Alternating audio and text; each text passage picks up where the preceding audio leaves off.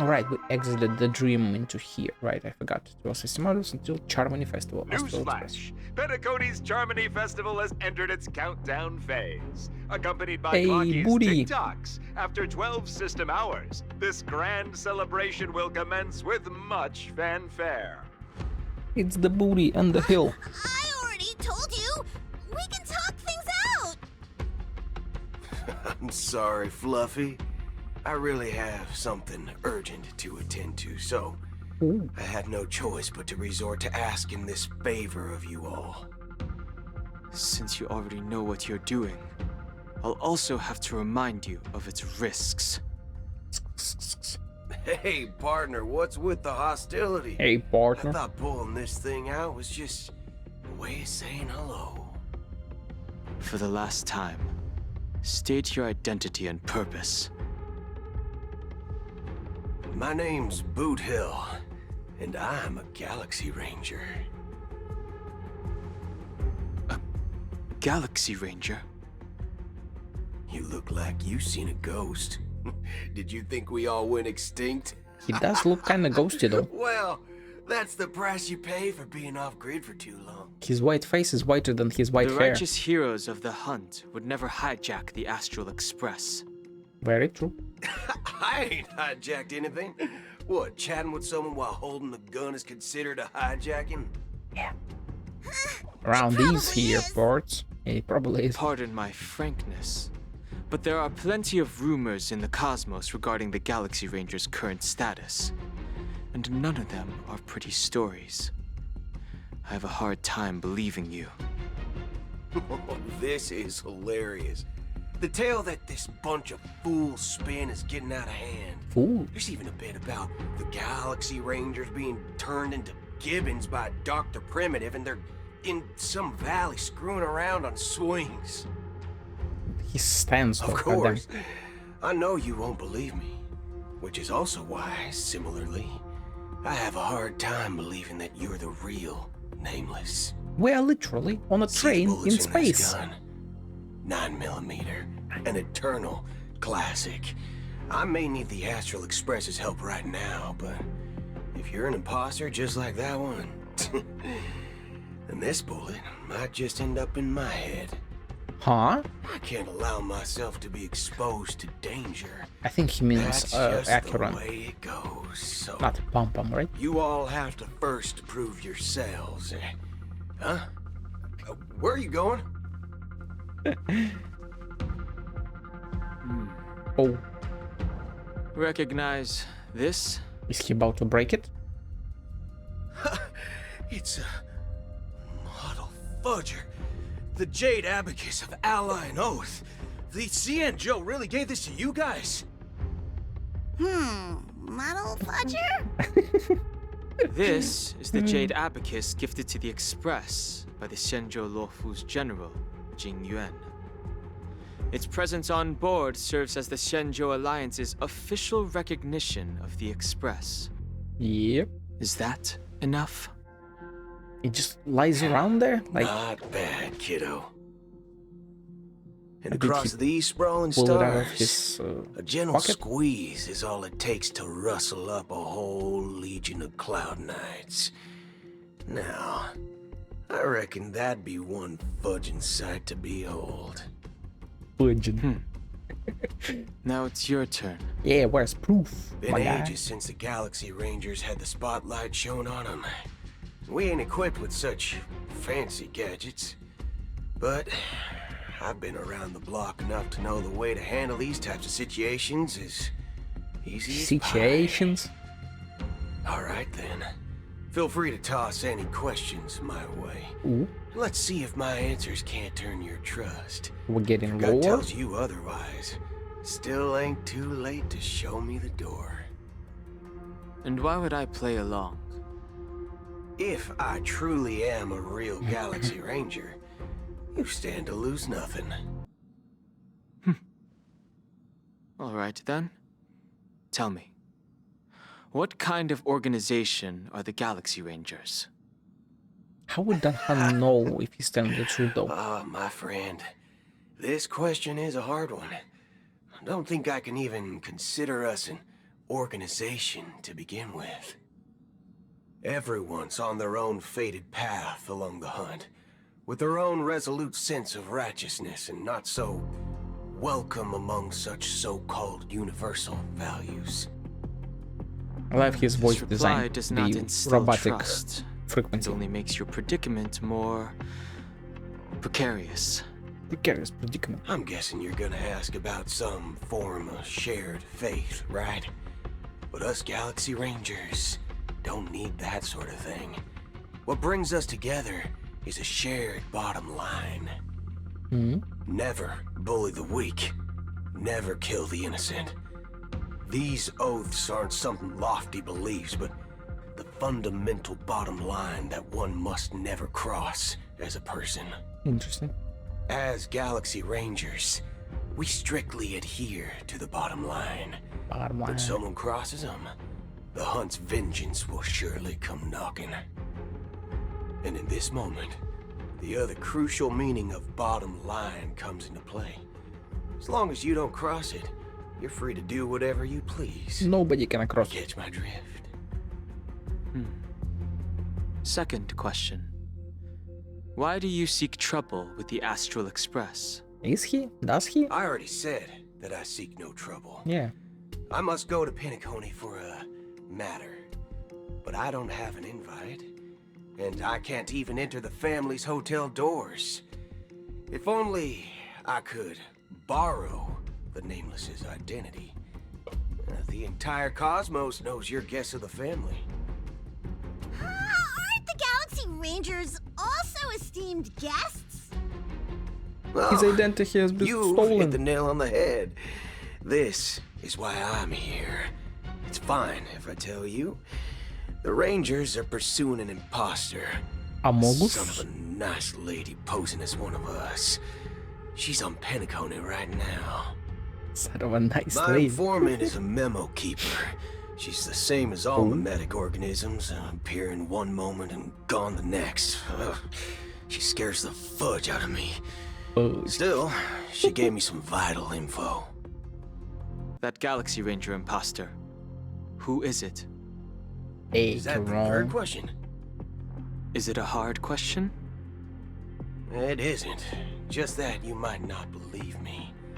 That person calls herself Oh, okay, no. Acheron. And according to our informant, she could be an emanator of nihility. Nihility. That's impossible. That's what I Impossible. said. Don't worry.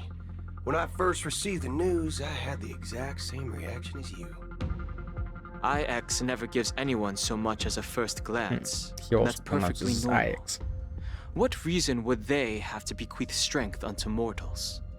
Bequeath. Then you must know that emanators can also conceal their own identities, which, for many people, it's better that way. Otherwise, there'd be wanton bloodshed across the cosmos, or even, perhaps, turning their back on the path they're supposed to follow. I had the good fortune of running into an elation emanator. Its appearance was no different than that of those clowns. If it weren't through sheer luck that I got it drunk, I would have never known of its eminent status. Goddamn. Even in the purest hunt, Who might you'll have that find been? the Xianzhou Alliance under the spotlight and Galaxy Rangers lurking in the shadows. Paths are inevitably concepts created by people and exist in planes beyond our understanding.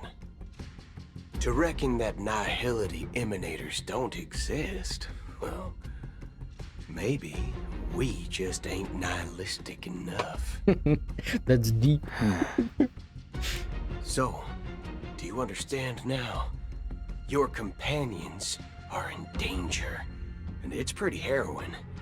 If you don't want to believe me, you'd best send a message to them, but I'd advise you to move fast.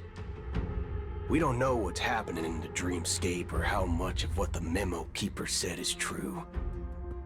And that Acheron, who knows what she intends to do. I mean, she just defended us, protected us, saved us.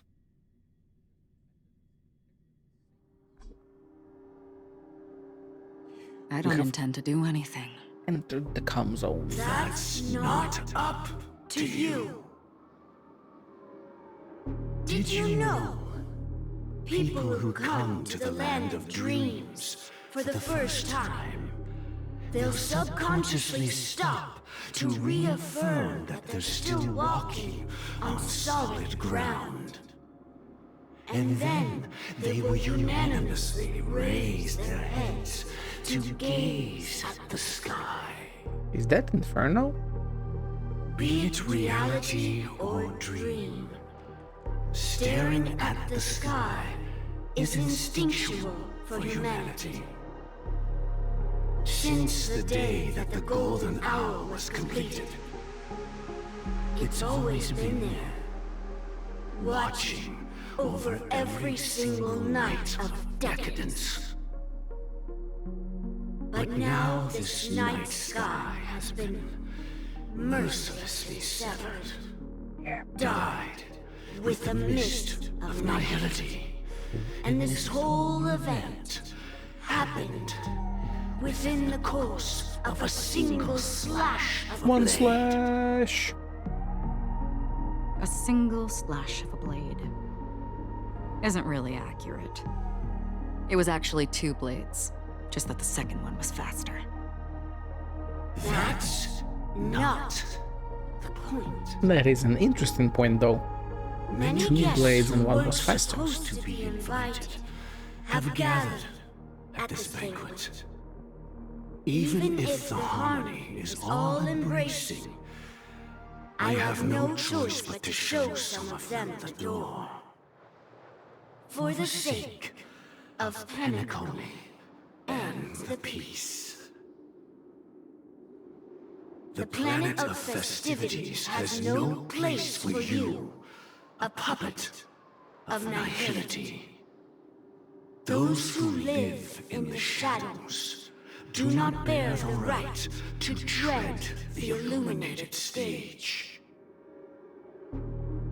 Speaking of living in the shadows, there's probably not much difference between us. It's only polite to reveal your true self, at least when speaking to others. Yeah. Penacony's Dream Master. Oh, shit. Oh, shit. That's just another reason that you can't stay. Whether you believe it or not, this is the real me. A collective consciousness brought out from dreams. Is he Is this the himself unity a... that the family espouses? Yeah, is he like a My mortal shell mimetic has entity? long since dissipated.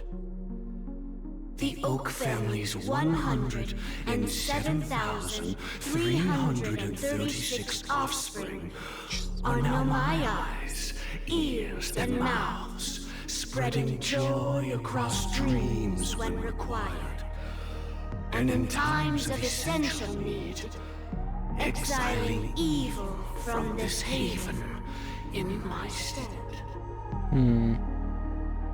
From the sound of it, it seems like you're asking me to leave Penacony. I am glad that you're an understanding one. Alas, I'm not asking. If you think you can. Ooh. Are you threatening me? I mean, she's an emanator of fucking nihility. I ended it with a period. It was a statement, not a threat. Knowing who I am and still showing such malice. You're not the first, nor will you be the last. This scene played out many times before. And usually, when faced with my questions, most people retort, "Why can't I?" The result has invariably been that they can't. You are confident, but be reminded, the family is forgiving, but not weak. The chords of the harmony extend across worlds. If you do not comply, when the blade is unsheathed for even a hair's breadth, you will never be able to escape the eternal Centurion's wrath in all of your lifetime. Eternal Centurion. 137 individuals. That is how many heathens I have exiled since I became Dream Master. Among them were those who once severed my wings, and those who immolated my body. Very interesting.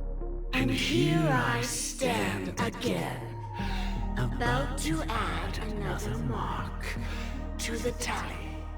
Good luck with that, though. And you will die. I mean, all of you will. That's also not a threat, but a statement, because nihility and stuff. But that won't come to pass.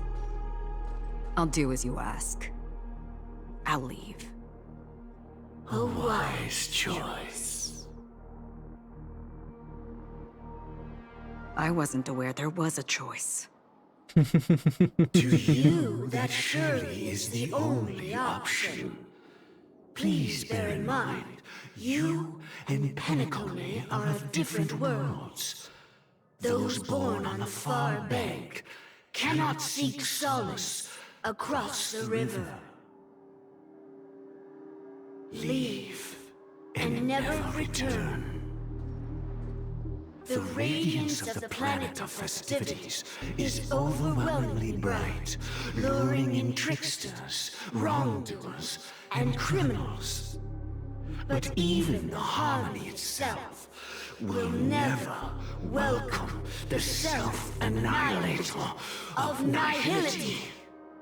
And even more so, when this self-annihilator heralds the destruction of everything. Your strength is obviously a gift of the sleeping and shapeless, immeasurable and fathomless, like a tributary spawned from the abyss that brings death and sin to all. He do be yapping. Goddamn. Acheron, a befitting name. Take it from someone on the other side of your so-called river. You know better than I do that Penacony has already deviated from the harmony. Whatever your intentions real may far from be, it. I foresee only one outcome. She Its knows. future holds nothing but nihility. Ooh. Just like all the worlds that have drowned in their shadow. Very interesting. Switching to Robin's POV, ayo.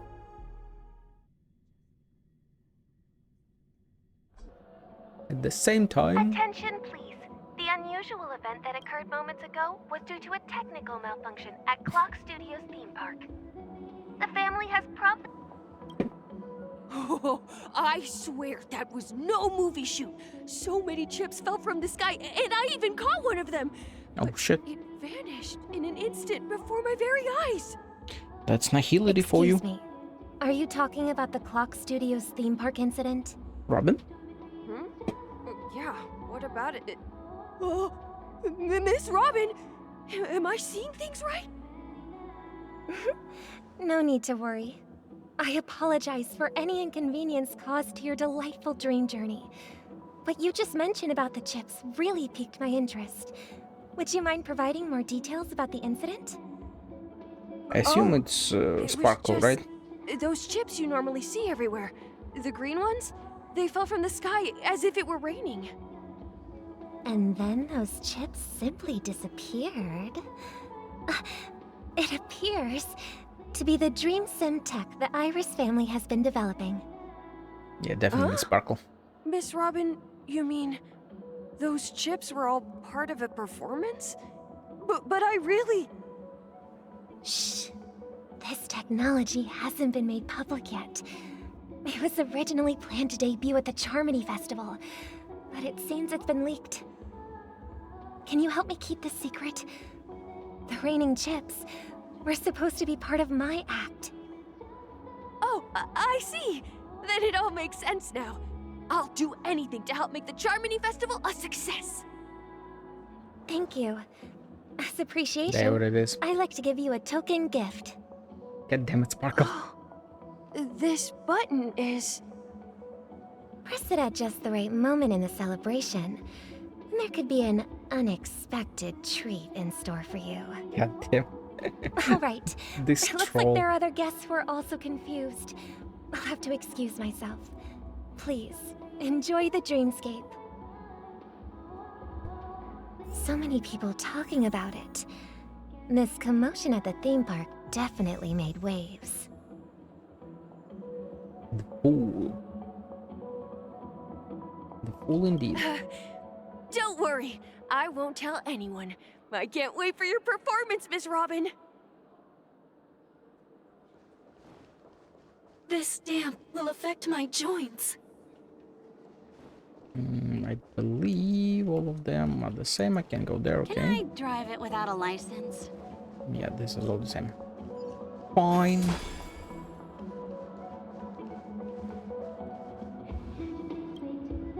The family promised they would protect the guests within the dreamscape, but I witnessed a group of organic life forms making their way to the theme park. Hey, that was and us. soon after, a rip tore Yep, through that the was also sky, us. and black rain started leaking out of the void. The family needs to provide a reasonable explanation, or I'll take my loved ones and return to reality. I thought the dreamscape was supposed to be a paradise. Oh, If it it's is. not, then there's no point staying here. It definitely is. It appears the good sir has seen many great events. And it's true that an uninvited guest has unexpectedly entered the dreamscape. However, their target is not the ordinary guests, but the ambassadors of the IPC. The family will certainly ensure that the safety of the guests is of the highest importance. Miss Robin, I know the Bloodhound family has already sealed off the theme park and has control over the situation, but it won't resolve the problem. Which is? The family can try their best to protect their reputation, but as a guest, I don't wish to gamble with my life. No one can die in a dream, my As guy. you can see, sir, no innocent bystanders were affected in this incident. Perhaps the dreamscape is not as perfect as promised, but there's no place safer than dreams under the family's rule. I believe you know this better than I do. If this incident happened in real life, how many people would be able to walk away from it? I could Emanator stay of here, Nihility would but keep in destroy mind, a planet. guests come to Penacony to enjoy the dreamscapes. They do not wish to be entangled in a conflict between the family and the IPC, so let's not have any more unnecessary incidents. Of course.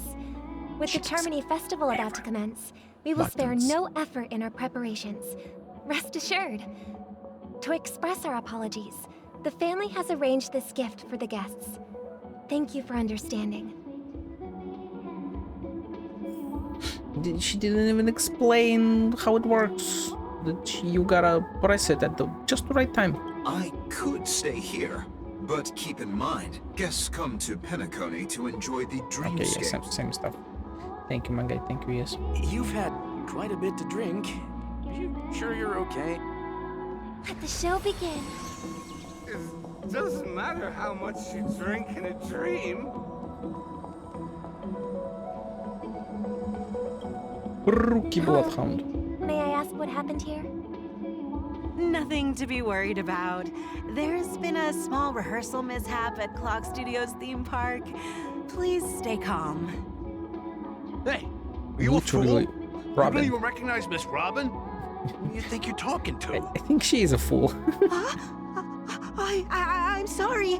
I've just been transferred to the Bloodhound family, and How and do you I'm not still know too the used to biggest working star? on the streets. I didn't realize it was you. I'm so sorry. Yeah, the most unique person, Hey, unique don't sweat looking it. person around. You guys have a tough job. I know how it is. How's the situation looking? Oh, we've sealed off the theme park.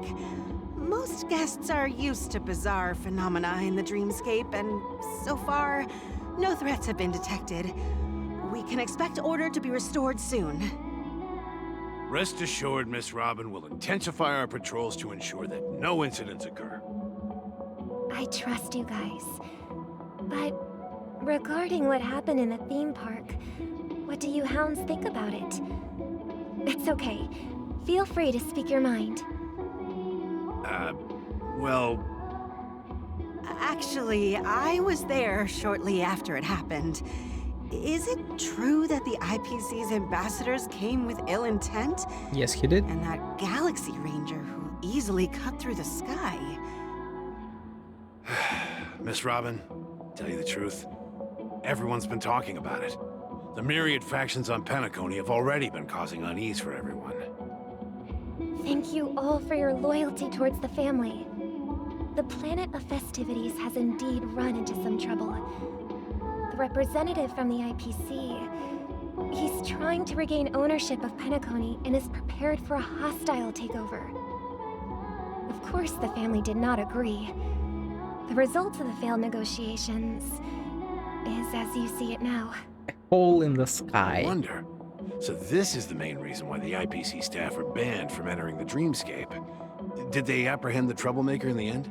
Oh, yeah. Don't worry. Mr. Sunday is currently tracking his whereabouts, and he'll have something to show for it soon.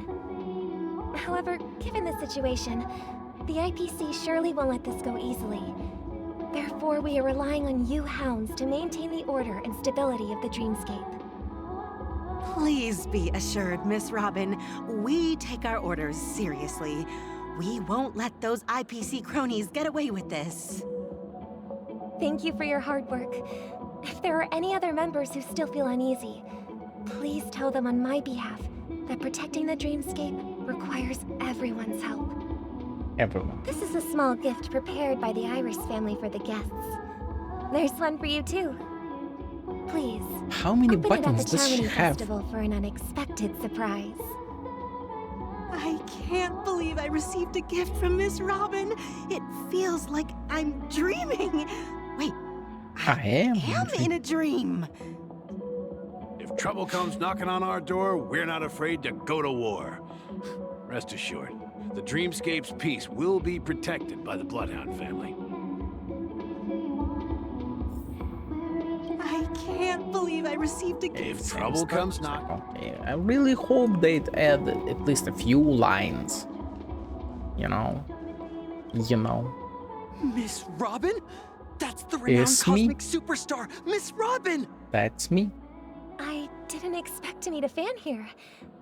I'm honored. Welcome to Penacony, a world filled with wonderful dreams. I can't believe I'm actually meeting the real Robin! Shouldn't you be preparing for the Charmony Festival? Oh, she's all prepared. Preparation is important, but the ceremony is fundamentally about sharing the Great One's harmony with everyone. If there's a chance to sing with everyone, I will not refuse. Regarding the recent mishap, I understand it negatively impacted some of our guests. As a member of the family, it's only right for me to come forward and offer my apologies to everyone. But, are you sure it was actually a mishap? It Everyone saw was. those chips descending like rain and the red light tearing through the sky. Claiming it was merely special effects seems a bit far-fetched. But they were. Plus, I met that generous gentleman. He looked really out of it and kept talking to himself. Is this also part of the performance? Everyone, please do not Interesting. panic. I believe that the family will give everyone a satisfactory answer in due time. When everyone fucking Even blows if you up. say so, Miss Robin. It's hard to believe. Some people just never listen, do they? Hi, Sparkle. Never ending. It just goes on and on. I'm getting really tired of this. Miss Miss Robin? Robin?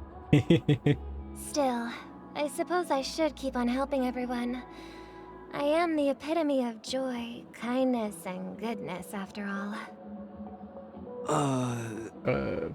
She's really destroying her. What was I just doing? Oh. And, who might you be, miss? Here, take this, little guest. This gift has been specially prepared for you by the family.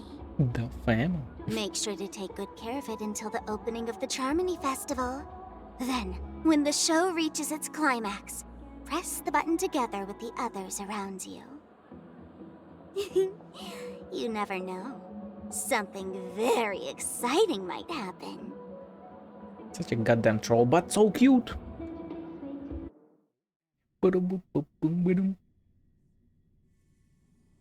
Meantime, we're back to where it all began. You entered the golden hour from this place. And it is also from here where you will enter the true Penacony. It is a pleasure to journey alongside you once more. But it's time I laid bare the entire truth before you. As you might have heard, the pauses. I also go by another name. Stellaron Hunter Sam. Oh my god, are you alright? You lied to me? Are you life soul? No, she's a you good girl. I'm fine. Sorry, I hope I haven't scared you. Well, you did fucking die. I know you have many questions. Do you remember when we encountered death in that strange dreamscape? When I was caught by that meme? That meme? In that instant before it killed me? I saw the reflection of another dreamscape in its ghastly pupils. Also, it transfers you. Following the clues in the script, I came up with some theories about the meme. That's why I instructed Silverwolf to issue invitations, drawing everyone to the Dreams Hotel. I intended to call upon death before you arrived. Oh. To solve the riddle using more direct means. And then invite you to join. However, contrary to my wishes, I couldn't defy the script. Elio. And I didn't get a chance to explain it to you. What are you doing? It is how you see now. I was impaled by the bladed wings of death. Hey, yo. The heavy pressure of concentrated memoria miasma exploded in my mind as if it was actually reality. But after the momentary numbness subsided, I found that my body was absolutely unscathed. Well, yeah, we are in a dream. It's all in the brain. And it was just as I thought. I had arrived at a place starkly different from this beautiful dream. Beneath the dreamscape of Penacony lies another, more chaotic, more primal memory zone. An endless abyss? Its name? Land of the Exiles. Ooh. And so, then I returned to the hotel in the dreamscape, hoping to tell you of its existence. Yet I could not reveal my own identity. So, I could only divert your party's attention and lure you away from the battlefield. And after... Why couldn't you? All my attempts proved futile. It wasn't until not long ago when a crimson blade of light shattered the high wall of the dream, causing you all to fall far into the abyssal depths of the dreamscape. You all? That I was able to awaken you and so your I wasn't the only companions one. one by one. And that's it. That is all that's happened so far. Okay. I understand, yeah. But so yeah, everyone fell. She woke up others, and I assume she's now waking up me. So they will either be deep in the land of exiles or already on the outside. I assume they will be in the exiles. I know it's tough to believe all this without reservations. Nah, it's fine. I just want to say, you are very close to the final answer. You know why everyone slumbers? Just one more thing needs to be done. And then I can prove it to you. Prove what? Now, let's leave this place. Please close your eyes. Is she about to kiss us? Take a deep Ayo. breath and visualize the dreamscape's outline in your heart. And remember, you must not open your eyes at all times. 3, 2, 1. Don't be afraid. The one who has come to greet us has arrived. Misha? After a peasant screech, a thick and ferocious surge of memoria crashes into your chest. So I literally died, right? The death came for me. Churning and ravaging, yeah, your consciousness becomes like scraps of paper caught in a whirlpool, breaking apart, dissolving, and dispersing within a turbulent, muddy current. Innumerable voices resonated through the symphony of memoria like roaring thunder, and among them, Amogus, one echo stood out with exceptional clarity. You knew it came from the girl beside you, your hearts beating to the same rhythm, peaceful and even more peaceful. Until in that quiet darkness, memories ripple into existence. I never knew you could do this. Oh shit. Do you have a driver's license? I do. That is surprising. Why? Because this is Japella, the city of sins. Japella? Is this a crumb? No, it's nothing. Will Japella be the next I'm just planet? thinking that you haven't slept in 20 system hours. Are you sure you're okay? I'm fine. I'll survive. Same goes for you. Because of I'm the not script. so sure about that. Slow down a bit. Infiltration is over. Feel free to activate Sam anytime you like. There's still some time before the next part of the script unfolds. Let me stay a little longer in this body. A long silence ensued. Neither of them brought up any topic, seemingly accustomed to this silence. It wasn't until much later that a soft sigh once again broke the quiet in the car. Such a long tunnel. Didn't feel this long when I set off. In half a system hour, it will lead us to Kafka. And then comes the downfall of the Japella Brotherhood. Oh, it's the scene from Is that also part of the script? the video. It's in your script too. She hasn't read the script. I didn't notice. Their destiny won't change just because of your selective ignorance. I told you before, it's a bad habit. What about you then? Is this the moment you finally find the death you've been looking for? As always, it's a blank slate. It's not on this planet. Why the sudden inquiry? Because I'm currently in a car with a sleep-deprived driver. I just want to get there in one piece. Go. He would not die in a crash. This car has full self-driving capabilities. A I'll Tesla? just put my hand on the steering wheel. Will that do? Hey, don't take everything so seriously. Joker, is that you? Elio would always say there's only one type of destiny. The inescapable type. He can see the future, and we, likewise, are aware of our predetermined end. But before that moment arrives, we can still choose what we do. We all have this right, don't we? Nope. After today, Japella's name will disappear from cosmic history, and the Everflame Mansion will take its place. Ooh. In the not-too-distant future, you'll receive an invitation. Interesting. That's your next stop. Land of the Dreams. Penacony. Japella got I replaced hope you find by whatever Duke. you seek there. Be it answers, or salvation.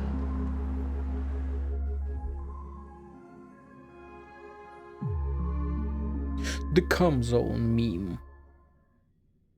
It's a good meme. Glad to see you're safe and sound. So yeah, they are all on the inside. Is this that voice just now? Mr. Yan, you're here too. Let's go for that voice just now. Eyes. This is the answer. Isn't it incredible? The monster that we have always known as Death is actually the guardian of the land of the exiles. It abides by a certain rule, abducting people from their dreams and bringing them here. The question that has been perplexing us, does death really exist in the dreamscape, appears to be a cognitive trap. It was laid by those orchestrating events from the shadows to cover up the truth behind the disappearances and the existence of this fortress known as Dreamflux Reef. Every emergence of that meme is related to the Watchmaker. Since Dreamflux Reef is where it brings its captives, it's likely that many of our long-standing questions will be answered in this place. The atmosphere here is starkly different from the beautiful dream. There are no regulators here like the family. And they all look like they're mildly dazed. But from the whispers of the residents, I've Why heard is he a familiar smiling? name. Gallagher. It's that man again. Always in the right place The at the right enigmatic time. man. Though that does save us the trouble of looking for him. Himiko and March have already made a move. Get ready. We're about to set off. Oh, I'm ready. I'm prepared. The real dreamscape. The land of the exiles. Before we go, should we speak to everyone first? We definitely will. Especially when I go backwards and explore.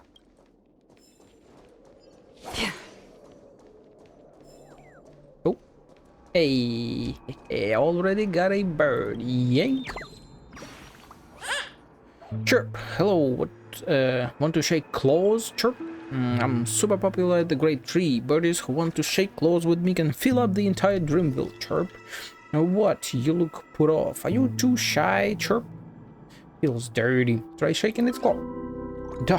I almost forgot. Origami claws are too small to be shaken. Chirp. Goodbye, reserved friend. We'll just say we shook claws in our hearts. Yes, we did. Great. I assume we can go there. Yes, we cannot. Okay, it's not that big, at least from what we see so far. Oh, and we already got a chest, so let's go. Any other interactables? Oh, box staircase. This is a test. An impregnable mountain towers before you. Standing over this vast highland, you sweep away your enemies, becoming the center of the world. To be fair, these boxes have already been piled up. It'd be a disservice not to climb atop them. Up the mountain we go. Hey! Nice, you actually climbed to the top, such a gorgeous vantage point. You just want to slather your souls with glue and be stuck to this place forever, but quickly realize that you have no idea how to get down. Jump! Just jump. And do a flip. Down. This must be a trap created by a masked fool. You look down, praying that this world has no fall damage, and then take a leap of faith. How fun. I'm coming back next time. Oh, chutes and ladders, but boxes and ladders. Got it, got it. Okay. And it seems like that's it.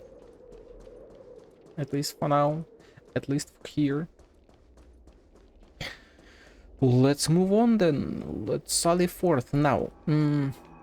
If I go ahead, I assume the story will get skipped. Invested behind this Mr. Shelf. He's holding... Got fucking him, but his mother experienced quite an encounter. Let's do it again. Miss Billboard is gracefully laid in the embrace of Mr. Shelf. They lost themselves in each other's hands, unyielding bodies, and are blocking your path ahead. Where here is Sir Trashback. He has been feral to the warmth of his trash can to protect Miss Billboard. Anything else? Miss Billboard is gracefully laid. Okay. Behind is Miss Shelf is Miss Bowler, who fell from the sky in his arm. They have experienced quite an encounter romantic situation. So yeah, this thing fell from there. It landed on him. Okay. Boo-hoo, why did you find me? I'm a useless bird that can't even build its own nest. I'm only fit to live in a trash bag. Chirp, this trash bag is mine. Boo-hoo, I couldn't even defend my own nest. Really the most useless birdie alive. Goodbye, stranger. I'll give you this trash bag. A fleeting happiness. Well, oh. World behind the door. I wonder what's behind the door. A Wababoo, a dragon, Lord Ravage, a great Aeon. Every door inside the dreamscape holds unlimited possibilities. It would be the best not to go opening them lightly. The world behind this scarlet door is similar to what one might find in a Grady Films R-rated movie. It could be a horror movie or perhaps...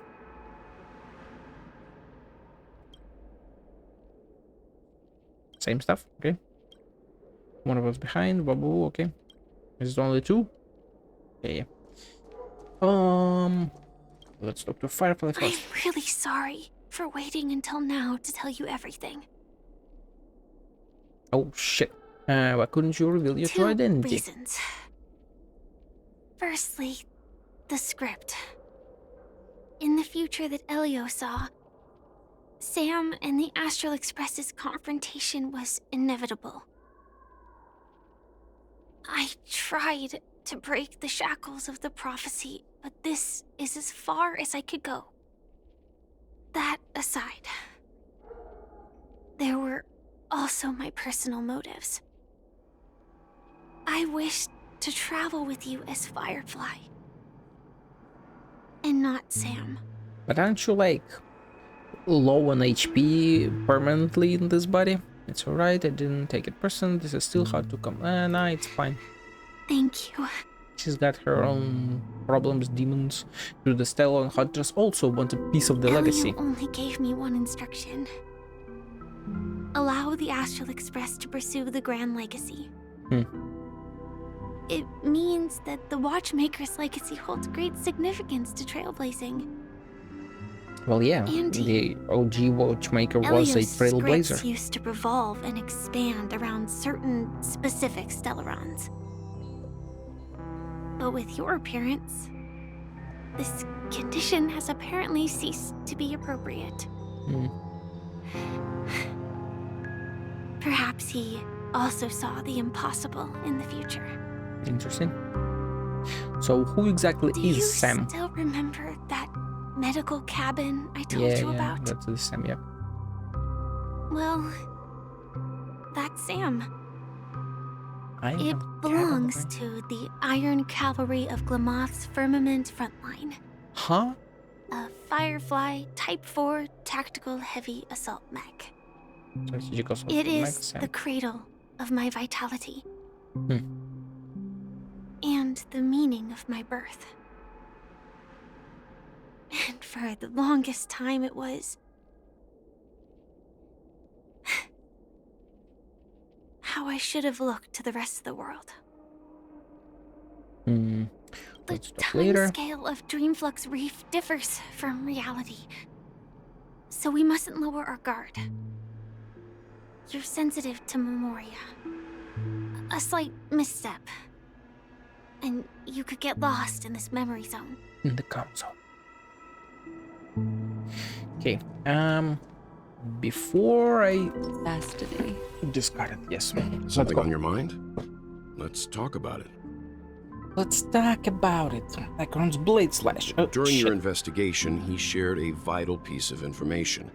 Mikhail, the former watchmaker who collaborated with the family to construct the Benaconi we're familiar with today, had a falling out with the family for specific reasons. Yes, he did. But this is precisely where the problem lies. You were clearly investigating a murder, so then why? As a security officer, is he changing the subject to talk about his past with the watchmaker? Because that's and the now, murder. with Firefly mentioning his name again, it's hard not to be suspicious. He's a saucy boy, yes. Acheron's blade slash. No wonder Miss Acheron is so averse to drawing her blade. It's hard to imagine such terrifying power could reside in an ordinary sheath.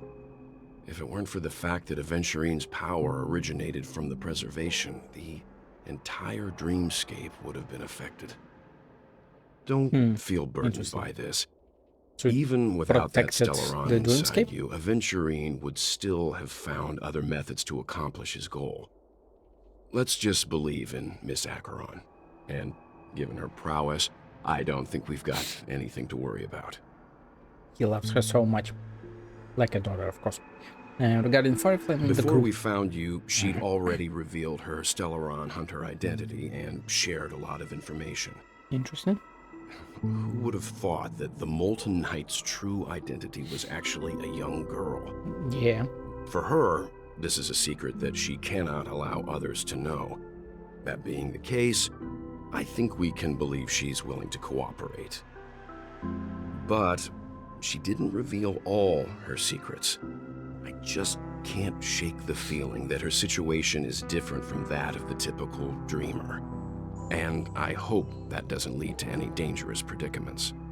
We are already in a dick. And a pre. And even a man. I hope you've regained a little composure. We'll move out when you're ready. Move out. What the hell was that? Talk to him, talk to her, talk to everything else. Try to interact with everything else as well. Let's move forward. Oh, muddled vagrant. Welcome to paradise. Welcome to heaven. Dreams, true or false, all are ephemeral. Might as well drink more Soul Glad instead. Girl, you drunk, go home. Oh, tip of the water drop. Oh. Water is the source of all life and the cradle of civilization. It is soaking the dry ground below, drip by drip, right before your eyes.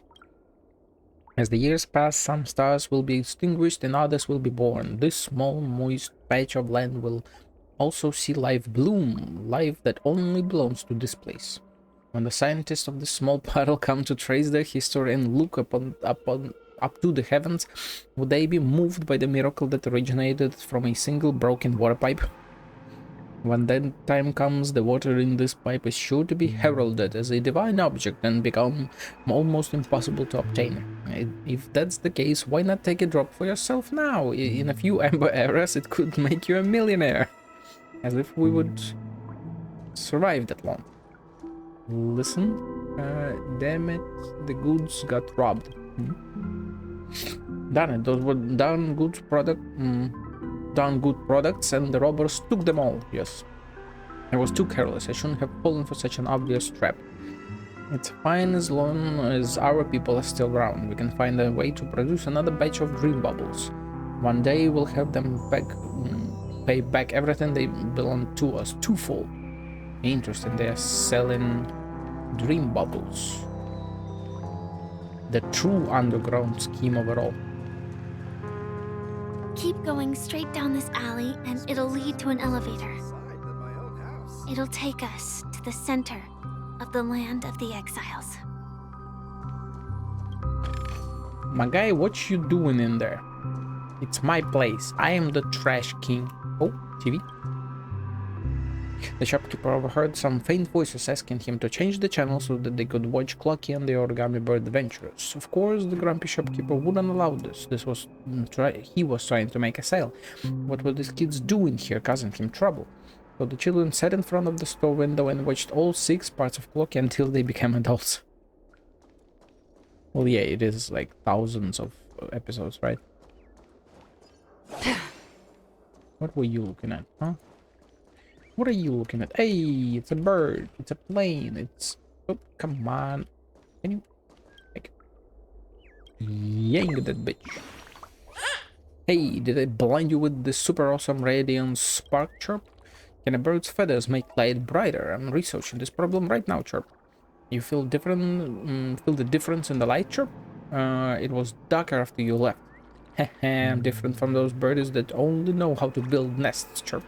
Goodbye, friend. One day I'll return, reveal pitch black darkness into light show, chirp.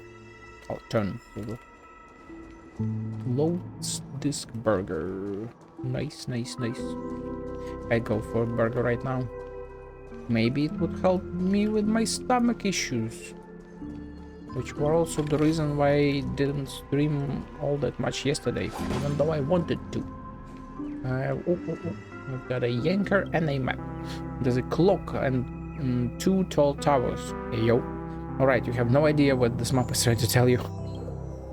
This is a map of Dreamflux Reef.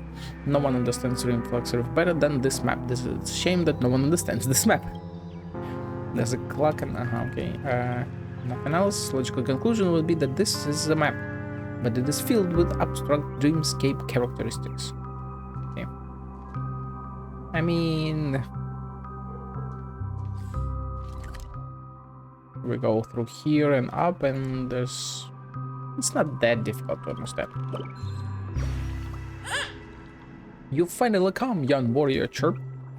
See this map? I've marked the location of a treasure for you, chirp. Guess what you can see on it? 2 giant... that was close. I almost gave the answer away, chirp. I'm done with my lines. Good luck, warrior, chirp.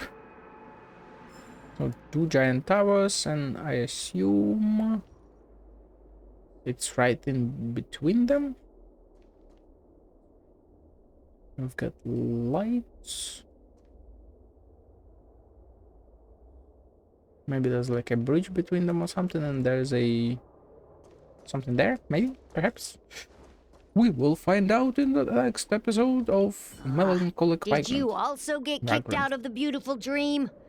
I want to go back. Well, but then I don't want to go back. Tell me what I should do. I don't know what to do. That's it. Okay. You should definitely do something, my guy. Definitely something. Mar. It's a remote corner. You discover traces of an old friend Clucky. The picture is pretty accurate, with the nose but no eyes, and the 2 clock hands are almost masterfully drawn. Of course, you can't rule out the graffiti has been used to replace road signs and signposts in hopes of luring travelers to some kind of secret area. Right ahead, the only path. Hi there, friend from a distant land. I hear the Watchmaker's legacy is right here. Let's say we go treasure hunting. Is it Aventurines VA? Sure sounds like it. Oh, Pepeshi? If I quit drinking, will she come back? I doubt it, my guy. I doubt it. Usually that's not the only problem. Even if it is a part of the problem. Okay, look. Ooh. Stowaway investigative report. Oh, I'm curious about that.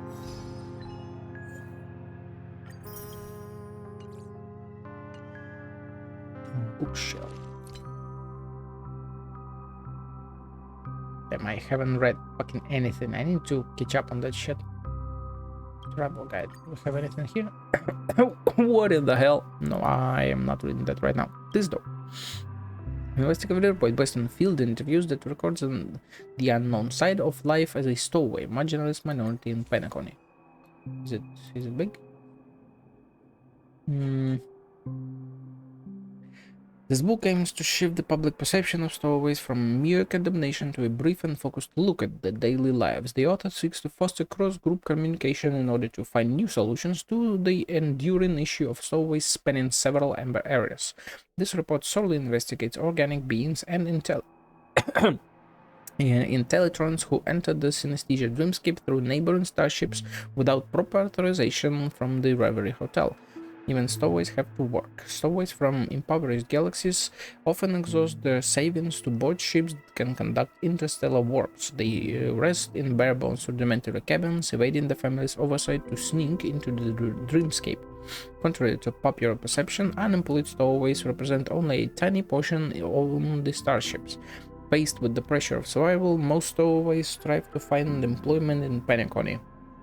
While the job-seeking process is typically difficult for these marginalized individuals, sustaining a daily existence in the thriving dreamscape can be achieved through simple labor. Meanwhile, unemployed stowaways have their alternative means of survival, often teaching others in their smaller group something akin to begging. They employ a variety of techniques to beg for alfalfa credits from visitors in the Penacony dreamscapes and use the money earned to cover their expenses in reality. Rumors suggest that the revered stowaway known as the Great Sage befriended the legendary watchmaker through the simple means of begging, thus ascending the social ladder. However, this is likely a sales pitch used by human smugglers to attract potential stowaways. Some stowaways struggle to adapt to the dreamscape society and continue working in reality, such as in interstellar deliveries or repair services for passing starships. However, the meager income from low-paying reality often falls short of supporting the indulgence in Penacony. Consequently, these stowaways occasionally resort to criminal activities such as extortion or blackmailing guests. According to the laws established by the Oak family, stowaways are simply prohibited in Penacony, as they often face dire consequences when apprehended by the hounds. However, compared to the family's pursuits, the damage caused by their brain and psyche by counterfeit dream pools is even more alarming. Prolonged exposure to high concentrations of unprocessed memoria can result in severe physical and mental degradation, with many stowaways succumbing to debilitating psychological disorders in their later years. I have covertly inspected the stowaway's ships, but unfortunately, by the time I arrived, a prominent special guest had already left the ship. Rumors suggest that these enigmatic stowaways possess substantial financial resources, using dream pools no less opulent than those in the Platinum Suite. Some may choose to stow away to conceal their identities from the family, as even the most notorious criminals in the cosmos can easily alter their appearance and find refuge within the dreamscape in Penacony.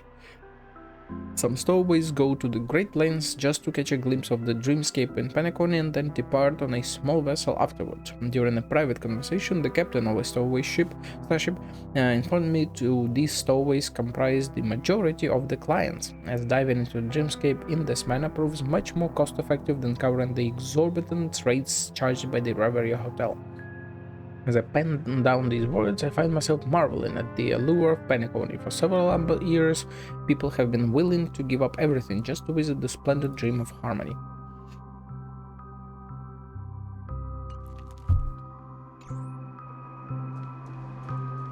Splendid dream indeed. Nothing here. Before I go here, let's go check here. Nothing. Okay. What a huge clocky. Looks like the watchmaker also left his mark on Dreamflux Reef. Spooky as hell. Real spooky.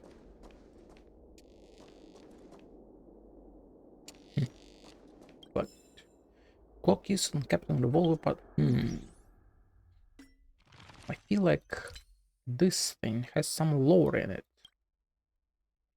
One of Clocky's most famous movies, it tells the story of Captain Revolver and Clocky adventuring through tunnels deep in the forest in order to rebuild the town. Have we seen Captain Revolver anywhere else before? Would this be Boot Hill? How big is it? It's relatively short. As the first light of dawn breaks through, Clocky is awakened by the sound of clanging metal. Groggily, he opens his eyes and draws the curtains, his mind still heavy with sleep. Outside, a flurry of origami birds scrambles in the air as a shower of stones cascade down from the sky like rain. Chirpy, Clucky, Clucky, you're finally awake. Come out, we need your help with something important. Tick-tock, but if I step outside, those stones will definitely smash my head.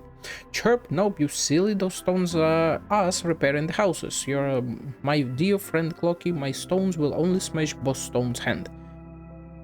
Boss Stone. The very mention of the name brings a sudden clarity to Clocky's sleepy mind. The stones used to construct Dreamville are actually the most precious gems in the world. Origami birds carefully collected them from the desert and forest to construct the town. the home of their friends piece by piece. That's why Boss Stone constantly brings lots of baddies here to rob the birds of the precious gems and wreak havoc in the town. Clocky steps out of the door cautiously. Just as the origami bird said, all the stones fall around the house, avoiding his dial. Tick-tock, the clever and brave Clocky is coming, my friends. I can resolve any trouble that comes our way. Oh, clever Clocky, the stones in Dreamville have almost run out. If we find more stones soon, we'll have to live in dilapidated houses. Clocky realizes the gravity of the situation. Living in crumbling dwellings would mean rain can soak into his dial, and he would definitely rust. But the birds are struggling to find more stones when they are flying so high already. How is Clocky supposed to find these stones? I know a place, Clocky. The one who speaks is Captain Revolver, Clocky's dear friend and an old crew member of the Compass. This courageous and formidable hero has helped Clocky out of troubles countless times. With a hand shaped like a giant revolver with an old cowboy hat sitting on it, he always instilled fear into the House of Baddies. Really sounds like Boot Hill.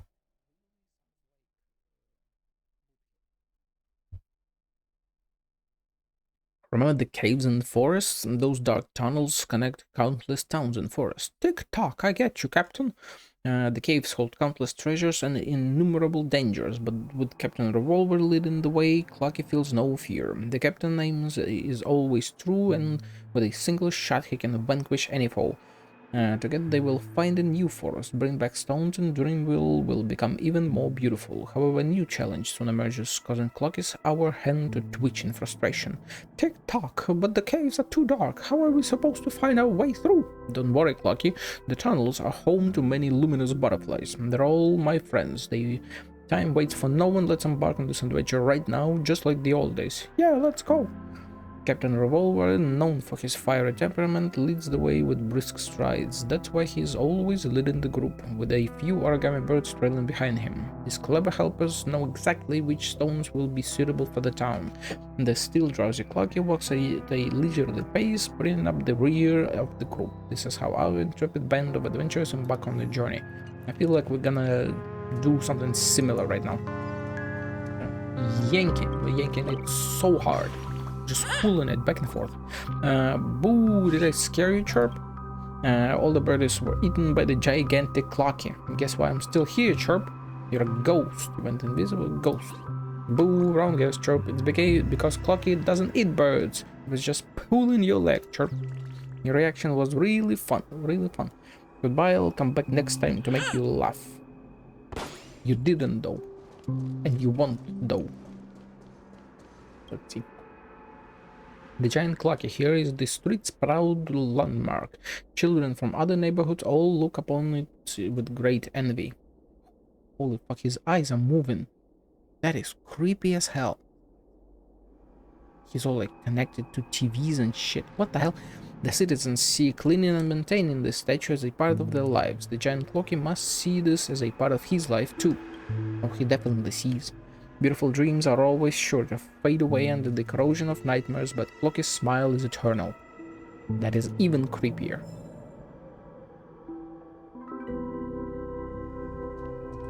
Spooky shit.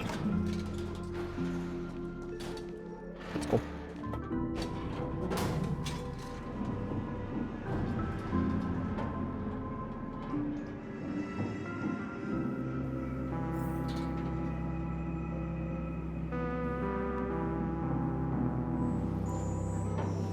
We're going way up. Investigate? Wait, what the hell? Huh? What? Can I go down again? What was that investigation? Unbelievable. To think there's a settlement of this size within the dreamscape. And all beyond the family's reach.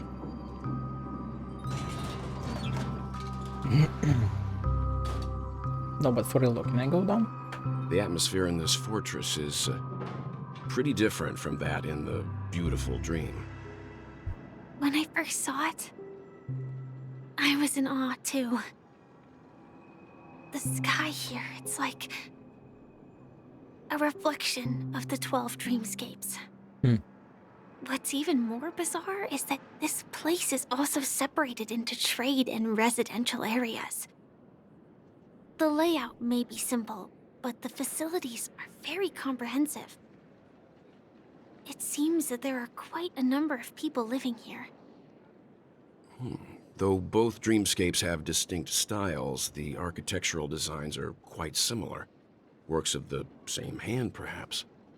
Hard not to speculate on the connection. But there's no point in overthinking things.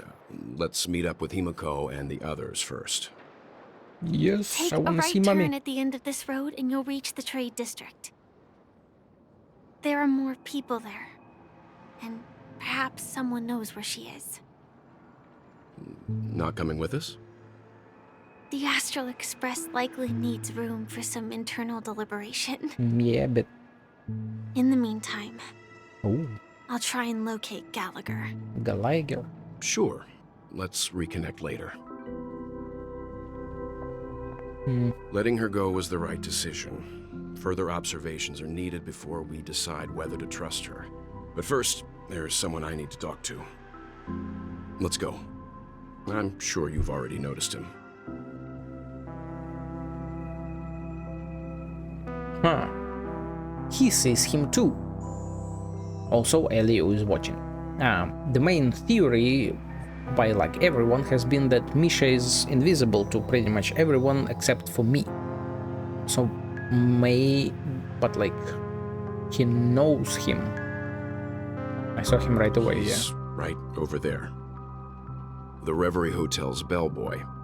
Yeah. How did he end up here? And right after Miss Acheron severed the beautiful dream. We'd better check, just to be sure. So just...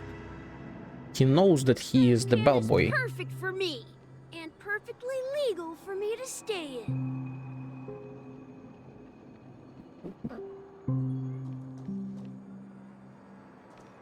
Why can I not talk to my fellow man? My fellow person, my fellow dude. Like, that's me. For real, for real. Listen. Bro, I'm scared. I thought we agreed on this. When the elevator door opens, you go and distract them, and I'll knock them out. Huh? Bro, it's not that I'm a coward. I just really don't think I should try robbing that person. What are you scared of? Look, I'll give you a demonstration. Man, they sure look kinda tough. Maybe we should just forget it? Yeah, you should. You know, like... Stream forth the gleam of old you blades. scared? Scared?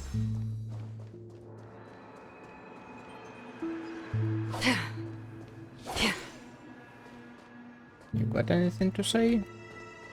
Seems like not. Okay. Let's see. We've got this, we've got a ton of that, we've got a ton of this, we've got a ton of everything. Okay. Listen. Hey, wait, now there's a fresh face. How did you come to be here, young man?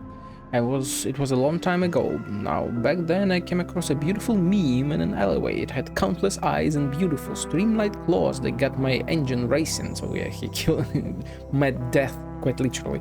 As I walked towards it, I began to read an ancient inorganic being love poem to it. Hearing this, it shyly approached me and grabbed me close, and like, then I found myself here. Yeah, you died, my guy. You straight up were murderized. Do we have anything here? Looks like we might. And he said like two huge towers and something between them. Like for example these huge towers and something between them, you know. I'll check that side a bit later. Gotta compartmentalize my exploration properly. Hey, it's Colleen. Oh, look who it is. I didn't expect to meet you again, girl. I see you've discovered the secrets of Pennycorn's beautiful dream. I should know not to doubt the skills of a nameless. Now that you've learned of the Dreamflux Reef, what do you think of this land? It's just another escape for people. I think this question is a little outside my pay grade now. Its existence has value. I agree. Sometimes I feel more awake in a dream than I do in real life. What makes the Dreamflux Reef different from the 12 Hours is that it was built upon the foundation of freedom. Everyone here has a story, even someone like me. If you ask me, the opposite of freedom is order. The two forms of Penacony's dreamscape are but an extension of this argument. The 12 hours is a vacuum that had eliminated all worries. The reef is an unadulterated primordial dreamscape. They are like two sides of the same coin, one cannot exist without the other. I don't know why the watchmaker created the Dreamflux Reef, but as a trailblazer, perhaps the true meaning of the way of the trailblaze is to have the space to make decisions for yourself. Trailblaze requires us to rely on ourselves to move forward, not to be spurred or urged in any direction. It is when you have the option to run away the courage can truly be considered valuable. Some people enjoy pleasure and hope that it can dilute the misery of reality. Some despise opulence and long for a life without restraints. Whatever kind of person you are, there should be a place for you in the dream. That which we call impossible is what encourages us to make a choice and find the dream that truly belongs to us, even if it is not glamorous. Dude, she's yapping. These are just my personal views. Of course, I imagine I'm still only on something like the 3rd floor when the watchmaker is up high on the 5th. I would love to have a chance to ask him myself one day. I will be in the reef for some time yet. If you have any more thoughts, you can talk to me anytime. Let's chat first. How did you come to the reef? It's a long story. After we bid farewell last time, I looked back over the infamous things and uncovered some secrets. In reality, all of the victims had one thing in common. Now you know what it is. Well, yeah, they all died. But back then I didn't put it together straight away. If anything, I overthought it so much that I ended up even more confused. So I closed my eyes to quiet my mind, and when I opened them, here I am. Isn't it mysterious? Sometimes the hardest of riddles are solved in the simplest of ways. So she died because she thought of death, maybe? That didn't explain anything. It may be a little disappointed, but many guests entered the reef in this way, though their reactions were a lot more dramatic than mine. I have to say the people who are actively choosing to stay here are extremely brave. A primordial dreamscape like this doesn't have the same family guarantee of being free from danger after all. Well, they already died, so not much left. Who knows, maybe one day I can become a captain too. Perhaps this is what they call the spirit of trailblazing. Sure. She's neutral right now? Oh, yeah. Well, I'm neutral. Engi. Colin's face folds into a gentle frown. Is this really the end of the adventure? Is this small stage really all that Watchmaker wanted to show us? Weren't you praising him just before? It's true that his plans deserve credit. I just feel a little defeated. I thought the Dreamflux Reef was going to be the crux of the entire adventure. I thought that I would be cast into fierce battle and come to understand the truth of the universe. But I've not seen anything here besides the empty tombs of a few nameless. Oh, are those the tombs of the nameless? Are they really the Watchmaker's legacy? That's such an anticlimax. Is there some kind of puzzle we haven't yet solved, or is Mika, which I assume the same as Misha or Mikhail, hiding something from me? Or Mika, I guess Mikhail, rather than just Misha. Where are you, Watchmaker? Perhaps this is what they call the spirit of Trailblazing. Yep. Happy. I've just realized something funny. The false identity I gave myself here is that of a rebellious young girl that ran away from home. Ridiculous, right? But it's given me a second chance at youth. Plus, I played the role well. People's attitude are influenced by another character's role in society. And what is more lovable than a pitiful young girl? This reminds me, when I was a child, I used to lie on my bed and fantasize. I wondered if I was born on another planet, would my life have been completely different? Unfortunately, there are no hypotheticals in the real world, but it was the dreamscape that actually gave me the chance to start again. And I've come to enjoy the feeling of playing another character. The people here, they spark such envy in me. Give me a choice to start again, yep. Sad times. She's still kinda smiling though. Colleen suddenly falls silent, so her expression becomes gloomy. Suddenly she looks like a wise sage. Why Sage? Before I even realized my adventure had already ended, I went to great lengths to solve the puzzle and make it here. Now I'm suddenly left with nothing to do. Where am I supposed to go from here? Back home? I don't know why. I'm getting a bit of a lump in my throat. All this roaming the world alone has made me soppy and sentimental.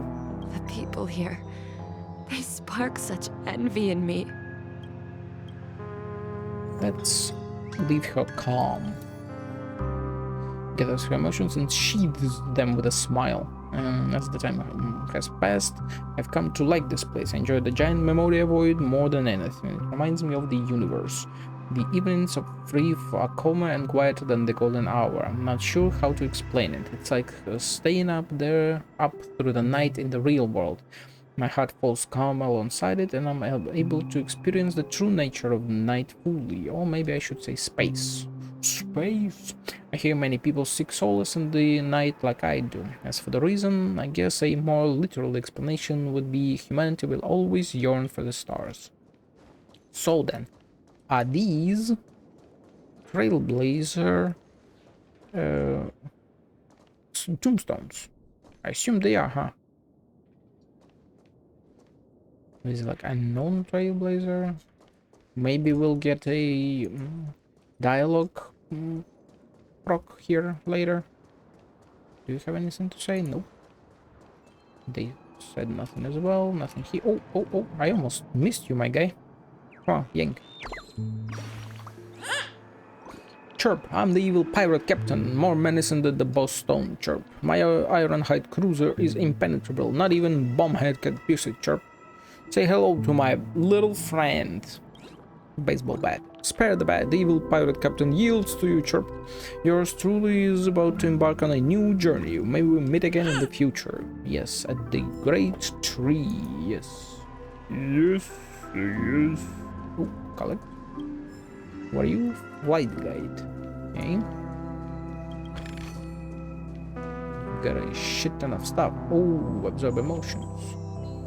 The dreamscape hasn't been a peaceful place lately. The family is in chaos and the watchmaker is gone. If the IPC takes this opportunity to seize this place, times ahead will be tough for us here. What are you doing thinking about all that? It's not like something either of us can change. Why drown in sorrows when you can drown yourself in with a good drink? Grab a bottle of Soul Glad. You'll have a blast. Oh, come on. Kia. What do we have here? What are you? Lost diary, affluent, someone. I'm gonna read it in just a second. I finally don't have to work anymore. Clocking in, performance assessment, you can all do one. But where will we get money? Our savings will run out eventually. We'll take it a day at a time. You see those stowaways over there? They're not working and they seem to be doing just fine, don't they? Well, they're not going to let us see the stowaways that didn't survive, are they? Very, very true. So, what were those books and things and whatever?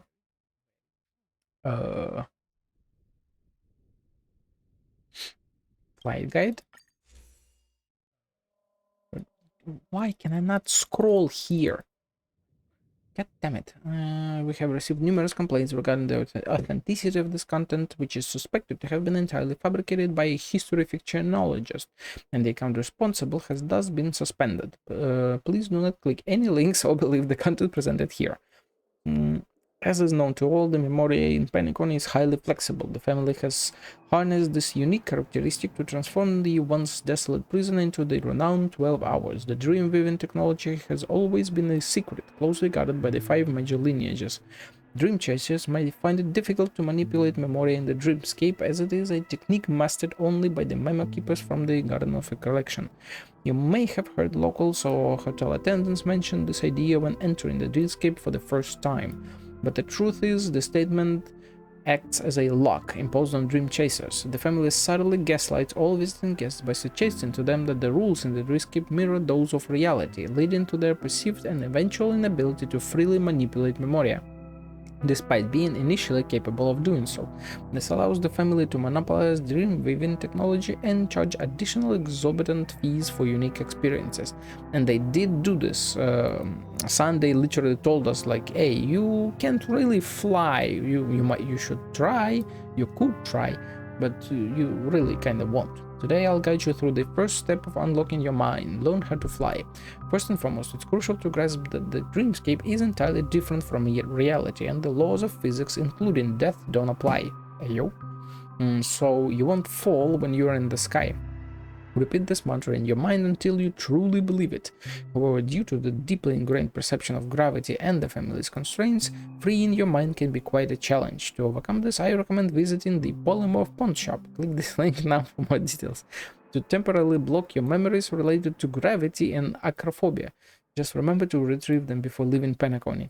Now that the notion of falling is forgotten, it's time to defy gravity. Based on our past experiences, it's advisable to find a takeoff platform with a free fall duration of over 8 seconds, calculated using the official provided gravitational acceleration factors. For a comfortable flight, you can choose to hold an umbrella or wear a cloak to control your movement. Keep in mind that cool-colored umbrellas and warm-colored cloaks yield the best results. For customers who don't have trichromatic vision, please consult the mentioned regarding color standards when making a purchase. The last and simplest step is to select your destination and take a swift leap. Planning your aerial route in advance is crucial to avoid obstacles like spheroids, idle tracks, vehicles, and buildings, which might hinder your flight experience. To assist you, our team has dedicated an entire effort to create a real-time smart map. Click this link for free, covering locations spanning 8 hours. With this map, you'll enjoy a more immersive and unrestricted experience in the captivating dreamscape of Penacony. Follow my blog to uncover the hidden secrets and lore of Penacony. In the upcoming update, I'll introduce you to the second step in jailbreaking the lock. See-through vision. Who is the mysterious butterflyer hidden within the upper echelons of the 5 major lineages since the creation of Penacony? And how did these major lineages gradually gain control over the entire dreamscape? Use your see-through vision to uncover the truth.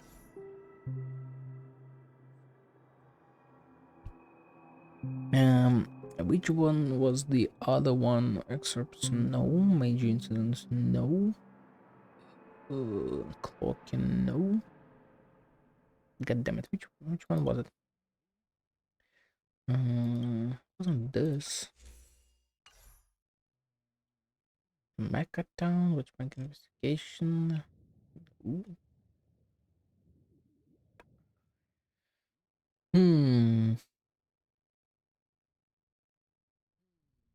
Okay, I'll just have to pay better attention next time.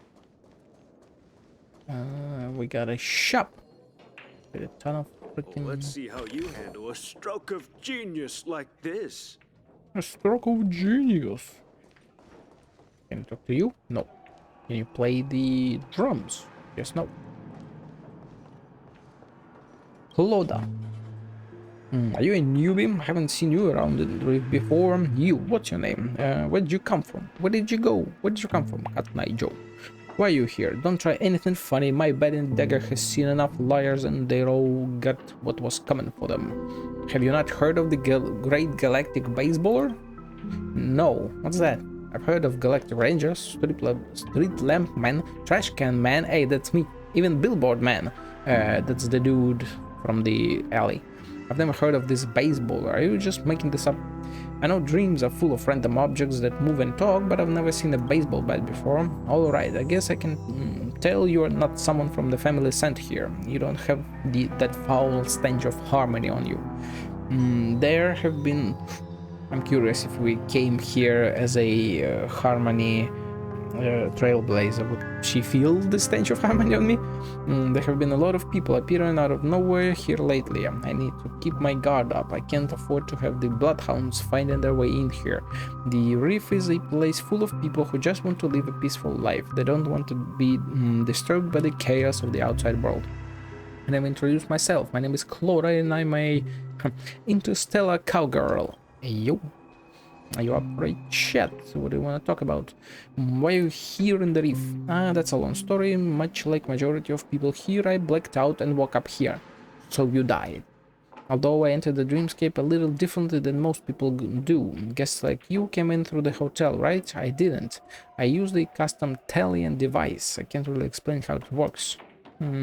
Getting in was easy enough, but it's getting out that is the challenge. When I realized I could never leave this unfortunate dream, I just had to accept my fate.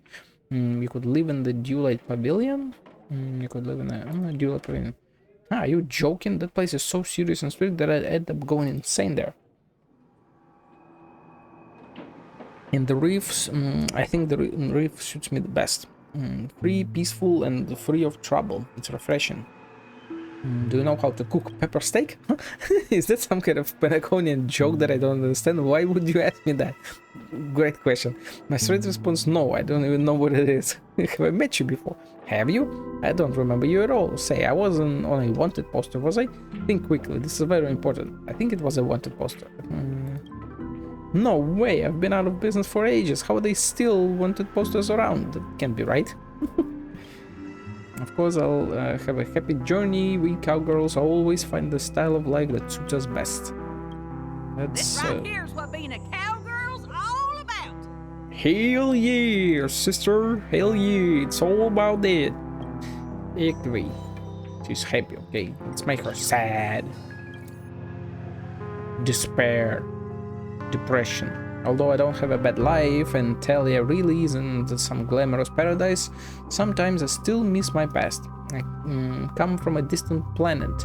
There is nothing I love more than flying my spaceship around the universe as I please. Honestly, if you haven't experienced it, you won't understand that freedom, romantic sensation, and feeling of being truly unrestrained. I love that feeling so much. The trail my spaceship leaves behind is like a net, and the stars are like frolicking little fish. Whenever I go, those stars belong to me. I came, I saw, and I owned everything. Are you Caesar? It's a shame though, we have everything here in the dream, but even the sky is fake. Genshin? There are no stars here. No stars indeed. This right here's what being a cowgirl's all about. Sad cowgirl times. Calm. Peaceful. Now that my emotions have settled, I realize that this is actually quite wonderful. I used to be a cowgirl, spending my life running all over the universe as I pleased. Now, having been stuck in this dream for so long, I've started to long to settle down. Do you want to settle in the reef? Yep. Though I can't compare to the big city, there's something more human about this place. Everyone takes care of each other and life isn't bad. Plus, I still can't stand the family and their pretentious, the hell? Proselytizing of harmony. Huh? And, how they are so the strong defending the weak. How can you say that when they live in their glittering houses and leave everyone else to fend for themselves? Alright, I've decided, no matter what the dreamscape becomes in the future, I will remain here. I want to construct the Dreamflux Reef into a place where everyone can live freely.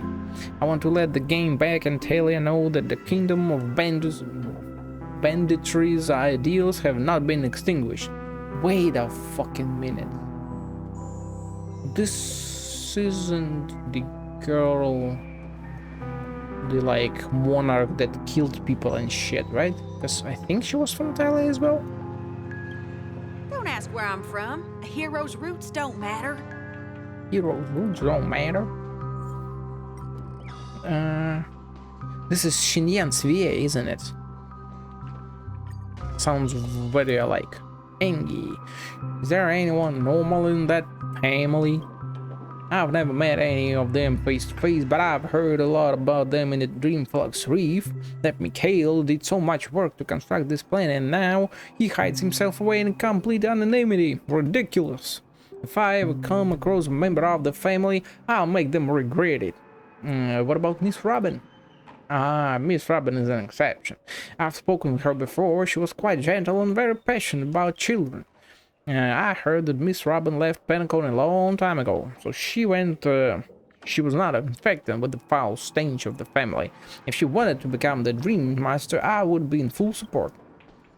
And I should... This right here's what being a cowgirl's all about. Let's keep you happy. And when I first got here, I tried picking up my own profession, but I didn't take me long to realize that I couldn't take any of the stuff I pilfered back to the real world. So what's the point of taking that risk? So I'm out of the game now. I'm pretty cozy just chatting with people around here and gossiping about the family. Good for you, girl. Good for you. Hey, Jesse, my guest. Welcome. Would you like to eat? We're a vintage reef brand with everything you could possibly need. If someone says Jesse's bread is only second best, then there is no champion bread in the reef. Tell me more about this bread.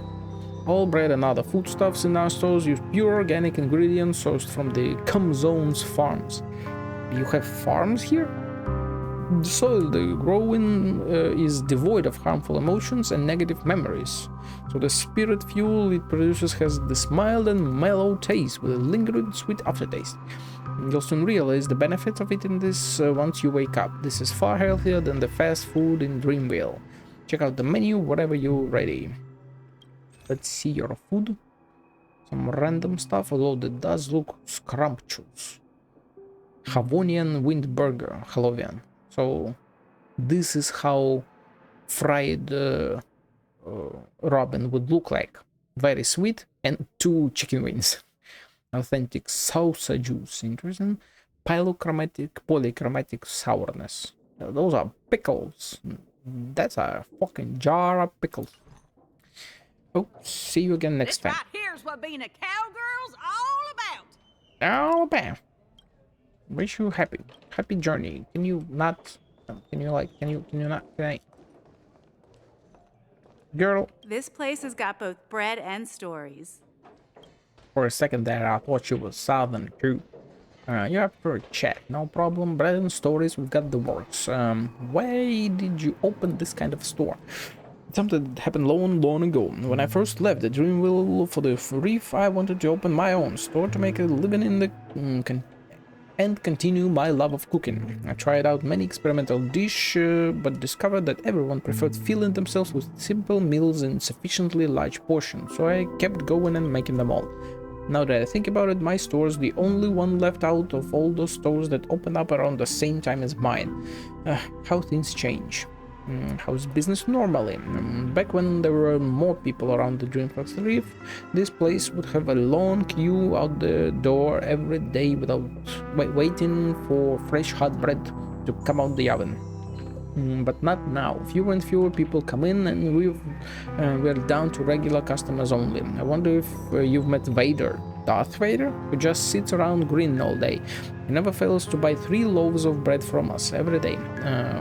Our very business depends on these people, but these days we've seen quite a few youngsters like you coming through, so hopefully things will get better in the future. Yeah, more and more people have been dying.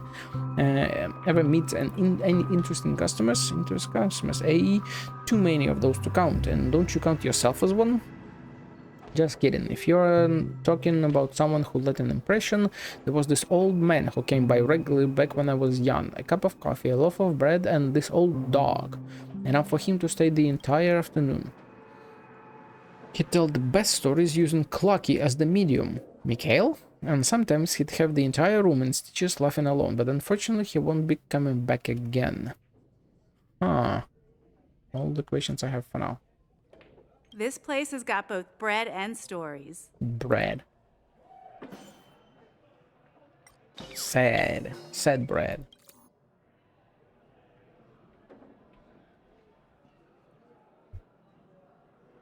She was a part of the family, huh? When I first left the family and came to the reef, I had this period of helpless confusion. I opened up the cafe, but was viewed as a spy and the enemy. Business dwindled and we were quickly on the brink of bankruptcy. Just then, this old guy started visiting our cafe every day. He wrote a coffee, doodle pictures of Clocky while a dog snoozed at his feet, day in, day out. So, blonde-haired dog, potentially Gallagher, right? Woof woof woof and all that. So, he'd be 13 in dog years, and this was Mikhail. So, yeah, seems like it. From that moment forth, everyone gradually let go of their doubts about me, and business at the cafe got better and better. One day I walked up the couch to approach him, but he just laughed and nodded at me. He gave me a picture of Clocky and praised me for my baking skills. I later learned that this kind old man had been behind the family's troubles and was Penacony's most legendary tycoon. Well, yeah, literally the watchmaker. He is no longer with us anymore, but even without him, customers still visit our store. That's a gift that he left behind for me. I trust all the residents of the reef have all received the same gift. This place has got both bread and stories. It do be like that. Zone. We might be trusted old brand, but if we remain stuck in our old ways, we'll soon be obsolete. Such a rare chance to chat with a youngster from outside. What kind of foods do you like to eat now?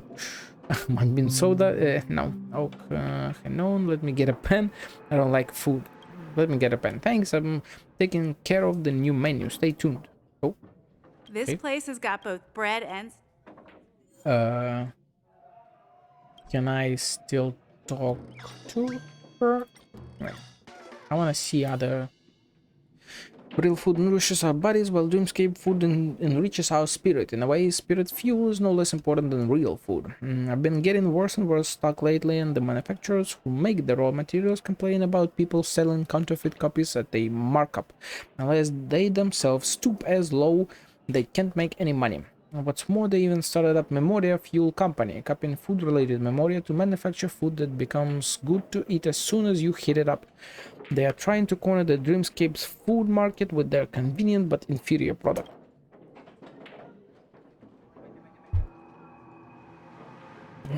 Eating this stuff will break your taste buds. Those unsuspecting youngsters gorge themselves on that cheap stuff. How are these spirits going to fare if that keeps on? Public decency nowadays. The water's going to the dogs. Hey there, welcome. What can I get for you to eat? There are actual people out there selling counterfeit shit. So, before I go back to Happy, I wanna check. We might trust the brand. Yep. Let's say Manbin soda. Is that the Xianzhou specialty drink? I think I saw it once in the family library. What a pity I don't know the recipe for it. Thanks, I'm taking care. Okay. This place has got both bread and stories. Do be having bread. I wanna see the last interaction. Yeah, real food nourishes, yep. Hey there, welcome. What can I get for you? Welcome. Welcome. Oak cake rolls. What a unique taste. They say that the members from the Oak family can swallow a whole piece of the cake without batting an eyelid. And I do want to see what she'll say for me not liking food at all. Yep. You are so angry right now. So just... Hey there, welcome. Okay, welcome. If you're here, you might as well come. She shoots you a strange look, seeming to comprehend something. So you... Are you an Intellatron? I'm not... I am Intellatron. Modern day Intellitrons are so advanced. You should like energy food, right? I'll try to look into a battery and machine oil combo for the next time. Hey, that was cute. This place has got both bread and story. This fucking means that there's another interaction. And I gotta know what it is. I just gotta know. Hey there, I can't welcome. call myself a completionist if I don't know. Come on. So, I like food, but I am not an Intellatron. Don't be embarrassed about it. We don't discriminate here against Intellitrons. Okay. I thought there was like a tiny bit more in-depth answer, but whatever. Happy. Back when the different reef was facing dire times, nobody had enough food to eat and spirits were very low. Every time a flour delivery arrived, we'd all sit in the store and chop a big loaf into smallest pieces of bread for everyone to take turns sharing. Even the coffee was shared between people, sip by sip. Everyone ended up hunched over laughing. What kind of day do you call that? All the grinding, kneading, fermenting and baking, I've repeated this process countless times, but every time I smell that steamy, warm scent of something baking, I'll get this feeling of sincere happiness. With such a talented group of all working together to overcome hardships, the future of the reef is looking great. I don't know how many times I've said this to Kaimi, because she's still young and still trusts the data too much, but what's most important is our spirit. Very true, girl. Very true. That was a shit ton of yapping, my guy. I knew you couldn't hold your liquor. Tried to warn you too. You definitely did. Repair. Tick-tock, you found me. The demon that is about to destroy this dreamscape. It was probably not easy. I am the fell fire that will burn out all happiness, the swamp that will devour the beautiful. I am the mastermind who causes dreams to fall into nightmares, the inevitable nemesis of the righteous. Abandon all hope. You cannot hope to win against me. Boy, I'm about to solve you in under 1 minute. Let's go.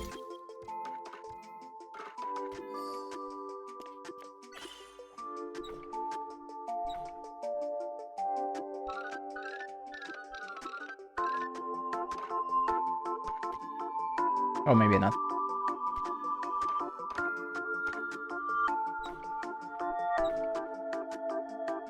It won't be here, right? Because I can move there.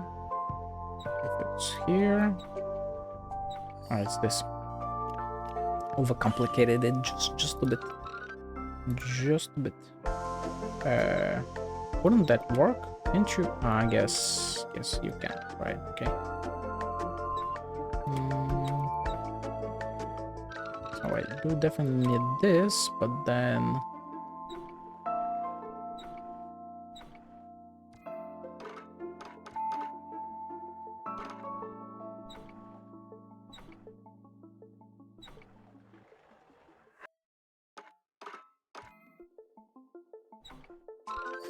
Oh.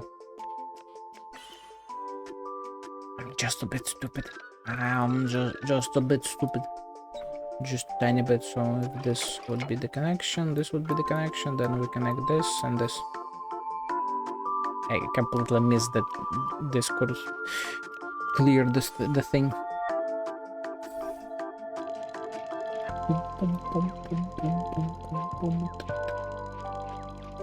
Hey? Awaken. Awaken. Must be taken. Tick-tock. If only I were really that powerful, but I cannot bear to pull the trigger. If I were more evil, more powerful, I wouldn't be pushed around by the family and guests. Boo-hoo. Cool. Do we have... We can listen. I still feel like something is missing. I've got so many emotions boiling up that it feels like the aftermath of a neutron bomb. I just can't express it properly. Can we pack up for the day? Freedom, being truly unrestrained. This is the ultimate form of art that I pursue. Let us all constraints imposed by the family be given unto the Antimatter Legion.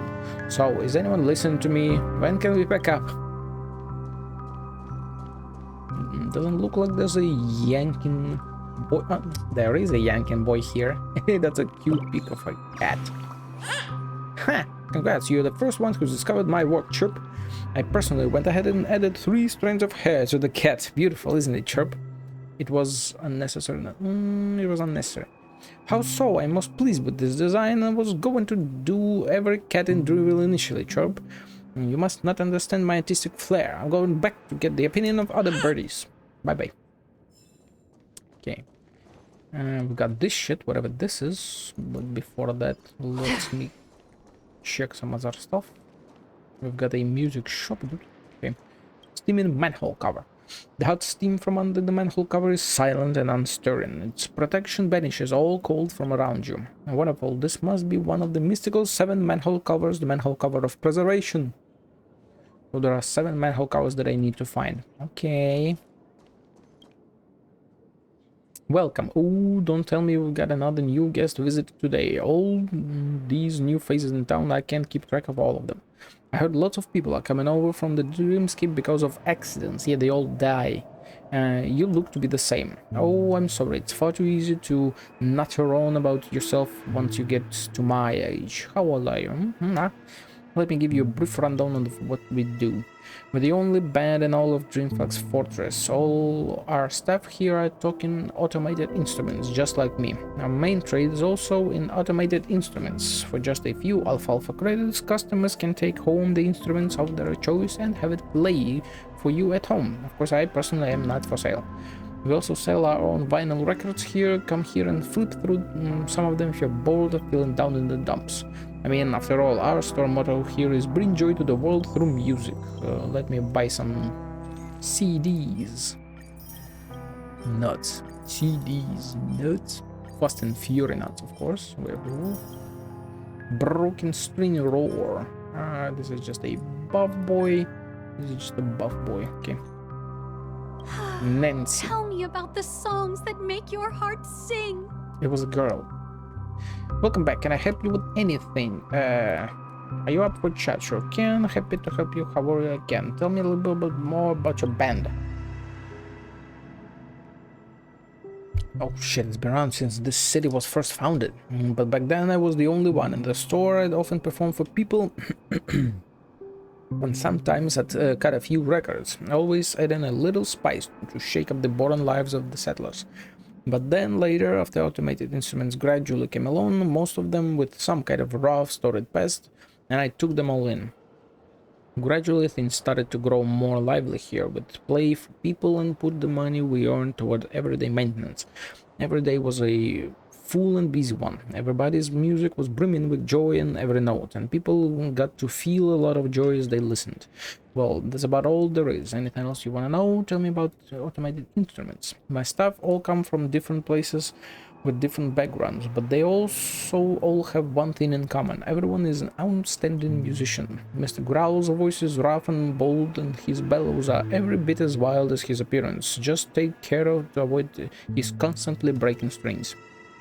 Baron Abo has a sonorous singing voice and broad range. He's a classy gentleman who's good with graceful tunes, but he's always making fun for himself and playing whatever music he likes. If you buy him, make sure you teach him a little bit about humility first. The other staff all have their own unique playing styles and tricks. If you're interested, why don't you go and take a look for yourself? Enough chit-chat. I didn't realize that we'd been chatting for so long. Have we? Tell me about this. You are calm. Well, let's try Engie.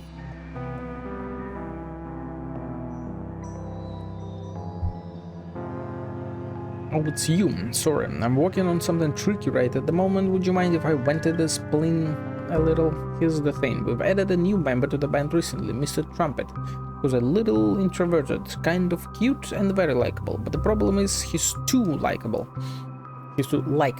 I told you before that most of the band came from previous lives, like Miss Accordion, who was mutated by a corroded dreamscape, Miss Flute, who was abandoned by her partner for years, or Mr. French Horn, who was grievously wounded by some humans playing a childish prank. Them.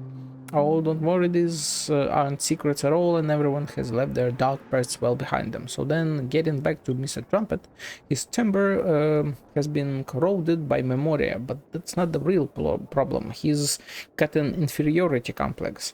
He seems to be really insecure, even though everyone constantly reassures and looks after him. And I didn't realize until just the other day that he had been rehearsing in secrecy the whole time, day and night, until his pistons started to get worn down from overuse.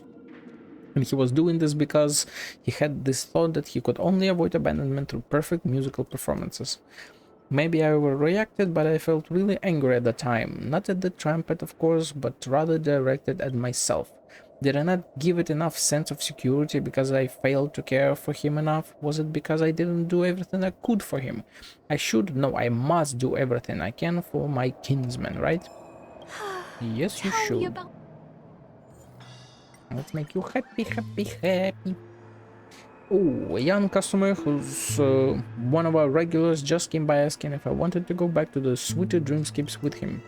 But what am I going to do there? My heart's already too old to play those cheery songs once more, so I asked him, don't tell me you're trying to take me back to the display cabinet in the museum. Haha, that poor kid seemed pretty disappointed, but at this age I find the sweet dreams too noisy.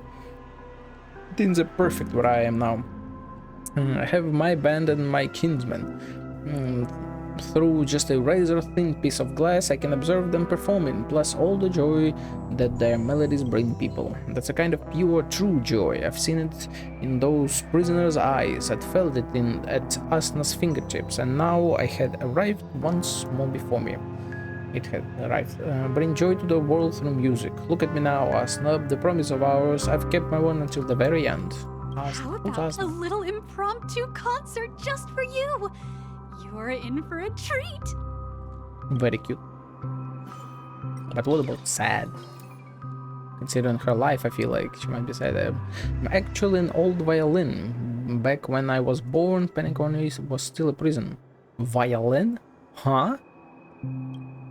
Back then the dreamscapes were wild and primitive. The people were bold and savage too, completely unhinged. It was then and there that I first met my partner, the sun around whom my everything orbits, Asna.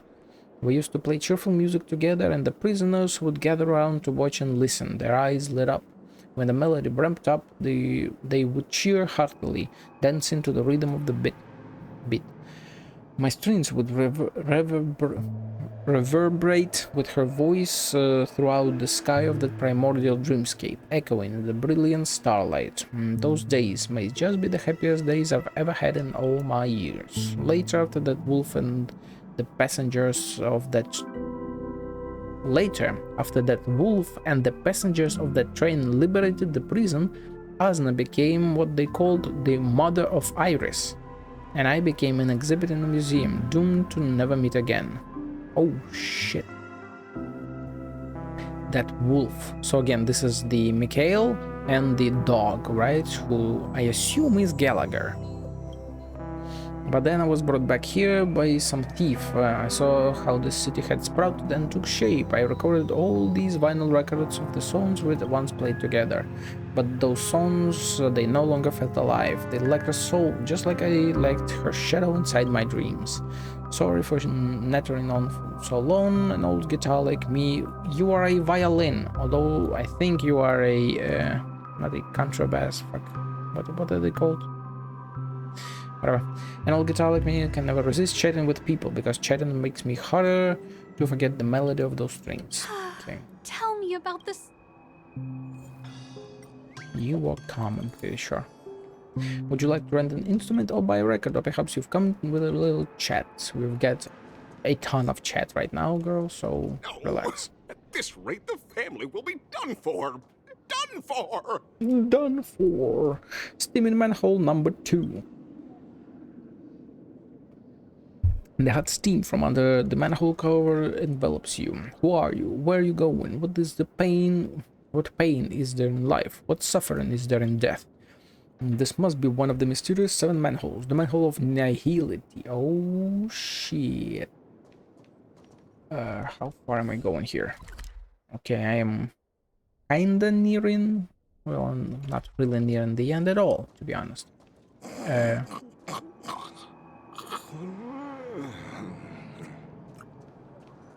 He's slipping. He's real deep in sleeping. I see you. Give me a sec. Yank that shit. Chirp, how did you see through my impeccable disguises? I even got a balloon with a wig to beat the other birdies. Chirp, your hair color is different. Chirp, that was the most similar shade they had. Goodbye, I'm going to return and see if the last birdie found. If I'm the last, but no, sadly no. I'm exploring all step by step, and you, my guy, are not the last one. So, to keep with the step-by-step exploration, let's go. Melon, what you got for me? The man seems displeased that you're disturbing him. He stares at you silently for a considerable while before opening his mouth to speak. Do you know what the greatest thing about the reef is? The peace and quiet. There are no horns playing constantly, no flashing lights, and no walking billboards to hassle you. Very true. Honestly, I just finished planting in my fields and was searching for a quiet place to take a breather. I want to farm too! You can farm in a dream? Isn't that strange? The family builds building in a dream. Though we may not be as professional as dream weavers, all it takes is firm determination, and anyone can mold the dreamscape into the vision they desire. First you do this, then you do that. The man exceedingly reels of hundreds of scenes to look out for firemen in the dreamscape. Phew, it's rare to find someone willing to listen to me sharing all of this. No one in the dream enjoys farming, but it seems that you could be someone I could work with. I mean, I was just standing there. My name is Malone. Water Malone. If you're interested in farming, you're welcome to come and discuss it with me, whatever you please. Let's see, chat. I actually don't have any plans to tend at the moment. What do you want to talk about? I want to talk about your fields. My fields, they are located outside the Reef City in a remote corner of the dreamscape. I originally wanted to find land in Moment of Oasis, but the hounds refused me. Yeah, no shit. Those popular dream areas don't have enough space to allow people fields to farm in. Places like the Golden Hour have long since been filled up by giant buildings.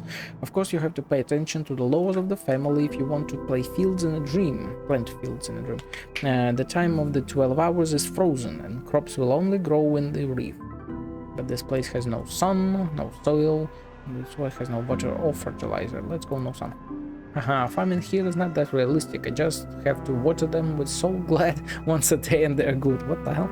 Unfortunately, everyone uses synthesizers to produce food nowadays. No one understands the joy of reaping what you sow anymore. But have you decided to stay? Why have you? I will not hide it from you. In the real world, I'm a member of IPCA. I want a ticket to travel to Penacony in the end of a year raffle. Originally, I thought that the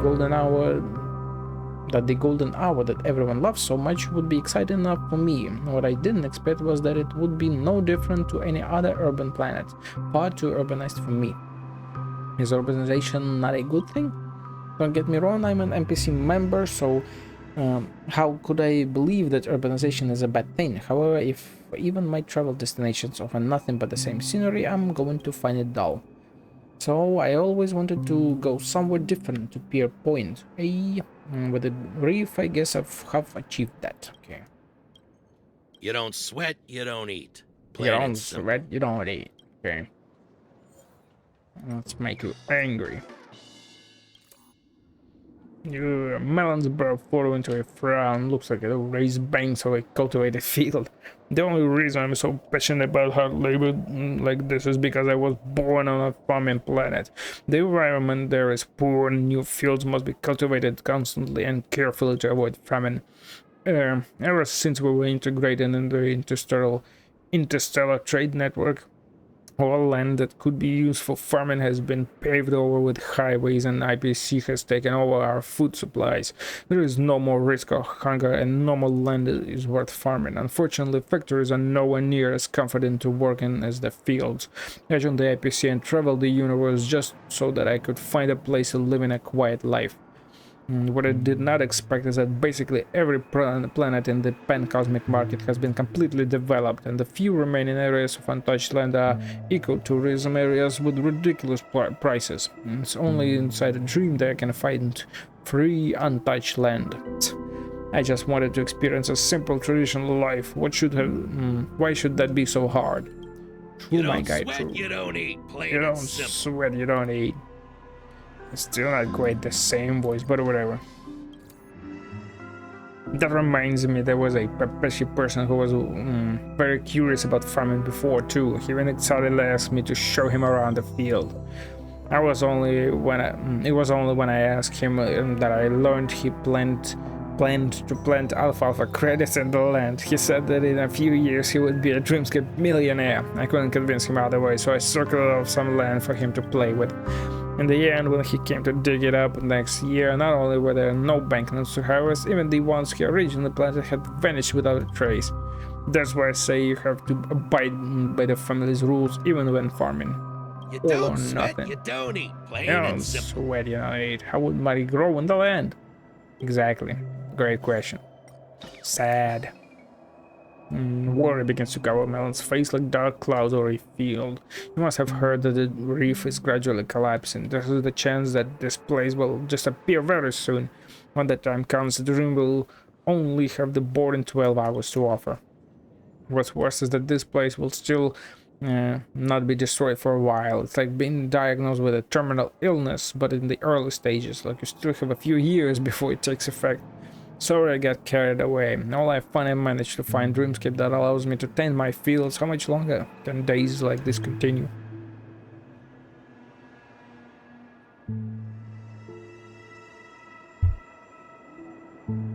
Real happiness. It's in the sweat of a hard day's work, I tell ya. Very true. That kinda hurt my throat just a bit. The firm's a definition of fairness. You want to benefit, you have to do the work. If you don't work, you'll have nothing to eat. The real world is the same. There are some things that you will never be able to achieve if you don't get your hands dirty. The more you get involved in hard labor, real labor, the more you will understand the truth. Awesome, man. Awesome. Just super cool. Okay. What do you have? Loki and Captain Roller Part 2. Depardieu. I can hear. Oh, we have a yanking spanking moment. TV, anything new? The television still playing cartoons. The dim window makes it clear that no one has been here for some time. Tick tock, help me! I've been locked inside a television. No television. All of these televisions have broken from age except one that is still playing an episode of Clocky that was all aired years ago on repeat. Okay. Oh, we have got ourselves a chest and a random dude. Are you good? Are you okay?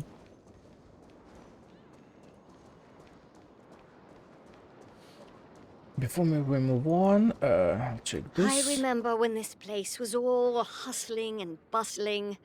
Oh, now look at it. Nothing is spared from the decay of time. That's A, isn't it? Yeah, that's A's VA. The voice of Inazuma. Yank. Oh, is summertime over? Chirp, chirp. Even feathers will be loosened up by the hot spring. Chirp. But I feel my body going woozy. Chirp. Can paper even be soaked in saunas? Origami birds aren't made from actual paper. Why would we get wet? Or would we? Chirp. I'm going to look for Dr. Blues right now for answers. Chirp. The third one. The hot steam from under the manhole cover rises gently like a slow exhalation, kissing the cheeks of passerbys if selflessly donates its warmth. So would this be Harmony? She sounds like someone oh right, abundance. Would this be okay. Now mad one. It's moving. Did you see that? It's moving. What? Well, that was just a trash can. You can see it either. That's fine. I can see them and I know the danger. What madness are you spouting? Get out of my way. Madness? Madness? I'm not mad. I'm the only one who sees what's going on here. You've all been lied to by the family. I'm telling you, their minions are everywhere. They could even be right there or maybe over there. They're always watching. They're watching all of us. They linger around every corner. I'm getting out of here. You should stay away from him too. He probably came here as a stowaway, spent too long in the reef, has ended up like this. The family, they're always watching. Speak with him. The man is lost in his own world. He has no reaction to your inquiry. Okay. Why won't anyone believe me? Everyone thinks I'm insane, but I swear I saw it. I saw all of it honestly. Will you believe me? Let's see. Is he... This is his calm state? Huh? Okay, angry. Is he angry for no one believing? Hey, my friend, do you know the Sweet Dreams troupe? They're the little wretches you can see all over the place in the dream. Let me tell you, don't let their harmless appearance fool you. They are freaks that feed on nightmares to grow. They are part of the family's wicked scheme. Stay away from them. If you want to live, they'll trick you into going into nightmares and use you as fertilizer. If those things come at you, you gotta smash their shells, beat the hell out of the monsters inside, grind them into a paste and burn them to ash. We have to save Penacony. Help me fight off those monsters together. We have to chase them back into the nightmare and make sure they can't come out and harm people again. I'm not crazy! The family is conspiring against me! We're all gonna die! Yes, Ben. Yes. We will all die. Hopefully soon enough. Haha, farewell, fake dream. I have escaped. I succeeded. The land of Dreamflex will protect me. Farewell, cursed monsters and foul demons. May you rot in hell for all eternity. Don't even dream of trying to catch me or turn me into your little snack. You will never catch me. Okay. I'm not crazy. The family's conspiring against me. The man's eyes are unfocused and his pallid face is covered in the ecstasy of insanity. So he is crazy. Sad. It's hard to believe, but I know the family must be trying to brainwash me. You can't even imagine how terrifying that place was, how it took so much energy just for me to drag myself out of that hell. In the end, they told me everything I saw was hallucinations, triggered my memoria allergy. Not long after, they sent people to come and look after me. These people said something completely different. They said that strange dreamscape was just a normal recycling center for negative emotions. Isn't that just a contradiction? I feel like they're trying to fool me. They must be cooking up some huge conspiracy. I was going to take this information public, but they put me under house arrest in the name of treatment and planned to erase my memory. Fortunately, I escaped to this land of dream flags. Dreams are not safe. Dreams are a lie. I'm not crazy. The family is conspiring against me. These things that I experienced, there might have been some sinister plot set up by the family.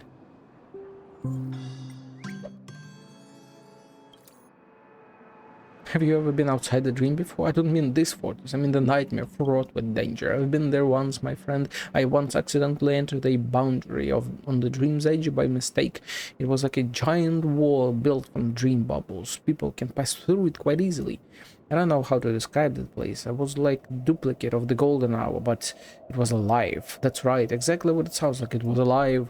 The ground was properly shredded and springy. It would shiver slightly from time to time. The walls too, I didn't dare touch them, but they looked warm and sticky. It was disgusting. And then I saw someone enter it. There might have been a person. Then the house began to squirm. It was like it was digesting. I waited and waited, but the person never came back out. Then a group of cluckies suddenly appeared around me. They were all made of metal. They were heavily rusted, and everything from their expression to their bodies was warped and twisted. Their cries were ear-splitting, like nails on the chalkboard. Ugh. I was terrified. Normally I should have woken up from that fear, but has that ever happened to you before? You know, you're dreaming and you want to wake up, but you're paralyzed. You're surrounded by monsters, and all you can do is run, but you can't run. The man has become too upset to speak. He is fighting just to get a single syllable out. He was yapping just now, just fine. And all he can do is fight for air like a punctured air pump. His eyes are filled with fear. Poor guy. Okay, we've done all of this, done all that, discussed that, done that. Okay, let's go here. Hey, we've got a Birdo yank. Hey, stranger, are you here to buy some balloons? Chirp. I've been looking into the shop window for a while, but I haven't seen the shop owner come back. Chirp. The shop owner is on vacation. The shop is closed forever. Owner's on vacation. Chirp. Seems like the shop owner is out on vacation. No wonder Rouville is so quiet. I don't think I can wait till he's back. I'll ask Dr. Blues to make me a balloon. Chirp. Chirp. I can't move anymore. Story report 2. Passepartout. Investigate. Yep, can't explore this shit. Billboard.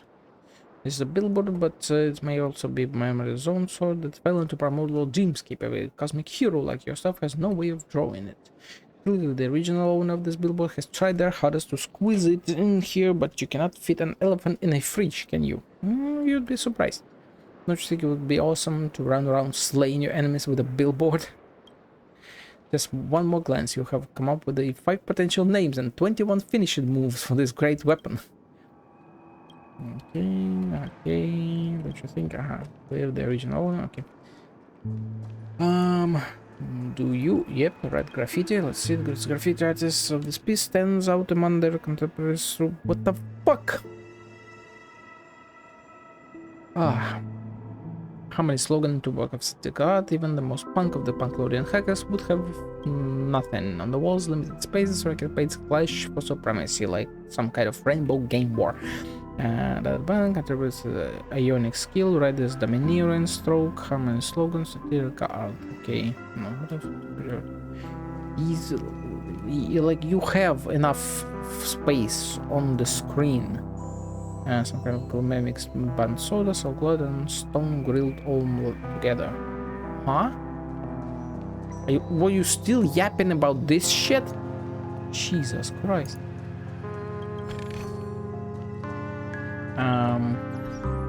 Was that achievement getting all birds? No, help 100 origami birds to get to the bridge. Okay. So there are still birds out here somewhere. This gotta mean something, but I don't know what. Do you like the little drawings and stuff? We've got another manhole cover. This is fifth? No, fourth. The hot steam on manhole cover dissipates evenly and effectively, like a program that has been written long ago. This would be erudition, I guess. You can be certain this one is about erudition. Yep. AOE. Balloon. Apparently there's a group of balloon people that live high above the vast sky. They spend their whole lives floating upwards until they eventually explode. Perhaps they aren't balloons at all, but souls that were captured by an evil sorcerer, suspended in the depths of time, awaiting a new scapegoat. Drawing on a balloon is a true art. One slip of the pen and it will glide across the surface, leading children to imagine all sorts of things. Okay. Oh, what are you? Death of the Crow? Huh?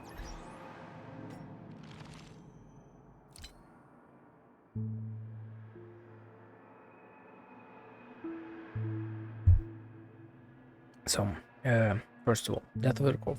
It's a poem. Perhaps some kind of mysterious invitation. What in the hell? Okay, most until Cecile Slimes. Oh, is this like quite literally him? Once upon a midnight dreary, while you pondered weak and weary of a maniac, quaint and curious volume of forgotten dreams, while you nodded, nearly napping, suddenly there came a tapping, as of someone gently rapping at your chamber's door. "'Tis some visitor," you muttered, "tapping at my chamber door, only this and nothing more." Ah, do you distinctly remember the dew-doused window pane, and a dying babe dove laid like a shadow upon the floor? Eagerly you had wished the story to meet a happy end. Eagerly you had wished no birds would plummet, their demise to bewail. Some soared like shining stars bound for the sky, while others found only demise in dust they lie. Deep into the darkness peering, lone you stood there wondering, fearing, doubting, dreaming dreams no mortal ever dared to dream before. Worms have stained satin and flames consumed doves with broken wings. A flamed bathed raven greeted you, its voice rasped at scenes. Sweet dreams are no paradise of mine, you whispered and sighed. And when I cast my eyes around, darkness there and nothing more, forevermore. Hey, nevermore. Then this ebony bird beguiling your sad fancy into smiling. The echoes of ghosts bring no salvation to light. People repent their height sincere, one only due to them seeking greater gains. Drink this blessed potion from the Great One, erasing your painful memories. I completely fail to see any proper way to read this rhythm. As harmony's tune changed, you hear a dirge played amidst the dancing of ashes, quoth the raven nevermore. The unbroken stillness remained silently mocking any reply so aptly spoken, but the raven still beguiling all my fancy into smiling. This and more I said, divining, scrying the source of the word's pain. Your heart grew resolute, no longer held back by confusion and doubt. Liar, you declared, the Great One is blind to worldly sorrow, merely this and nothing more. You ascended the stage, you stole the authority, you strived for divinity. You raised the dim curtains, you self-directed, far skillfully honed. Your heart overflew with pureness, with the shadows of the puppets cast grim shadows in their play. Your soul embraced compassion, daring to forge a scale that this will never sway. Behold, you proclaim the utopia of absolute bliss, yet the dream shattered nevermore. The velvet nest fell, the golden bed withered away, but the bird remained perched as did you, come what may. The gods who once bestowed upon you love's sweet hue withdrew their favor, leaving your paradise askew. Liberated from the shadow of young dove's demise, your soul will take flight, merely this and nothing more. Your old dreams are as dead soil, barren of hope and bereft, yet how can a noble soul wither and fade, left adrift? Bereft adrift. I shall await your arrival with open arms and boundless hope. Here lie the truest dreams, where infinite possibilities lope. Here all your ambitions shall be fulfilled and set aflame, the past forever transformed and nevermore. Whoa, okay. How big is this one? Kinda short. Okay. Well, hey, long time no see, Captain Revolver. Tell me tales about your adventures on the sea. Whoa, you must be Clocky, right? Glad to meet you. Origami birds, I heard you've eaten up all the fruits belonging to Missy Fruit Tree. You won't eat us, right? Just as they step into the tunnel, the butterflies start to chat incessantly. The delicate wings flutter and flap, illuminating the path ahead in blinking lights. Clocky cannot help but marvel at how lovely these new friends are.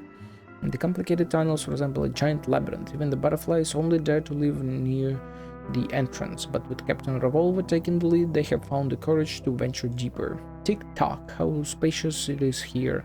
If only Dreamville could be as grand. Once we discover new forests, not even 100 tunnels like this can compare to our town. A town as large as 100 tunnels like this, that would be massive. Clocky cannot even imagine what it would look like.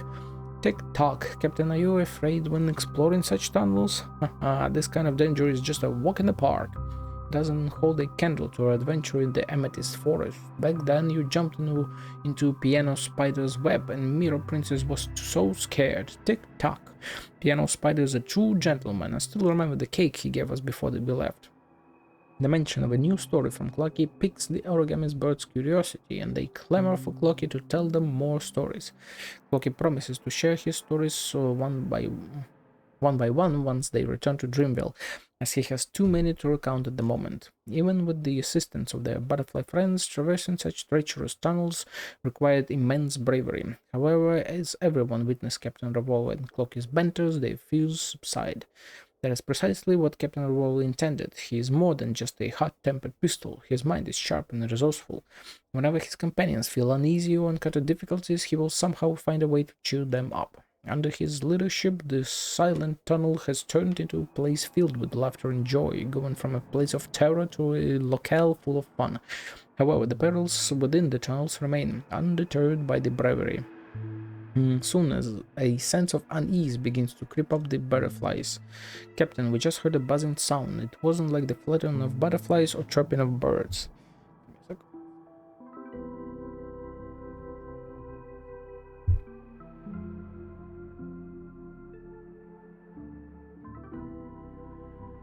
The tunnels are home to a myriad of creatures, some friendly but most are not.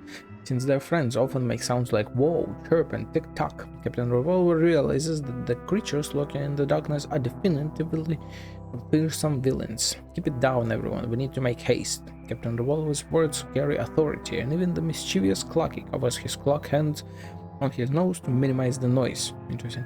As the team advances deeper and deeper, the tunnels grow quieter. Everyone tries to be as silent as possible and focus on the road ahead, their ears hearing only the faint sound of butterfly wings fluttering. Captain Revolver, shielding his friends, leads the way with extreme caution. However, in the lightless dark, the horrors eventually quietly close in, silently, greedily, swiftly.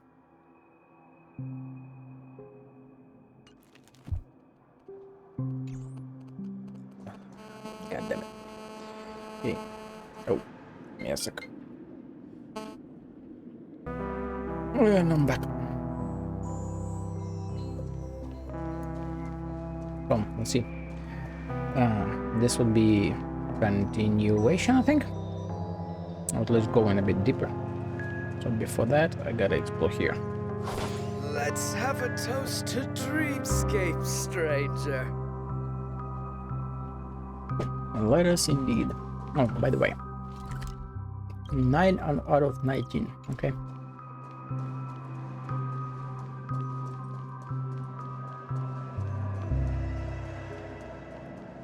Are you just a shop? No, you're also a clucky dude. Okay. I've gone through all of that.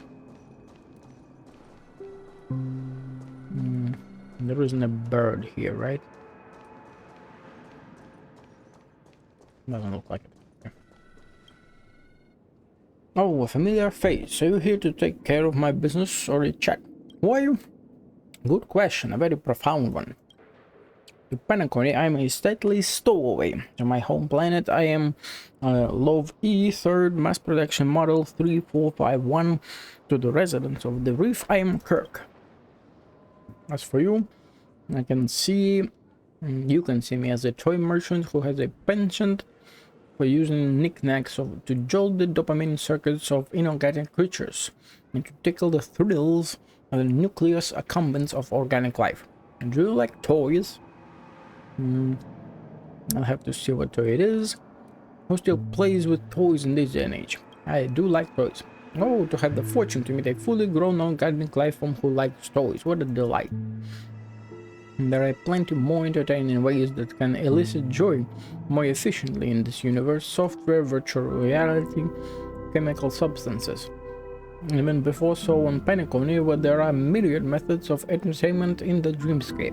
Why even bother with an insignificant toy? But to some inorganic beings, toys are fun devices that are more mesmerizing than games with artificial rules that are meant to be broken, and eventual social stimulation in electronic brains. Not every Intellitron has the structural intricacy of planet's cruel citizens. Many of us were once toys to organic life forms. And our eyes tinkering with these toys, is also playing with a framework that has the same origin as us. Sounds very interesting. I know, right? I was quite certain organic beings such as you would understand the concept more easily if explained this way. I love this place. In this dreamscape, to be it an organic or inorganic life form, everyone's emotions can be expressed freely. I also hope that my own products can elevate such forms of expression. Come take a look at my business when you get a chance. My toys are not your common fare. I guarantee your satisfaction. What do you have? I look away. What you want? It's all just next battle.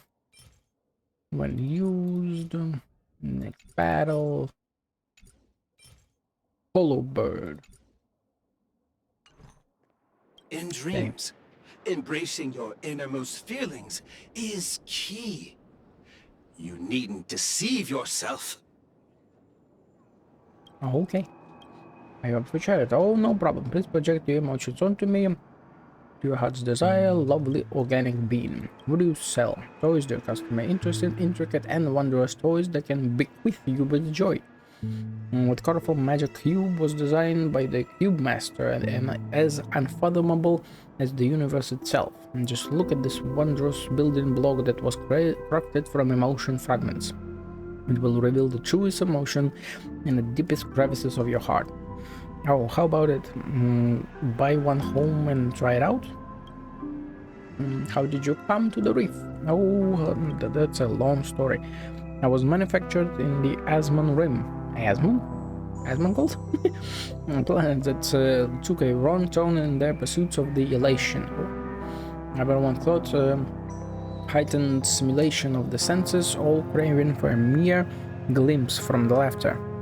And the path they took became more extreme, finally destroying any remaining vestiges of their morality. What the hell? Of the morality, and treated other lives as toys of entertainment. I was one of those toys.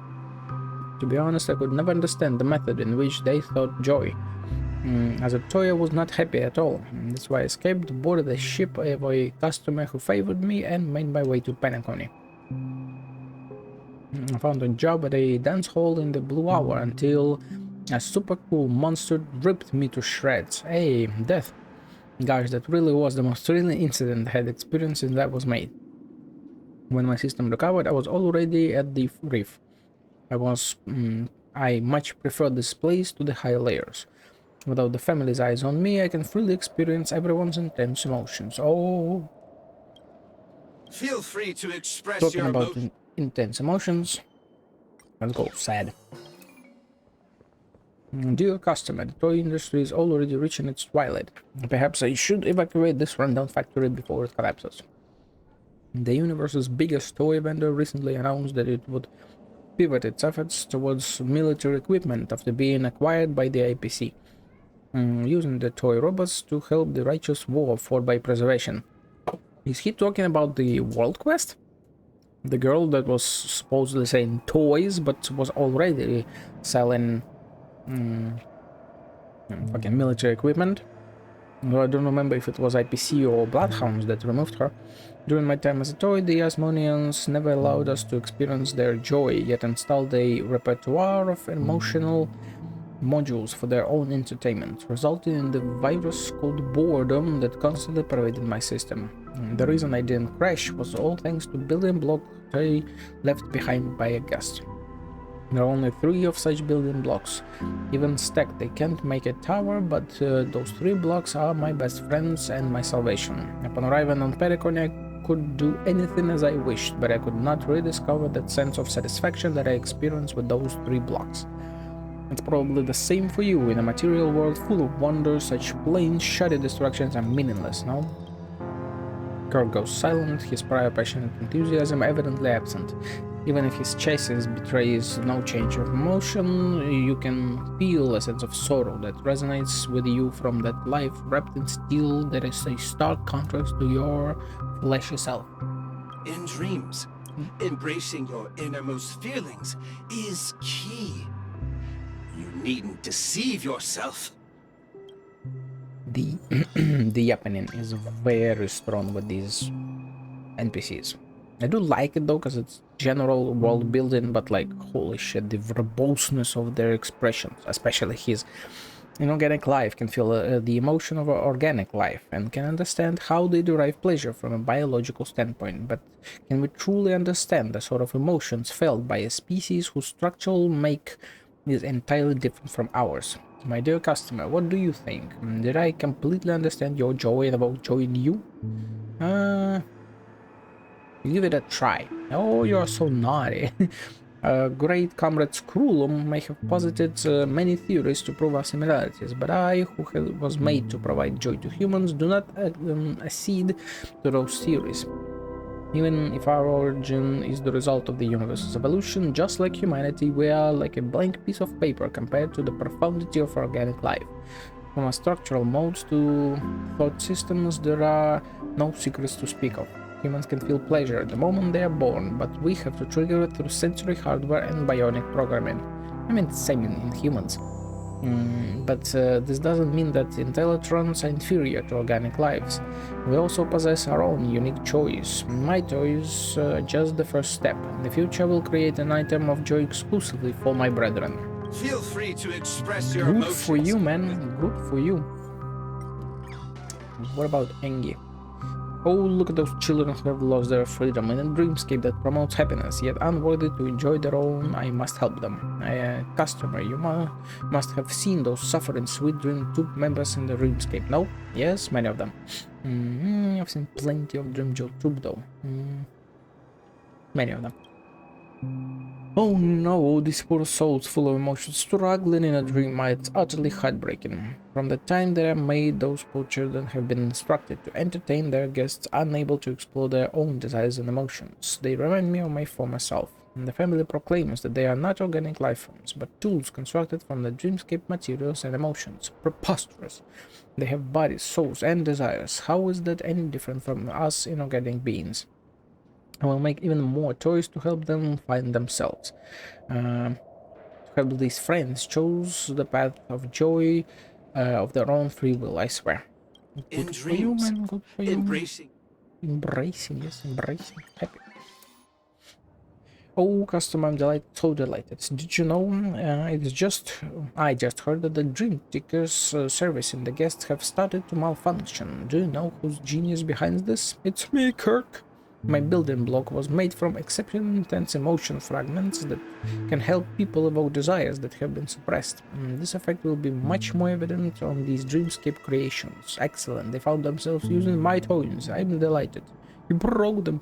Such a good person. Oh dear, I am all a blush from your praise. No matter what others say, I will continue to craft even intenser toys that will let more people bear their emotions. This is the essence of toys. So, I do believe that I've gone through all of this shit here. Any additional birds that I might have missed? It doesn't look like it. Okay. Come through here. Do you have anything to say? This is the so-called freedom of organic life forms. I'm beginning to understand. She's beginning to believe. We came through here, so let's see what do we have here. Big chirp.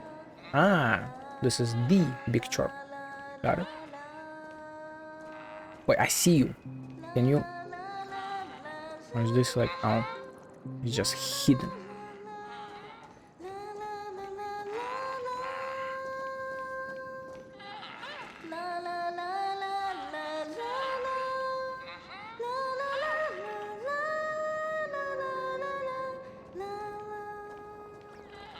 Beautiful. Absolutely gorgeous. Oh my fucking god, there are so many people. It's truly magnificent. Truly. Memoria black hole. What the hell? What the fuck? A black hole-esque structure spawned from the loss of Memoria is ravenously feasting on an already destitute world. Though devoid of any substance, it still exhibits the appearance of gravitational collapse in the dream. What irony. Jesus. Oh, Jesus. Oh, I see you. Yank. Hello, peasant friend, can you solve a riddle of mine?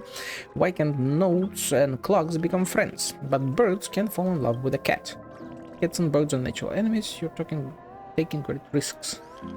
Even you say that, what a cruel karma, chirp. Oh, cat, wherefore art thou a cat? I guess, why are you a cat? It'd be much better if you were an origami bird. True, true. Chirp, chirp, farewell forever, my feline love. I hope you'll never cry once I leave. Whatever. I was about to tell him that this was not even a real cat, but whatever. Steaming. The hot steam from underground the manhole cover bursts up like lightning, as if it was chasing something before dissipating straight up into the heavens. This wouldn't be destruction, right? It's one of the greats. Ah, the hunt. Right, yeah, makes sense. It does make sense. Just a wallflower. Wallflower? Oh, to Slumber Town. What the fuck is a Slumber Town? Huh? This part. I will try going there. So first of all, signpost. A dilapidated sign with an obscure coin slot. A concealed area is up ahead. Please line up to wait for your ride. This stop only accepts 18 tokens. You squint your eyes and notice this line of fine print below the coin slot. Refusing to relent, you shove some ordinary coins in that are spit out right away. Looks like this one's a picky eater. No choice but to heart-wrenchingly sacrifice your tokens. Okay. As the tokens roll into the sign's belly with a rattling, the entire stop also starts to emit clanking sounds. Something sounds like it got connected, and the ride to the next stop is ready and waiting. Please continue exploring the area up ahead. Investigate. Yank! Wow, a new guest. You need to get tickets from me if you get into the next stop. Chirp. Let's see. Ticketing device. Where's my ticketing device? Chirp. It looks broken. Chirp. I've already been there a couple of times. You can pretend to not have seen anything. I've been there a couple of times. I'm truly incompetent birdie. Chirp. But on the second thoughts, wasting the birdie's youth on this place simply isn't worth it. Chirp. I remember the signpost has a ticket. You best ask them. Or become a bird, punch it out. Time to slip back to the green tree and take it up. Exactly, man. Exactly. Okay, I've come through there. Let's. Oh wait, no, I've come through here, and this is just. The fuck is this? I haven't even been here, right? Because I went from there. Okay. Oh, what the hell? Huh? Oh, investigate. Yank. Yank. Jump high. Once again we are jumping, but not seeing the jump. How fortunate to be able to share this beautiful scenery with you, Chirp. Do you see those two cluckies? I guess these two, right? That's the result of the hard work of the birdies, Chirp. He's quite something, Chirp. Not sure when he'll be back though. It's magnificent. Chirp, Chirp, come on, compared to the whole Dreamville, this is just a small section. Goodbye, I have to return to the great tree. Hope this Roswell will make you fall in love with the town, Chirp. Okay. We've got nothing else here, right? Come through there. Oh, listen. The watchmaker is gone. There is no one to protect us anymore. Do you think we should leave? Why should we leave? It's those insatiable thugs that should leave. If we let them keep corrupting this place, one day there won't be a single dream bubble left in this city. We need to seize the moment and counterattack Penacony. At this point, it's either their death or ours. Spooky shit. That is some spooky shit. There is Misha. I am not fucking approaching that shit with a 10-foot pole. Emotions. The more dangerous a place, the more they are fascinated by it. Is this what organic beings mean by emotional appeal? From a psychological point of view, a beautiful end that they must traverse a crisis to reach is more likely to provide them with more positive emotional feedback. What's more, the distortion of this place is inherently beautiful. It maintains its stability with remarkable precision and exhibits smooth and sleek properties. I see, thank you. My understanding of organic beings has increased considerably. I'm getting tongue-tied and twisted. Grace, let's see what you have to yap about. If a bird is born free from shackles, a bird free from shackles, yo. What is it that ties me to my destiny? This line should be sung gently, like stars slowly lighting up in the night sky, or like a ship slowly setting sail from a moonlit harbor. And at the gentle tone of her humming, this familiar melody seems to take on a whole new meaning. As she notices your arrival, she smiles and nods her head to greet you. The pure white petals fly into the distance. Hehe, you have a lovely voice. The voices of the young are always so full of vitality. Ever since I retired, I have taught children here to sing. I was just preparing a lesson. Children from all over the Zdena star system use dream devices to gather here when they get time. Though they may never have opportunities to receive musical education in the real world, they can sing freely as they please here in the dream. If I Can Stop One Heart from Breaking is very popular with the children. Recently we have been practicing and focusing on every word and syllable, in the hopes that one day the real world will get to hear their beautiful voices. I look forward to... Can I join too? Of course, knowledge should flow freely in the dreamscape. Everyone should have the right opportunity to receive education. The dreamscape may be virtual, but this virtual space has given us the opportunity to traverse distance and come together. Even a bird with clipped wings has the potential to fly in a dream.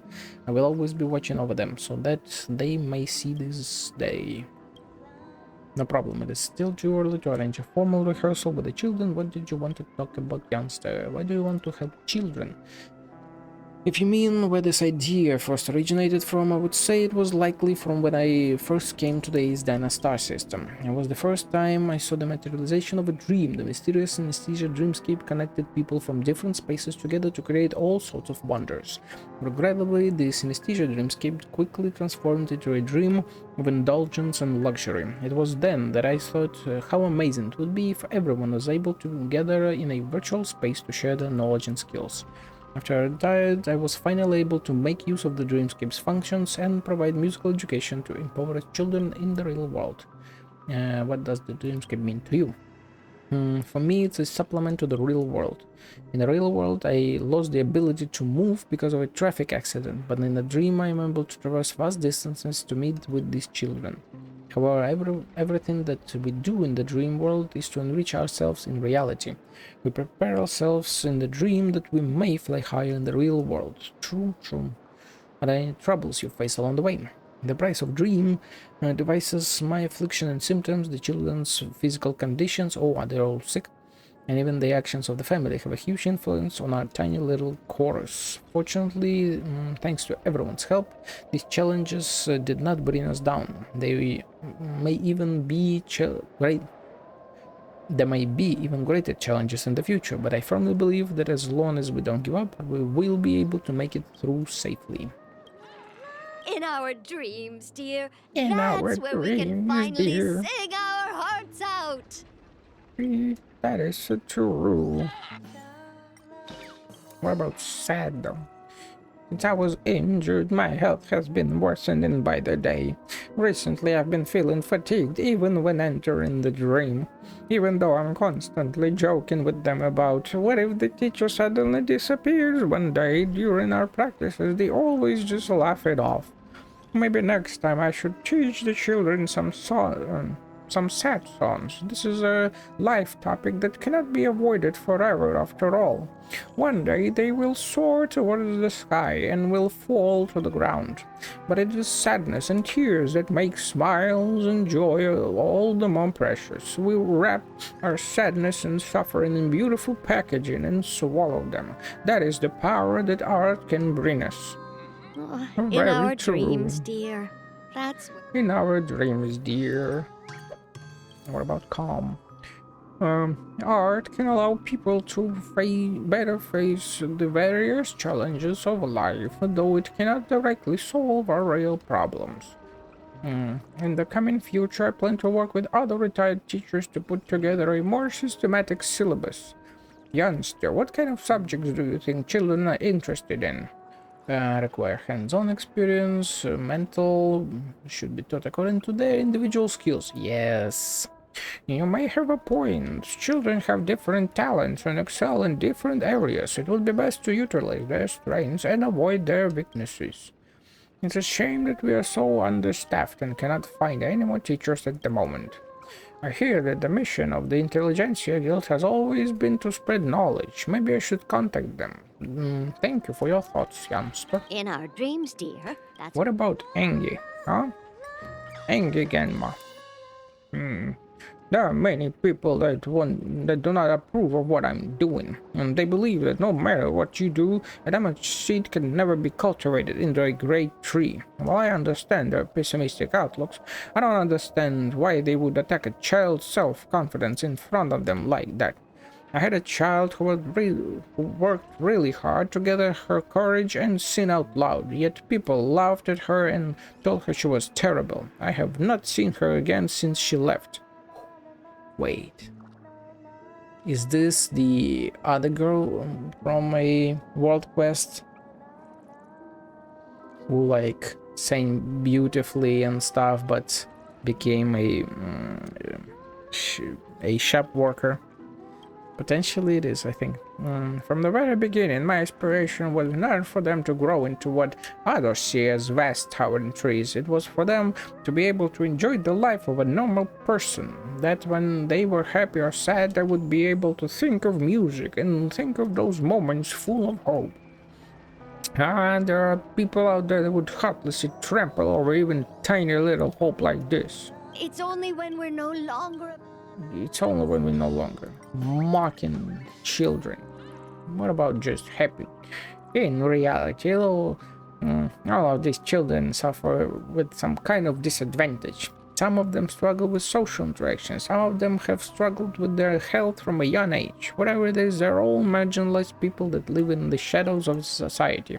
Ever since I lost my ability to move in a spheroid accident, oh shit, I've come to realize something. What they need more than pity and sympathy is respect and equal treatment. In the process of training with them, we have encountered countless hardships, becoming disheartened, giving up, being misunderstood, being rejected. We have even exchanged harsh words, but in the end, they never give up on all their hard work. Every time I see them working together, happily immersed in the music and constantly moving towards a better version of themselves, the joy I feel is like I am watching a miracle unfold before me. Awesome. Okay, I can interact with her. Oh, I can sit though. Everything seems to be quietly falling into place as if ordered by fate. You pass through here, you linger for a while, and you lose yourself in the luminescent moonlit ocean that songs have transformed into. In a daze, you feel all the troubles melt away. Your soul's breath undulates with each hum of the song under this cold artificial light. You almost fall asleep. Inside the dreamer's dream, you spy a towering dome in the twilight, a zephyr fluttering through the great wilderness, the vastness of the night sky as it spans the wasteland. The song finishes, then the melody rings out again after a brief interlude, just like the never-ending string of interconnected dreams. Damn. I do believe we had another yapper here, or didn't we? I thought we did. Oh, yeah, right. These fuckers. There's two yappers. They're gonna yap so fucking much. What's going on these days? The speed of memoria flow is growing faster. I felt it too. Is that true? It looks like your sensitivity is comparable to a precision scientific instrument. No way. Are you messing around with me? Never mind. It's not the only one anyway. Since I started my research on memoria dynamics, I've been monitoring the flow of memoria in the Asdana memory zone. It can't be. There's definitely something strange affecting the dream flux reef. Please excuse me, I need to continue my observations. You wanna talk? Please keep it concise. Who the hell are you? I'm a scholar from the Paperfold Academy, specializing in memoria dynamics. To complete my research, I have been working in the reef. Besides being a scholar, I often run science programs on memoria in the reef and serve as a science teacher for the kids. Great. Memoria dynamics. Memoria is like a fluid on the mental dimension. It will flow, evaporate, and converge. It can dissolve, boil, and solidify. It can influence consciousness, shape illusions, and produce dreams. What the hell? And so memoria dynamics is the study of its laws of motion and their application. What is happening to the reef? Simply put, the memoria that forms it is depleting. One day, it will dissolve in the depths of the memory zone sea. Okay. Interested in learning about the dynamics of memoria? I assume she's sad right now. Yeah. Calm. Relax, girl. Chill. The reflex reef memory is flowing toward the black hole. If we can find the thing that induces such a movement of memoria and discover a way to eliminate it, it may not be too late to salvage the situation.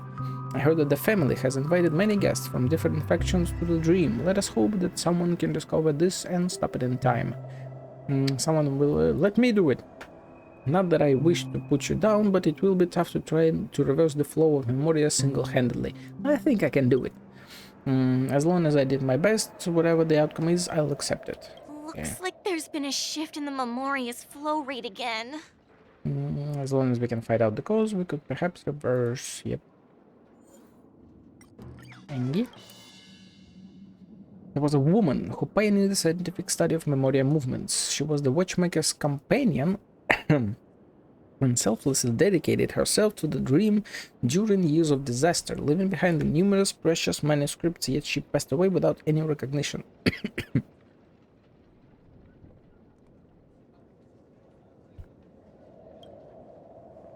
As the Paperfold Academy, her name isn't even mentioned in the Memoria Dynamics textbook.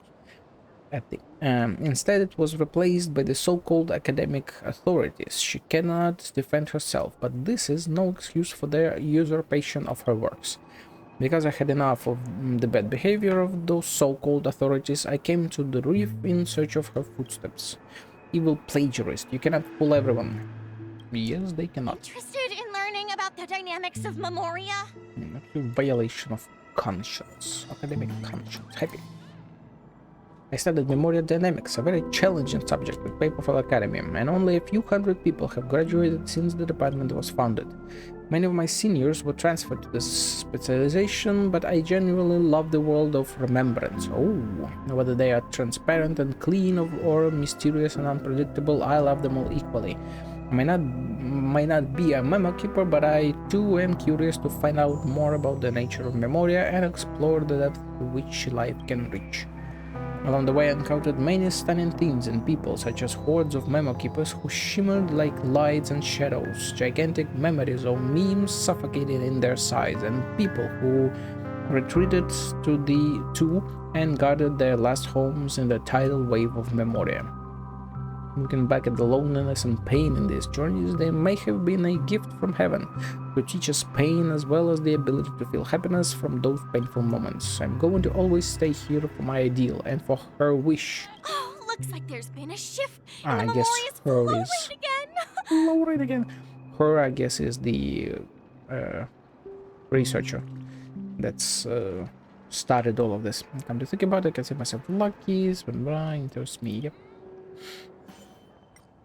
But I'll still gotta make you sad. Remember, the zone is like a sea, and the reef is only a tiny island on it. You may say it's a reef.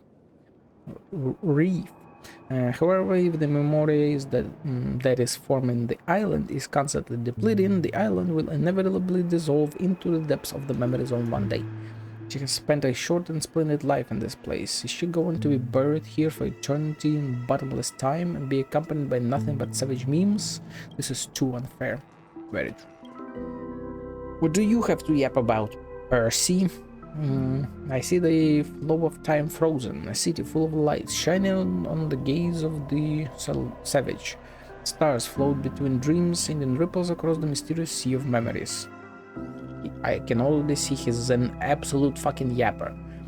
I see travelers who come here admiring the magnificent scenery with me. The primitive dream is so truly mesmerizing. Would you rest your journey and linger here? You talk weird. Are you a poet? Thank you for your praise, but I'm just a dabbler of poetry who occasionally likes to show off. It's natural that one's emotions will be stirred when overwhelmed by such a resplendent view. Sure, man, you just like to yap. I mean, to say the Dreamflex Fortress is truly a beautiful and wondrous place. Look, that vortexes of coalesced Memoria flow that mesmerize and contour that smoothly rounded corners. These two similar worlds, Dreamscape, cast reflections on each other, floating starlights shining through like gilded radiance. The primitive dreamscape was filled with enchanting contradictions, peace amidst precarious predicaments, life beneath desolate destruction, freedom between the crevices of adversity. Motherfucker, this place is like a rough stone, and I can surprise my own imagination about how to sculpt it into a fine jade to connect plain words into exquisite poem. Jesus fuck. Of course, you heard happy to answer. Yeah, What do you do? I am the Dreamweaver hired by the Nightingale family, or at least I am in name. I was once a sculptor roaming the stars and helped the family complete a Chordmaster statue. Oh shit! Subsequently becoming their honored guest and invited to the family as a result. What are you doing here then, my guy? After receiving the Nightingale's cordial invitation, I came to Panicon with my friends and embarked on a dream-weaving career. It's just that to me, that grand dream eventually... Apologies, I've spoken too much, please don't mind me. No, you have not spoken enough, like yep about this fucking, not about your poetry. Or have you decided to stay? I came to this place because of a horrific accident and pinned my ideals and dreams on this place. I hope to build this place in the image of my ideals. And this place reminds me of my home. It is a barren planet with boundless golden sand, vibrant oases and flames that don't extinguish. But on that primitive, savage planet, bountiful life prevails, and it is inclusive of all freedoms, where everyone's hearts brim with romantic desire, just like the reef. And my grand ambition, a dreamscape, should be as such, where life is free to blossom into beautiful fruit, into a sanctuary regaled in poems, and I will spend no effort in achieving this. I know it won't be easy, and the path ahead will be arduous and long, that it cannot be built with theories and knowledge alone, but I'm willing to spend my life to achieve this, to witness its growth.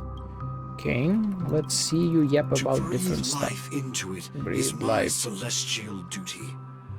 Celestial duty. He said duty. Angry. Let's make you angry. What about the accent, my guy? Before diving into a dream, once yearning for one, once dived into the dream, be a void. The longer in a dream, the more paranoid the heart. The deeper in a dream, the more draining the body. Is he yapping in poems again? I dream of musicians sit at the top floating pavilions, lofty and smug. I dream of seekers caught in shackles of desire, reveling in worldly wants. I dream of moans buried in syrup, mired and foul. I dream of bad hearts dying in the mortal shells, despicable and contemptible. I dream of prosperous flourish, lights radiating insanity and chaos spawned in shadow. I dream of suffering souls, emaciated and sick, the dreams healing pain and death. And so I wake up and I start. Eternal happiness was never born of here, floating joy, so alluring to the heart. Scintillating stars struggle to flee solitary doom, the scarred harmony lone lost in the cacophony. In the dream, how does one sleep soundly? The radiant stars faded, the rainbow saturated. Bars. Soft whisper, hidden words, bitter poison, sweeter than saccharine, treasures and gems wrapped in satin. And so I wake up and I start. The dreamer drowned in his own dream, never seeing the light of daybreak. Motherfucking yep, bring life. Shut the hell up. I dislike poetry quite a lot. Never understood it. Maybe I hate it because school made me learn poems or whatever. Dude, it's been fucking 30 years and I've never liked it. One bit. It's just absolute yapping for no damn reason. Maybe I have no feelings or whatever, but like, goddammit. I startle awake from my twilight dream, descend into a deeper slumber. The scent of iris fades with the light, leaving unlit bitterness. The stars cast myriad colors like the eyes of a lover. The soul ascends in ecstasy like a withered sapling gulping spring water. I was once voiceless to shout the weeds and invading fertile fields, throat and mouth parched and mute, unable to call upon wildfire, hail and thunder. And right here and now before me, I sincerely believe that I will see the nightingale beats its wings, carrying with it biting shoots and seeds of hope, diligently toiling the joyful songs of today and smiles of tomorrow. Dawn peeks out from behind the curtain, setting alight the bird's plumes. Winds of freedom to chase winds and sun, repaying what those deserve.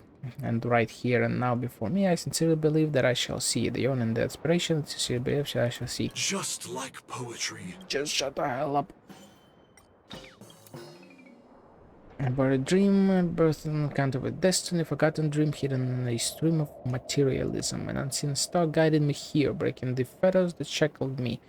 A roused fervor cries out, the realization of a long muted desire. One sought happiness and enraged happiness. Freedom and false freedom, yet only saw gold spines crushed by gold paper, sounds that sullied the melodies of harmony. Now I walk alone, my steps not knowing to stay or go, held hostage by fogged hesitation, a future that cannot be fathomed. Parched flower buds hope for a shower of rain, travelers beneath the sweltering sun yearn for shrouded shade, and I alone the dead to remain dead in a dead casket. And I alone the living to remain living in a stream of life. I assume he's talking about his accident and he worked on the big robot who's about to fucking kill us in the main quest, so I assume he regrets creating that robot. I think I've always felt that dream viewing is just about dreams, but also souls who can create them. They start out barren and empty like dreamscapes, but with meticulous carving and careful nurturing, they will one day become beautiful dream of kaleidoscopic lights. My belief is resolute, but I do not know if my path is correct. Luckily, though, I've been given a chance to prove myself. Here, where life is concealed within wilderness, where slivers of peace emerge from the disorder, I can turn them into an ideal utopia, into a true dream. When freedom and the material are equal to the people, the souls and dreams earn true happiness and peace. I fucking managed to finish it. Okay. Let's Sally 4. Rooftop and Slumber Town. Ooh. Let's try rooftop. Just a wallflower. Okay. Where the hell are we? Random rooftop. Okay. What was the achievement? Ride the spheroid to the mysterious station at the Dream Flux Reef. Okay. Also a bird. I see you. Yank. Yank. Yank. Hey yo. Hey, new face, boogie with me, chirp. Boogie, boogie, boogie, boogie, boogie. Look at the light behind me. Immerse yourself in its pulsing tempo and follow the beat and boogie, chirp. Is this wiring faulty with this light? What an old-fashioned friend. You must learn how to find joy in sorrow. Forget it. I'm not gonna argue with you. I'm going to find a birdie that gets my humor. Who's gonna boogie with you? Let's solve this motherfucker real quick. Tick-tock. Got it, I've got it. It's all fake, my friend. It's all a farce. The dream is false. You are false. I am false. Tick-tock. We're all just part of the artificial dream. Even my troubles are manufactured. Lay everything down and descend into the bottomless black hole with me. The true lies in annihilation. Boy, are you a nihility emanator as well? Sure as hell sound like one.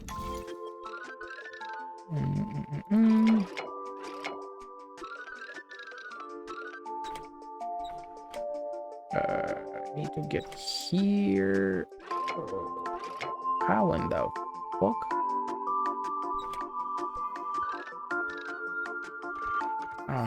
Okay.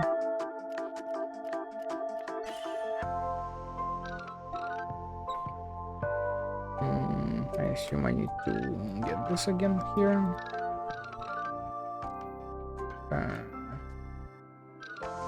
Maybe just... Wait, I'm just a bit stupid.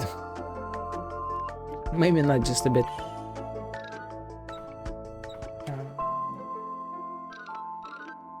Now I think I need this. Yep.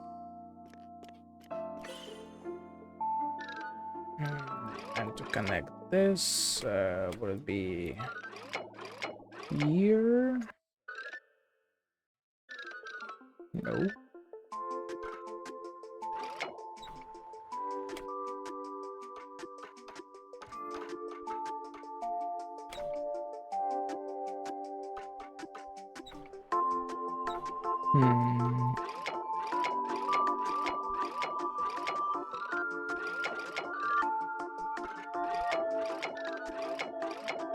Didn't it fucking move more? Am I tripping?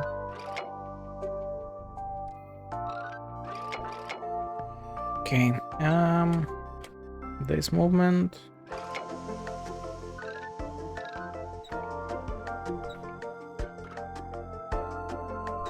I'm being way dumber than I should be, that's for sure.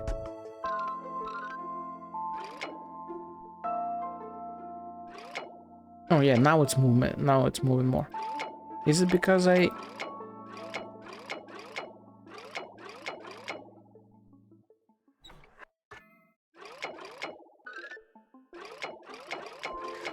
It was fucking blocking here, wasn't it? Yeah, I think so.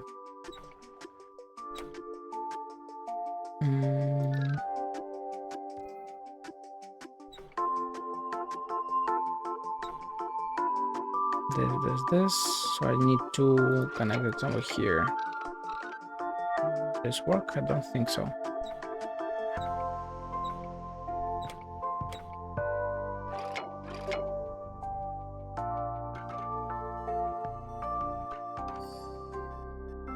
All right, okay, got it. Some of these are getting a bit harder, or maybe I'm just on like 5th hour of streaming, so my brain isn't working as well. TikTok, even if it's true, the false world still has many beautiful things. Choosing to go down the path of destruction is never the right way to escape suffering. I must continue tempering myself. Very true, my guy, very true. Yes, yes. Temper yourself. Okay, got... What the hell is this? Planet of Festivities, Nameless Hero. That's the revolver guy, right? And this would be the girl researcher that figured out the Memoria, right? Collectible cards of the Planet of Festivities series are designed and released by Dreamstar Entertainment of the Alfalfa Publishing House. All rights reserved, unauthorized reproduction will be prosecuted. Yes, once a band of adventurers forged path through the swords and flames of war, leaving behind a great trailblaze. The erudite once constructed a sailing ship with their pen and paper, venturing into enigmatic sea, and succumbing to the abyss of the unknown.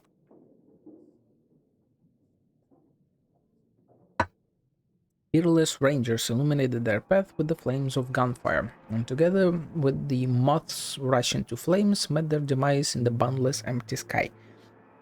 Nameless heroes became forgotten tombstones, while their courageous legends endure.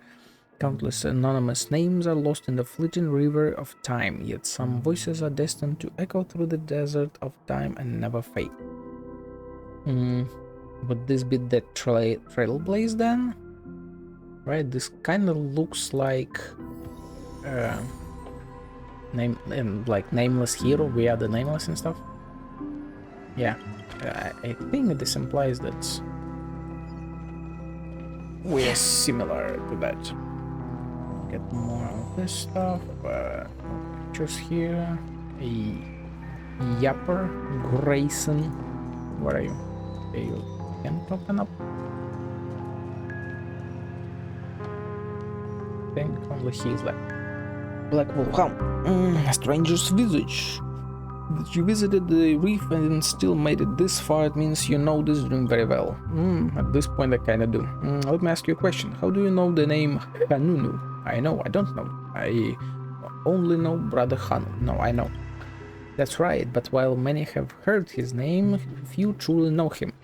Hanunu was a wanted interstellar criminal hailing from the Harbeck clan of Nashoba.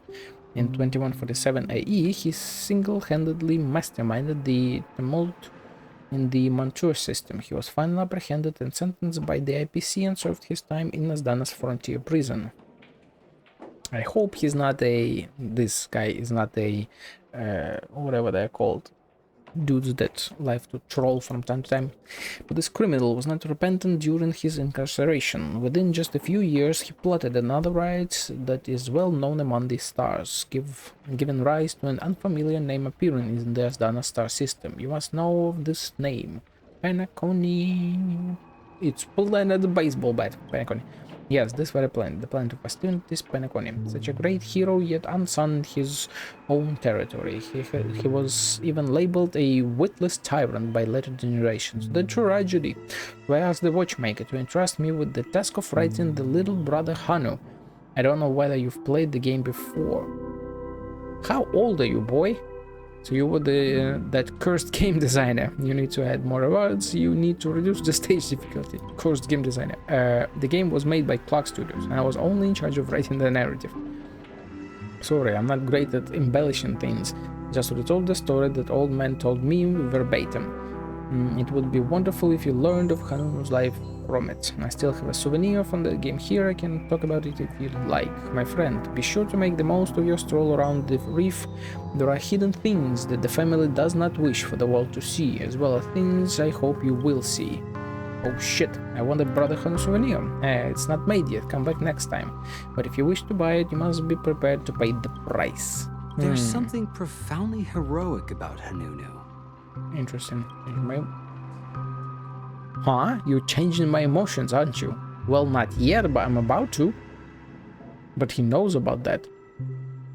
I mean, probably because he's talked to Watchmaker, and Watchmaker can do that. Goddamn.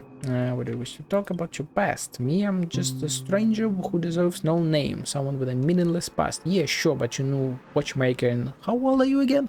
I was once a hunting hound of the Dream Master, biting down on the enemies of the family who would harm the dreamscape. I reveled in the glory of the hounds until after the Tune-riser ceremony, ceremony in which I was to receive a promotion when I heard Hanunu's name from the family head. I was restlessly curious. What kind of person was he, this founder of both the Bloodhound family and Penacony? I asked the family head draped in woven shadows, but my request was met with silence. And yeah, the wolf. So yeah, Hanu was the wolf. Okay, yeah, I'm stupid. I asked many people, with some saying that he was a madman who massacred innocents, and others who said he was a vehemently tyrannical ruler. Some even said he was a hopelessly average man who did as much harm as he did good. My family has been hounds for generations. I take pride in being a hound, and I would never accept that the hound's founder was a sinner. And so I relentlessly sought the truth, arriving in the reef and met with the friend of Hanudos, the watchmaker. Okay, so watchmaker hasn't died that long ago. Or at least disappeared not that long ago. Upon hearing him narrate the past stories, I finally found the answer. He was a hero, at least in my heart. I mean, I wouldn't say the watchmaker is necessarily a reliable narrator, but Hanunu. Penacony's founder, the Bloodhound family first had, and the master of the dreamscapes before it became a beautiful dream. He has been dead for centuries. He once brought me vexation and caused me confusion, but now he is a role model that I emulate in spirit. The croc-eating mad wolf, the tyrant of nightmares, has done us fine. He has many names, but I think he is the only title that befits him. Rebel without a cause. He rebelled against the oligarchs who invaded his home, resisted the APC that restricted his progress, and fought against all that he could fight against. He is an idea materialized. Alas, this idea is fading in the current dream. We do have the brother Hanu, who is very cool and grunts all the time. Hey, he's probably the character with the least suspense in the Clocky cartoon, because the watchmaker wrote Hanunu's name on it.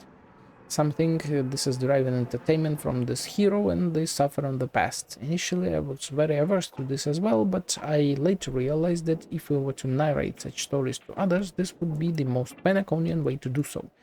The guest rebel enjoys from dusk till dawn, and the dream chasers only chase after the fame. Even family members like us only have ears for the fanatical faith, pledging ourselves with foolish loyalty. No one cares for the people and the matters that are buried with the dead.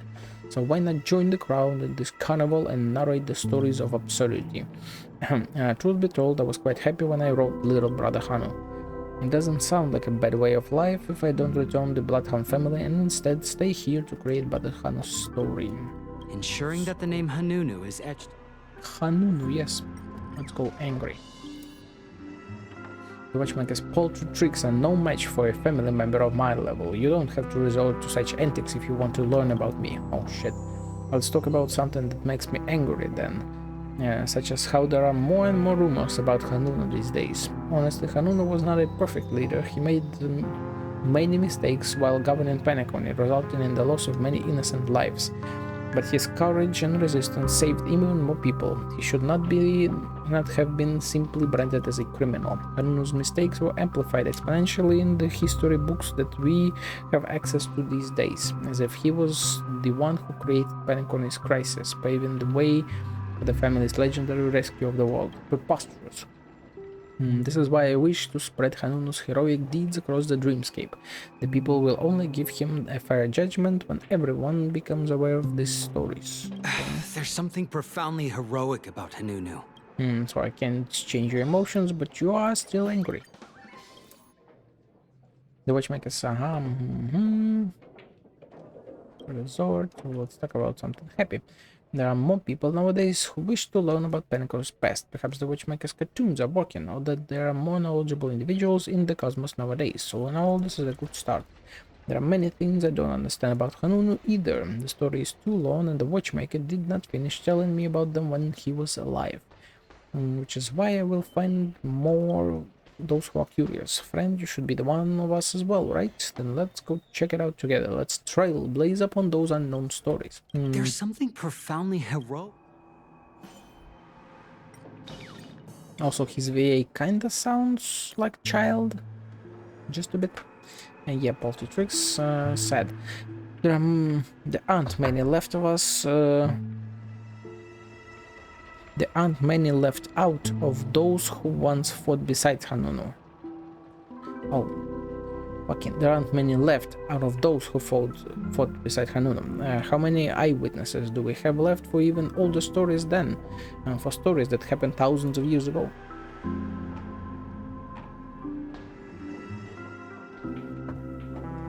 Even if one turns into a mimetic entity with the power of the dreamscape, those who aren't memo keepers will inevitably wane in how the remembrance forgets, gradually dissolve in the corrosion of the enigmata, and quietly depart from existence just like the watchmaker did. Life is far too short, and the past that walks shoulder to shoulder with such lives is far too fragile. The followers of abundance use the timeless corpus to resist time. The followers of remembrance seal the past into volumes, and the Candelagraphos, scholars of the guild, hurry everywhere to seek records. But even so, they cannot salvage all of the past, nor save the heroes who perished together with bygone times. Friend, this is why I need to tell you Hanunu's story. Only by telling the past to the next generation can we resist the flow of time. There's something profoundly... Something profoundly, yes. Yeah, the tricks, like where I come from. Ooh, I was born into a bloodline that was served the family for generations, because my ancestor was a scale degree 2 Grand Guardian, and had previously ushered in the will of the embodiment of harmony, Eternal Centurion. I obeyed Harmony's teachings since I came to this world and served the various clans with my siblings, never once betraying them. So when I came to the reef and saw my own faith was derided, insulted and hated, I was enraged. But when I understood all that happened here, I was suddenly enlightened. I don't think I betrayed Harmony. In fact, it is Harmony that made me to accept all this. Whether it be the Watchmaker or Hanunu, they all simply desired a peaceful heaven free of troubles, which also one the family hopes for. Everyone's dreams are the same, yet we became foes due to our different allegiances. How unfortunate. I am so close. Oh shit. I'm not sure I went where I wanted to go. No, I did not. I want to go to Slumber Town.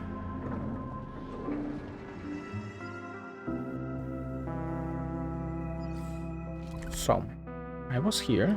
I've come through here. I've explored all of this. I just need to explore this. That's gonna be it. Place rooftop. Let's go. Oh, investigate. Wait. Some people say that dreams of glory overly idolize the role that the family played in history, and that many of the storylines are completely fabricated. Of course, it's just a small number of people, very small. I assume because the family killed everyone who was doubting them, huh? Investigate. Though the streets are crowded and the world has much to see, you are the only one for me. Couples always post a phrase like this when they take pictures here. Mr. Billboard, who is still single, can't help but turn his nose up at the sports. Are you really leaving?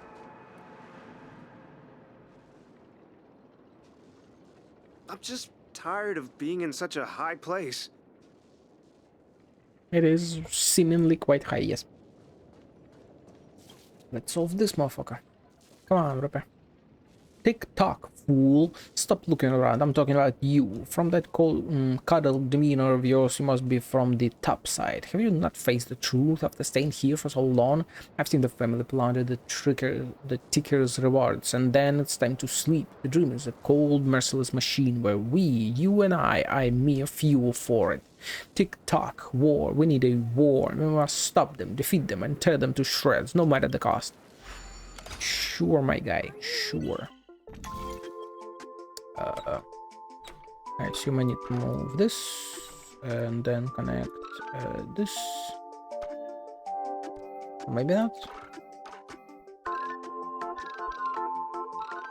This does look like I need to do that, but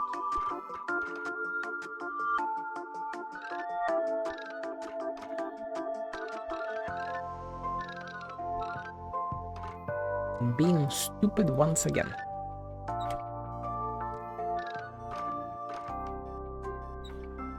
Oh, right. This bullshit. And then here. It was on the fucking edge, dude.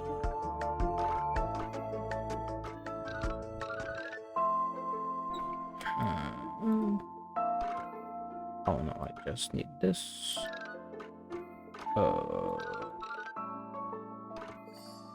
There we go.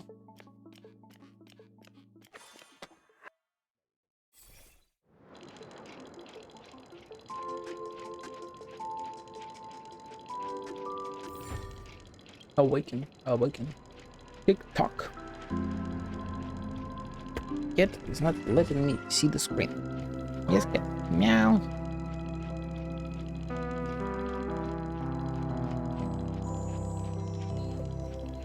Tick-tock, gosh, war is really frightening. How could I have such extreme thoughts?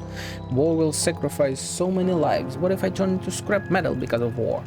We have to use gentler means to solve the problem, such as negotiations with the family, improving theater welfare, and worker regulations. Sure. Are there no birds here? Seriously?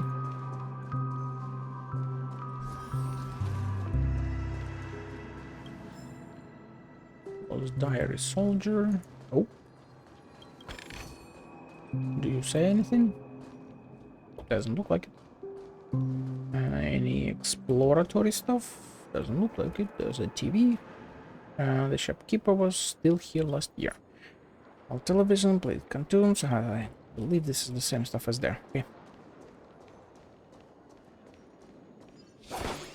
Ooh, and another chest.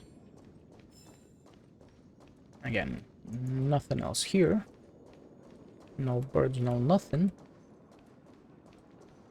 Listen, I got a great new job recently. I'll soon be able to leave this dreamscape forever.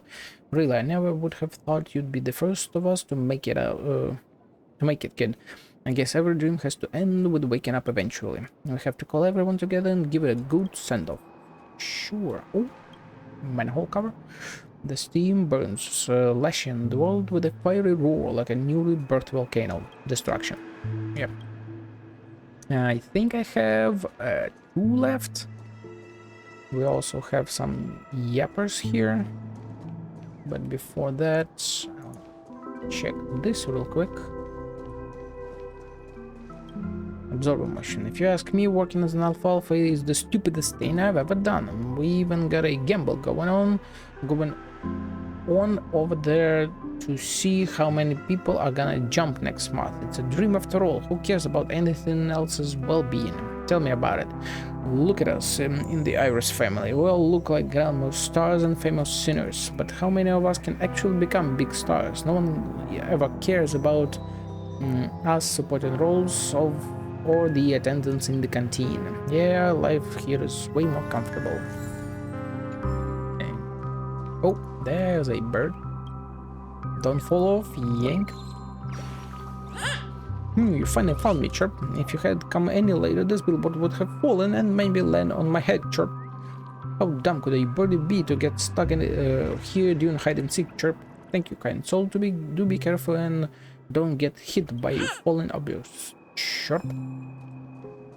Let's collect. Oh, there's Vader. Captain Revolver Part 3. Nothing ever beats a good drink. True, yeah, for sure, man. 100%. Okay, we've been here, but before I talk to these 2 yappers... What was that? Huh?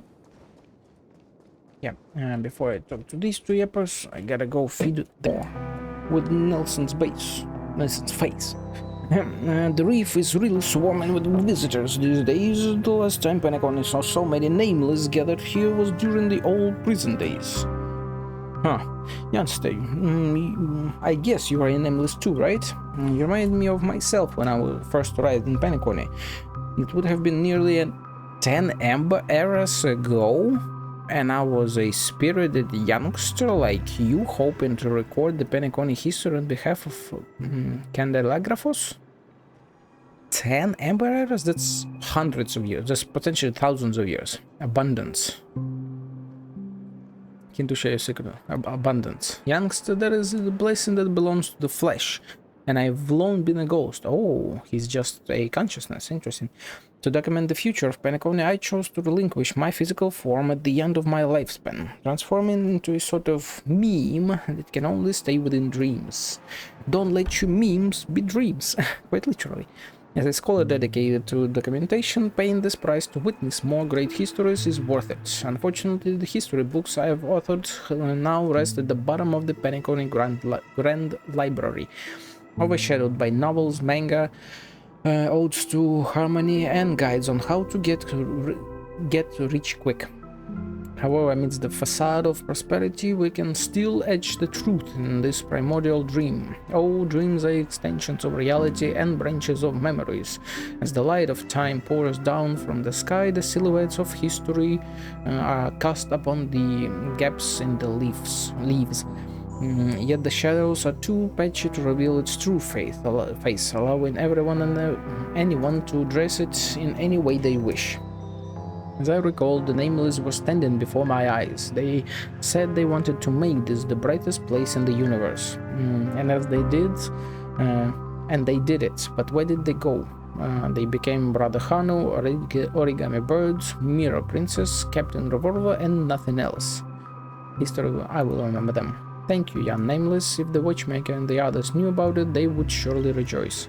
The Watchmaker was too naive, even though it was through the vague form of animation and he might not be remembered by anyone, he still passionately desired to pass on the tales of yore to future generations.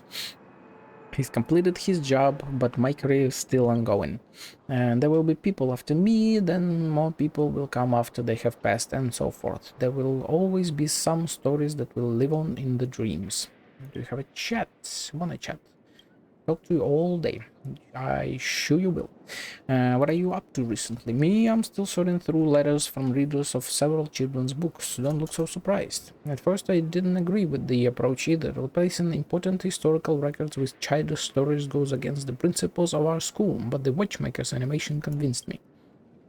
Besides, I didn't completely compromise. The conversation they had and the stories I documented in the book were processed and broken into digestible chunks before being entered into the work. At the start, the editors came at me, telling me not to include strange elements and garbled codes in the story, but gradually they realized not only the content did not reduce the sales, it inspired readers to solve the codes and conduct background research, and so they stopped commenting about it. Like the Watchmaker, I bypassed the family supervision and successfully released the true histories. What were you doing before? Have you heard of the Candelagraphos? I heard about them here, but not before because I haven't read all the lore of the game yet. Illuminate each step with candlelight and bring life to the written word.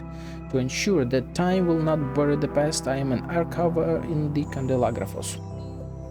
Documenting the history as it is happening is my purpose of coming to Penacony. Of course, I'm not the only archiver, but I'm the only surviving one. Well, you are a ghost. As a prison world that broke free from the IPC's grasp, it is only natural that this place ended up becoming unstable. Hence I followed the Watchmaker and the others. As I wandered, I meticulously recorded my observations and occasionally assisted with clerical tasks. At times, they'd wrap their arms around each other's shoulders, only to later bicker over dinner choices. More frequently, I found it impossible to write while assailed by constant commotion. At times like this, I'd threaten them and tell them that whoever was next to argue would be listed as an idiot in historical annals. Of course, I was only bluffing. The Candelagraphos doesn't allow us to modify history, but how would they know? And so they obediently sat down and acted innocent in front of me. About the reef. Isn't this a great place? Neither the family's bewitching sweet talk nor the patrolling hounds are around. Just like life, such a dreamlit can hold richer permutations than Penacony, which had gradually lost its plasticity after being cultured. The dreamland is primitive enough for you to see both the past and its future. You can see prisoners building new homes on the ruins of their prisons, dream chasers who speed through the desert of their dreamscapes, and people who keep groping their way forward in the darkness. However, for those who have been drowning in the golden dream for years, this place is nothing but a horrible nightmare to them. but those... Yeah. Dreams are a reflection upon reality, a silhouette of history. The allure of history lies in its sparse collection of facts, which can nonetheless unveil a boundless world of possibilities. Let's see, he's calm, I assume. Let's make him angry. Look at what the family is doing now. They are just tarnishing Penacony's whatever the hell was that past. Dismissing history, disregarding calendars, and drowning everyone in dreams. It's as though through these acts they seek to erase the past, silently eradicating the unfathomable truths and leaving the history books echoing only the hymns of the family. The freedom-seekers, prisoners, freedom-seeking prisoners, the oath-defying dream chasers, and even the members of the crew who were quietly sacrificed have now become the footnotes of the 5 major lineages. Go into great lengths to eliminate the existence of countless individuals and silence myriad voices, all to adorn the family with the illustrious title of savior. They are not wary of being suffocated by their greed. Today's Penacony is in no way created by the Dream Master or any one person. Its splendor should belong to all Penaconians. Well, that's kind of the same point as we learned at the start of the stream. Dream Master is all of Penaconians, quite literally, like dreams are a reflection, hundreds of thousands of them. Happy. Before arriving in Penacony, I participated in an excavation of ancient ruins. Regrettably, the local civilization failed to depart the bounds of its planet due to lack of resources.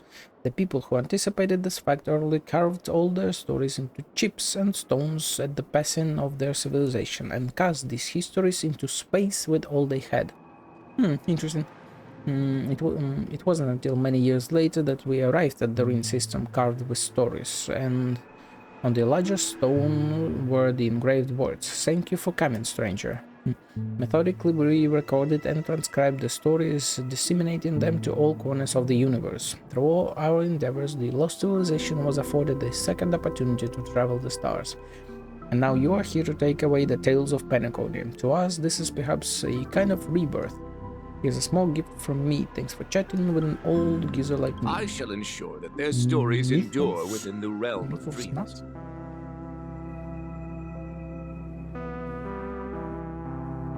What the hell is Mythos nuts? The joy of history lies in resilience. By countless ordeals, the story persists as if carrying toward the life of the dead. What about sadness? Have you seen the real stars of Penacony firsthand? Ages ago, before the war ceased, they adorned the sky above us. We sat in the ruins and gazed upwards at them as they looked down upon us. As time marched on, Penacony transformed from a prison into a desert haunted by nightmares, and from a desert into a planet of festivities. How many of those who once gazed at the stars together remain in Penacony? Maybe like 2.5 people? But I could only watch, for history can never be changed. I couldn't heal Hanu's wounds, rescue Rosalina from the Memoria Singularity, or even save the Moth and Tiernan from the Swarm's encirclement. Warm. Do you know, I can still remember their faces, the jokes they told, and their playful voices at night, but that's all I can do. Because it's all history. They are bygone days, leaving me with only this deep and long dream. In the past, this snack was one of the nameless favorites, but I just couldn't bring myself to appreciate the taste, yet I can't help but to buy it every time I see it. Do you want to give it a try? Perhaps you will like it. Dreams are a reflection upon reality. The pathos of history lies in no matter how magnificent it is. We can grasp all lies ahead.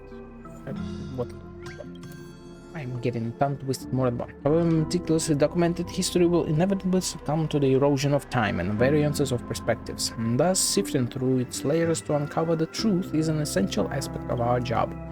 Taking one of the asteroids I've visited as an example, for several amber years, the inhabitants there have been passing down a legend about the long-tailed, black-faced horseshoe crabs.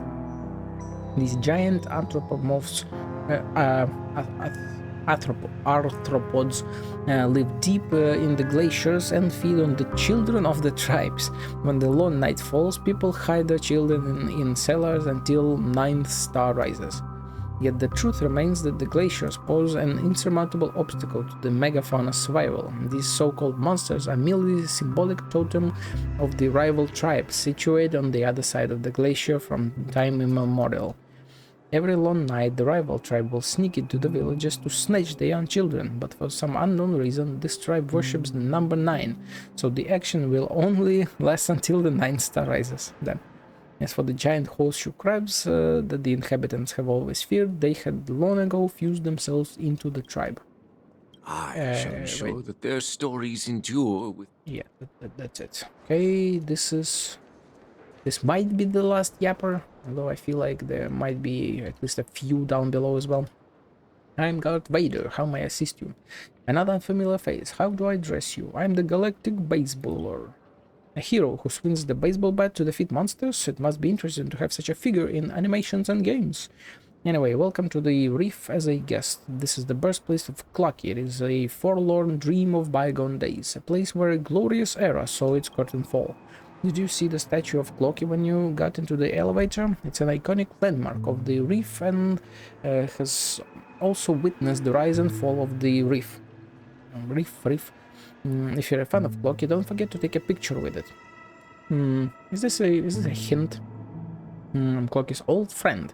Super fan of Clocky, I don't know. I'm his old friend. I get it. Who doesn't want a friend like Clocky? Clocky is a cartoon who has lasted to this day, and it is no longer just a movie and television series. It carries the change of times, the shift of history, as well as the spirit of dreamscapes. The watchmaker might not have admitted it, but I believe Clocky's stories are his own. In other words, they are the stories of us Penaconians. In addition to my job as a guard, I've been collecting items related to the creation of Clocky, hoping to build a museum for Clocky in the future. However, I cannot find the most important item, the original artwork of Clocky. Dear traveler, you must be exploring more places than me. If you ever heard of any relevant news, please let me know. I got it, dude. Thanks so much, Clocky Museum is up. Your name will certainly be on the gratitude list. Pardon me, looks like I've held you up with my long conversation. I won't take up my name of your time, have fun. Before you leave, let's cheer for Dreamville. Let's chat before that. We'll need to chat with you, yeah. Is your work really so relaxing? Honestly, this is a voluntary work. The Reef isn't like the Sweet Dreams. Here you can come and go as you please, and as long as you don't cause nasty incidents, you can do whatever you want. And besides, there aren't many residents now, so my job naturally becomes easier. If you hadn't dropped by here to chat with me today, I'd probably be engaged in a game of chess with a group of elderly folks. What's your reason for liking Clocky? Well, that's embarrassing. When I was a child, my parents used to leave me alone at home. They were terrifying statues displayed in the cold room with creepy birds chirping. But Clocky's voice chased away my fears and kept me company as I grew up. So to me, it's no longer just an animated figure. It is like my partner and a family member, a guardian who never ages. Clocky Museum, how's it going? It's still in the pipeline, which is a real pain. What we're lacking now is funding and the confidence of investors, but I won't give up just as Clocky never gives up. I'm collecting all of Clocky's early drafts. I guess he's happy here, right? There are quite a number of people coming to the Reef recently. I'm sure this place will slowly get better. Let's see, let's make you sad. Ever since I came of age, I've been actively advocating for the Clocky Museum proposal. I've approached at least 50 investors, all of them rejected my offer and mocked my idea for various reasons. Items related to Clocky have been piling up in my room, and maybe one day they will become artifacts of significant value. But will I live to see that day? Will anyone remember my efforts, as long as you did your best? You're right, even Clocky has never completely defeated his enemies before. Blah. What am I doing saying all these depressing words? How embarrassing. Just forget what I said. Clocky never admits defeat, and neither do I. I'm collecting all of... He's collecting everything, yes. He's at least not as much of a yapper. I'm glad about that. The location of Dreamflux Reef is somewhat unstable, and Memoria Zone memes often break into town. Have you ever encountered a meme? Yes, I fought it off. What a brave and mighty hero, but that could be dangerous. A Memory Zone meme is like a wild beast. Some are gentle and kindred, while some are barbaric and tyrannical. When encountering a meme, maintaining your composure is the key to slowing its actions, and then it's just a matter of seizing the right moment to forcibly jolt yourself awake. There's no way out of its clutches if certain terrifying memes get too familiar with you. Next time you're in a similar situation, you can try doing this. Make sure you all eat well, drink. Eat well, drink well, yep. Engi, Cloaky is a shared cultural asset of the old Dreamscape. It's not a personal property. I heard that someone has been using his image to promote their products lately, even modifying the original setting of Cloaky without his creator's permission. This is abhorrent. What's even more annoying is that every time I go to them to argue about it, they'll always bring out copyright-related jargon to throw me off. I couldn't grasp the twisted legalese they were using, but one thing was clear. Cloaky isn't a tool they should use for personal profit. I'm collecting all of Clocky's early drafts. Heard that someone's probably exploiting, abhorrent. And the last part, happy. I don't know when it started, but the reef seems to be shrinking and becoming more dilapidated. People have left or fled, and many have never crossed paths again after temporary farewell. But there are new faces like you who have recently arrived at the reef, and they are interested in this place and willing to interact with the people here. Perhaps in the near future the reef will return to its vibrant and beautiful state, evolving to become the true Dreamville. May the spirit of Cloaky be with us.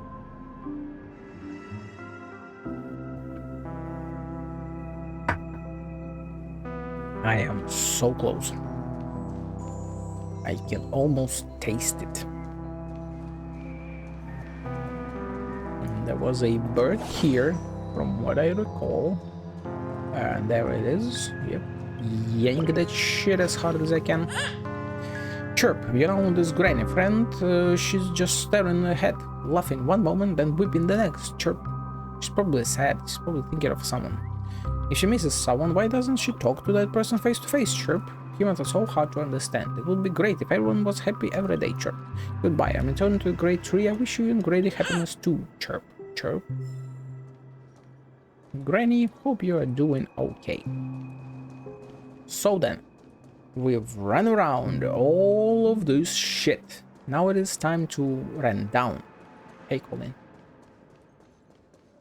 Because we still have this stuff. Where was that invest? High-rise edge. Inside the primordial dreamscape, you may not be so fortunate to fall from a great height as you would be in a dream. Be cautious. Anything else? Break free from the shackles of the guardrails and take in the beautiful vistas of the city. Make sure you share this advice with all your friends that are scared of heights. Yeah, even inside dream, dangerous designs like missing guardrails are classic examples of what not to do.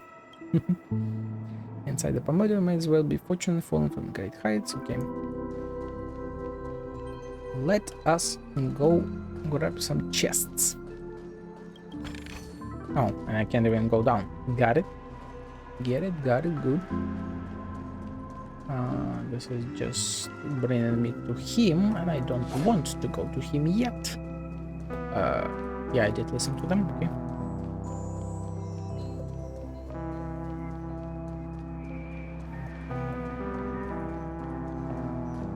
You got anything for me? Doesn't look like it.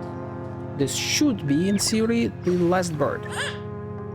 Hey, be gentle. How am I going to descend if you pop the hot air balloon, Chirp? Just look at this height. It might be thrilling to jump down here, Chirp. You sure this balloon can hold up? Can't compare to wings for sure, but it's better than nothing. Hold on, do I have wings, Chirp? Thank you for your reminder, my friend. Suddenly, it doesn't sound so thrilling when I realize I can fly, Chirp.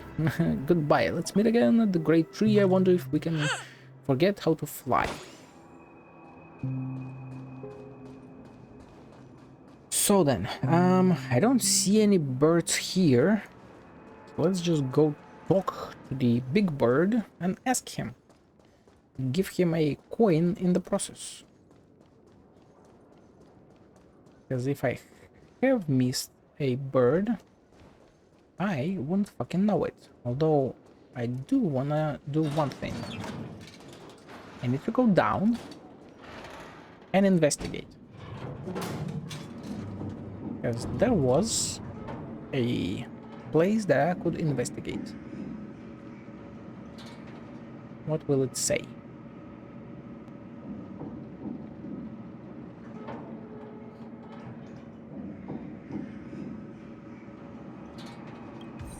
Hey, let's go. We're playing the Mid-Sorrow. Don't really know what that means exactly though. Fine clock is traces in the elevator shaft in the rear. So then, oh, wait, what? Oh no, that's just confirmed situation with Misha. This could potentially then mean the thing on the map? Maybe? Because it's like in between the two towers? Who knows? Either way, let's go here. Hey, Big Bird. You and the bluebird stare at each other, but it doesn't look like it's going to speak anytime soon. Remain silent. It's pointless to play the same trick twice. Never mind, since you're here, take the mission before leaving. Let's see, according to the plot, I should be playing the kind origami bird in this chapter, and you are the kind-hearted guest who helps me find my companions. But playing a bird is tiring, so I'm refusing this role. I'm busy enough fixing the Roosevelt. Anyway, I'll give you your first rewards as long as you get enough birds back. Huh? Looks like you already found half of the birds. Half? This is...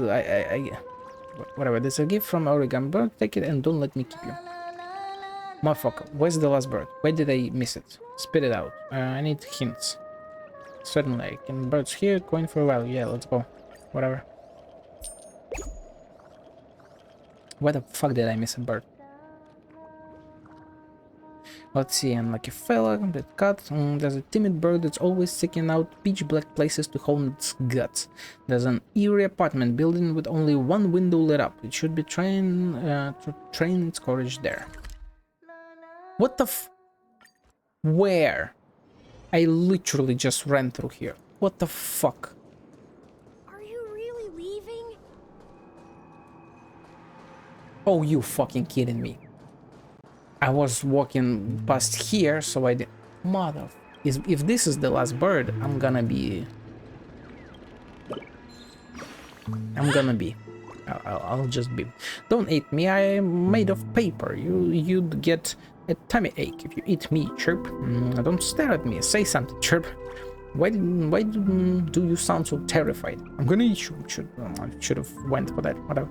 It's really dark here. Feels like a monster will pop out at any time. Chirp. Professor Owl, I should have listened to you. The outside world is scary. Chirp. I'm gonna go back to Dr. Blue's place. I won't wander around anymore. Chirp. Okay, it's at least not the last bird. Okay, so I missed more. Fine. I'm just bad at exploring and looking around.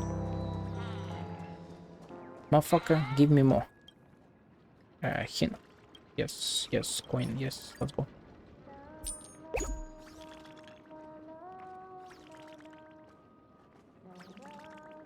And like a file hasn't been cut, birdie who loves listening to stories, it's been handed out by the watchmaker's side, probably looking forward to Clocky's next adventure.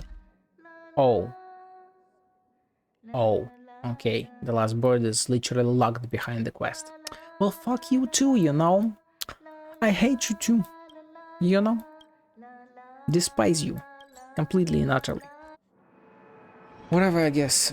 So then the implication is that there's two chests here, and then once we're done with the quest, I can... Is perfect for me and perfect Same, bro. Big same. What is already? During pass bullshit. I'm done with all of this, but not with this. Use sticker. And these are all done. Stained glass panel of mysterious collectible card from a certain VIP room in the theater. This is the theater, I think, right? Complete the final Hano adventure and obtain Hano's Planet of Mysterious collectible card. Finish all Origami Bird stories and obtain the famous 5 Origami's Planet of Mysterious collectible card. I am like right on that track right now. So then, we are done. Oh wait, right, fuck. Forgot to do the thing. This, thank you. Are we quite done now? I think we are. Great. Let's continue with the quest. You're the guest from before. We meet again! And a new friend. Forgot to introduce myself. I'm the hotel's bellboy, Misha. Hey, Misha. Hello, Misha. I'm Welt. We met in a dream. Oh. And who might this be? Okay, he's real here, huh? Tick-tock! Old friend and new friend! Let's high-five! Mr. Yan, you can see him? You are still young at heart. Yeah. Your memory zone mean? No, Clocky is a good friend of mine. We all live here. We'll float down here. This dreamscape isn't supposed to be open to the public. I wonder if it has something to do with Sleepy. Oh, So death? He calls death Sleepy? Is your home? Yep. After my work in the beautiful dream ends, I'll go back home. Commuting used to be more convenient, but ever since travel became cumbersome, Sleepy started ferrying people back and forth between the two dreamscapes. Sleepy. This Sleepy. Can you describe Sleepy. what it looks like? Yeah, he has Sleepy is closed a memory eyes. zone meme. Looks fierce and has many eyes. But it's actually really well behaved. Gallagher's been taking care of it. God damn it. This description. Could it be Gallagher again? Based on the description, that Based. meme is indisputably death. Yeah. A nightmare for the family, but for the people who live here, well, that couldn't be further from the truth. Death? Not in a dream, surely. Sleepy's just a little aggressive, and Just a little, yeah. sometimes messes up by fetching the wrong guess. But it would never hurt anyone. Sure. I see. Has it brought back any guests recently? Impaling say, them. in the It's not last certain. day or two? We're currently investigating a missing person case that occurred within the beautiful dream. Yes, Robin. I see. And Then you'll have to Sunday. speak with Gallagher. But he's currently busy hosting a visitor from the Oak family and specifically asked not to be disturbed. Sunday. Mr. Yang, the person you're looking for, Yes, it's Sunday. is it Miss Robin? And well, Miss Robin as well, yeah. Just as I thought. Considering what happened with Miss Firefly, this doesn't come as a surprise. If you're looking for Miss Robin, I can lead the way. Let's go. She told me that she'd be willing to meet with outside guests. If it's not too much trouble. Also, we're looking for our missing companions. A woman with red hair accompanied by a girl with pink hair. Have you seen them? Oh, I haven't. But please, rest assured. Dreamflux Reef is a small place, and it's not as bustling as the beautiful dream, but its safety is unmatched. It is fairly small, yes. Since it's your first time It here in only Dreamflux took me Reef, 4 hours I'll to be your explore. guide and help you find your companions. And then we can all go visit Miss Robin together. She's gone to Mrs. Grace's to visit the children. She won't be leaving anytime soon, so there should be enough time. Was All that right then, we'll follow your plan. Singing then? But in disguise? Well, we now know the answer to both murder cases that have caused such commotion in Penacony. As for the intentions of the mastermind behind it all, we're still none the wiser. It has to be Gallagher who's behind it all. Well, yeah, he's controlling the Sleepy. That visitor from the Oak family is worth learning more about. That name, Sleepy. Yeah, it's Gallagher. Yes, that's my thinking as well. I'm not entirely certain, but we still have to find him one way or another. Say, you mentioned before that you saw Clocky that only you could see, right? Yep, he's right here. He was with Misha at that time. You also saw him, Mr. Yan. No, he was with Misha. Shake off this strange feeling. Yeah, they are both memes. Am I really still so young at heart? Nah, they live here, Forget but up there they're memes. It's not important. We'd better just follow Misha. Let's go, Misha. What will you give for us? What will you show us? Everyone, look! From here, you can see the most spectacular view of Dreamflux Reef. A black hole? Black hole? He's familiar with black holes. An accretion disk formed from consolidated memoria? Was Dreamflux Reef built on such unstable memoria? Oh, so Mr. Yang is also versed in Memoria dynamics. Nah, he's worse than black I was holes. just trying to figure out how to explain this huge hole to everyone. I bet you guys have a lot in common with Miss Kami. Amy? Oh, like the researcher at the bottom. Right. So, like, is this not Galati and instead Robin? In disguise? Look, there she is. Kami, we've talked already. Finally done. In another 10 system hours, the above dream will swallow the dream below. The hell? My hypothesis was correct. This place will cease to exist as the dream devours everything. Jesus. Hmm? Who are you all, and why haven't you left yet? This place is about to disappear. What are you doing out here? The one out you live in? I'm Kami, a dreamscape surveyor specializing in Memoria dynamics, and this is my life's work that I'm researching. See that huge gaping hole? It was just a narrow rift many years ago, but now it's grown into a giant hole. The surrounding Memoria has been flowing towards the other end of the hole at a constant velocity, slowly but surely. But the scary part is, according to my calculations, the flow rate of Memoria has recently changed, and it's faster than ever before. It's almost as if something is sucking it in from the other side. By constantly improving upon Madame Rosalina's Memoria measurement method, I've finally obtained accurate results. After 10 system hours, the Dreamflux Reef will cease to exist. Just like the melting of glaciers, everything will crumble and disintegrate. The dreams on that side of the void will fuse into one. At the start of the quest, I believe we were told that it was 10 hours before the Charmony Festival, right? So I assume this is either following the script and Sparkle's explosion is part of the script, and her buttons will lead to dreams merging, or the family is trying to converge the dreams. But like, if they don't know about death and what exactly it is, then I would assume they wouldn't know about this. But Sparkle also, why is there a red spot here? Is it the singularity? But yeah, Sparkle referenced Gallagher in her story quest, so I assume she knows him and knows about this, and probably is aiming to combine the dreams, or like collapse a dream.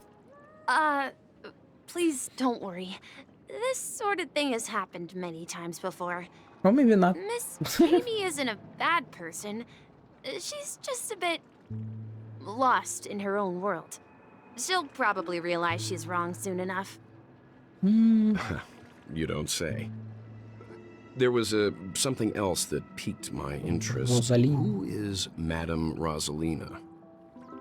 Oh, do you know her too? Or are you also a fan of Memoria dynamics? We're very interested in Madame Rosalina's achievements. I think it's much as VA.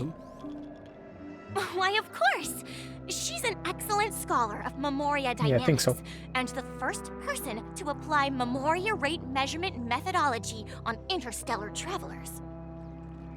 Regrettably, due to the presence of the Garden of Recollection, ordinary people don't pay much attention to the nature of Memoria. She departed this world without much fame, leaving only a few thin journals behind. I came to Penacony to learn more about my idol, and went to great lengths to seek out Dreamflux Reef, all because this is her final resting place. Prodigies always meet their demise prematurely. If only Madame Rosalina had more time, she would have discovered a way to reverse the flow of Memoria. I felt it. The source is in the golden hour. There is a certain anomalous presence stirring the currents of the memory zone. I must uncover more concrete proof. Sparkle. I must convince everyone. 100% Sparkle. Does the name Madame Rosalina sound familiar to you? Well, yes, because I talked to this girl like an hour ago, maybe just less. It was one of the nameless mentioned by the conductor. That's right. It seems like she did a great deal of research and calculations in Dreamflux Reef before abruptly passing away. Miss Katie regularly mentions her. I hear Madame Rosalina passed away during the prison war. That was hundreds of years She ago. could see the Penacony of today. It's people building homes in the memory zone. I bet she'd be really happy. Perhaps. Our destination is the commercial district. That's where the largest crowds gather in Dreamflux Reef. We might be able to find the others there. Jamie, I felt do you it. have anything else to say? The source is in the golden hour. There is a certain... Okay, nothing else. Got it, thank you. Hey, it's March. March, what are you doing to the Pepeshi? I'm begging you. March, what are you doing? Girl. Ghost! There's a ghost! Don't come near me! Ghost? Oh my. I'm human and so are you. No, Can you he's get a grip? Pepeshi. Mr. Girl. Yang and Miss Trailblazer, I've been waiting for you. Quickly, come help. I bumped into a member of the family on the way here. He was so scared and I just wanted to calm him down. But... Let me go! Let me go! I've only done good in my life. Why can't I rest in peace after death? Well, No, because he this thinks is how he it died turned and out. got here. You scared him this badly? Now you shall pay respect to the March 7 ghost of Dreamflux Reef. Me? A ghost? Don't make me hit you. Do it. He thinks Do he's it. dead. Although, when I first fell in, I also thought the same. Oh, shit. Dear guest, this Although, is yeah, I not guess the everything afterlife. exploded and This we is thought that we died. Dreamflux Reef. That's right. Did you hear that? Repeat after me. Dreamflux Reef. You're talking to someone invisible. If I'm not dead, what am I? Someone I invisible? shouldn't have pushed my luck and tried sleeping in my dream. Curiosity kills the Pepeshi. So, I mean, March would be young enough. He's like literally only a few years old. And Welt somehow sees Misha, but he doesn't. Interesting. Invisible who? Stop asking! You'll alert the monsters. All the dead are right here. All of them. Alright, because he would have known who died. You're not and talking they are about the here. memory zone meme, are you? Zone. Don't say that name! It's all your fault. They're coming! Oh, shit. Okay. Who are we fighting? Forget your wallet? Yes, I have. Together as one.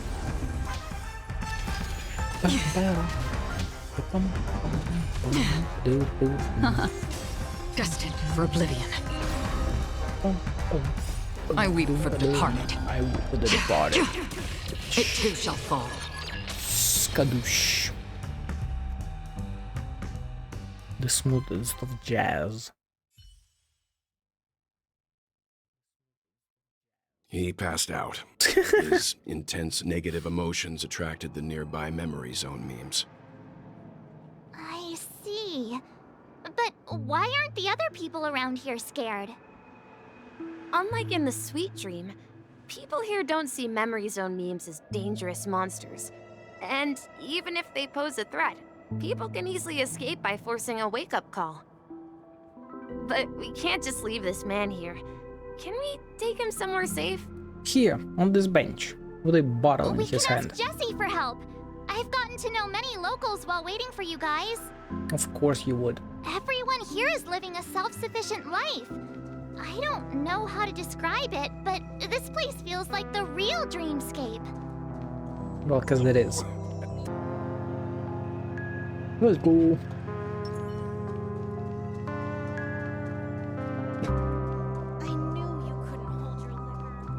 Hey Jesse. Long time no see. Jesse? Is it evening? Welcome, Miss March. Who might these be? Girl, you know me. These two are my friends. As for the man lying on the ground, he's a scaredy cat who fainted from fright. I see. Another poor guy who accidentally ended up here. I'll take care of him. There have been a lot of new faces lately. Things must be tough in the beautiful dream. The few remaining havens of freedom in Asdana will soon face trouble. Do such things often happen here? Not really, but they're becoming more frequent now. Guess it's one of the signs of the Sweet Dreams collapse. This man has had quite the shock. Could you help me find a Halovian lady, March? Her songs can heal mental wounds. Robin? A Halovian lady? Robin. That must be Robin. She's also here in Dreamflux Reef. March about to flip out. Huh? Robin? But I thought she... Alright. Right. If Firefly is here safe and sound, then it means Robin must be okay too. Misha is about to take us to her to find out what happened. But before that, let's meet up with Himiko. You were with her earlier, right? We met some stowaways in the residential area. Most of them came from neighboring star systems. I heard that places like Dreamflux Reef are scattered throughout the memory zone of Asdana, like islands in the ocean. They existed before the family arrived. I also heard that when Dreamflux Reef took shape, it was the center of all dreamscapes in Penacony. Yes, it was. If that's true, it's no wonder there are so many similarities between this place and the Sweet Dream. Himiko must be gathering information. Let's hurry up and get going. Let's go. Let's run. Jesse, There have been got a lot of anything new to say? faces lately. Same shit, okay, got it. Let's see how you handle a stroke. The Master Stroke. Oh, she was here. This is where we split up. She can't be too far away. So that's how Who it are is. you? I never imagined we'd Is it- gather the remaining details here. It's not Mikhail. To borrow Mika. Gallagher's catchphrase, what an unpredictable twist of fate. Himiko, Is he here like they are. his son or something? Ah, Or perfect just timing. reincarnation? Now that everyone's here, I'd like to introduce everyone to Micah, who's partly in charge of the Land of the Exiles. Yeah, Micah. Micah, these are my companions. It's a pleasure to meet the Nameless. You know Boy, us? you are a sassy. I've been keeping an eye on He you since is the day us. you arrived in Penacony. Oh. We would have met under more appropriate circumstances if Dreamflux Reef hadn't been isolated from the 12 dreamscapes. Please, allow me to formally introduce myself. I'm Micah, the Gravekeeper of Dreamflux Reef. Gravekeeper? Life in Dreamflux Reef is pretty liberating. Everyone here mostly keeps to themselves, without meddling in others' affairs. My daily task involves cleaning a few tombstones. The You're Nameless too tombstones, right? modest, Micah. When lost dream chasers stumble upon this place, you're the one who takes care of them, guiding them back to the Sweet Dream, or showing them how to survive the wild dream chaos. So, a guardian of sorts. Were you talking to me, Mr. Yang?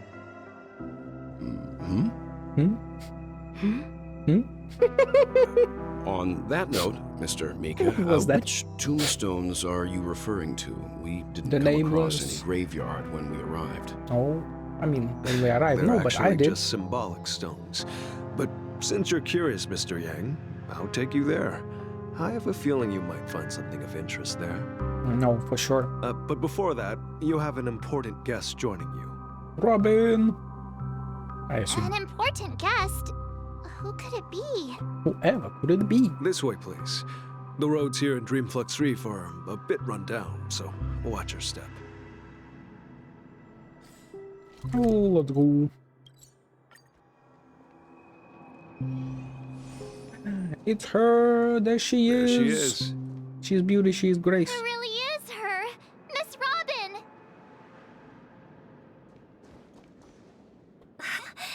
Everyone sang so wonderfully. It's not often that I tried this music style, but I've gained some valuable insights from it. Oh, I can't thank you enough, Robin. Well, these kids have made incredible progress in only a few days. It was nothing, Grace. I merely taught them how to sing. It was you who brought hope into their lives. Dude, and I now know all Life of this must be quite backstory. difficult for them in reality. This is why I explore before doing the main quest. That's right. Whenever it's time to say goodbye to these kids, they're reluctant to leave. But I've explored every corner of Dreamflux Reef, talked to everyone I met, Same with me. and they all told me the same thing. She's just like me, for real, for real. This shattered dream is not worth clinging to. It seems you truly are a child of the Harmony.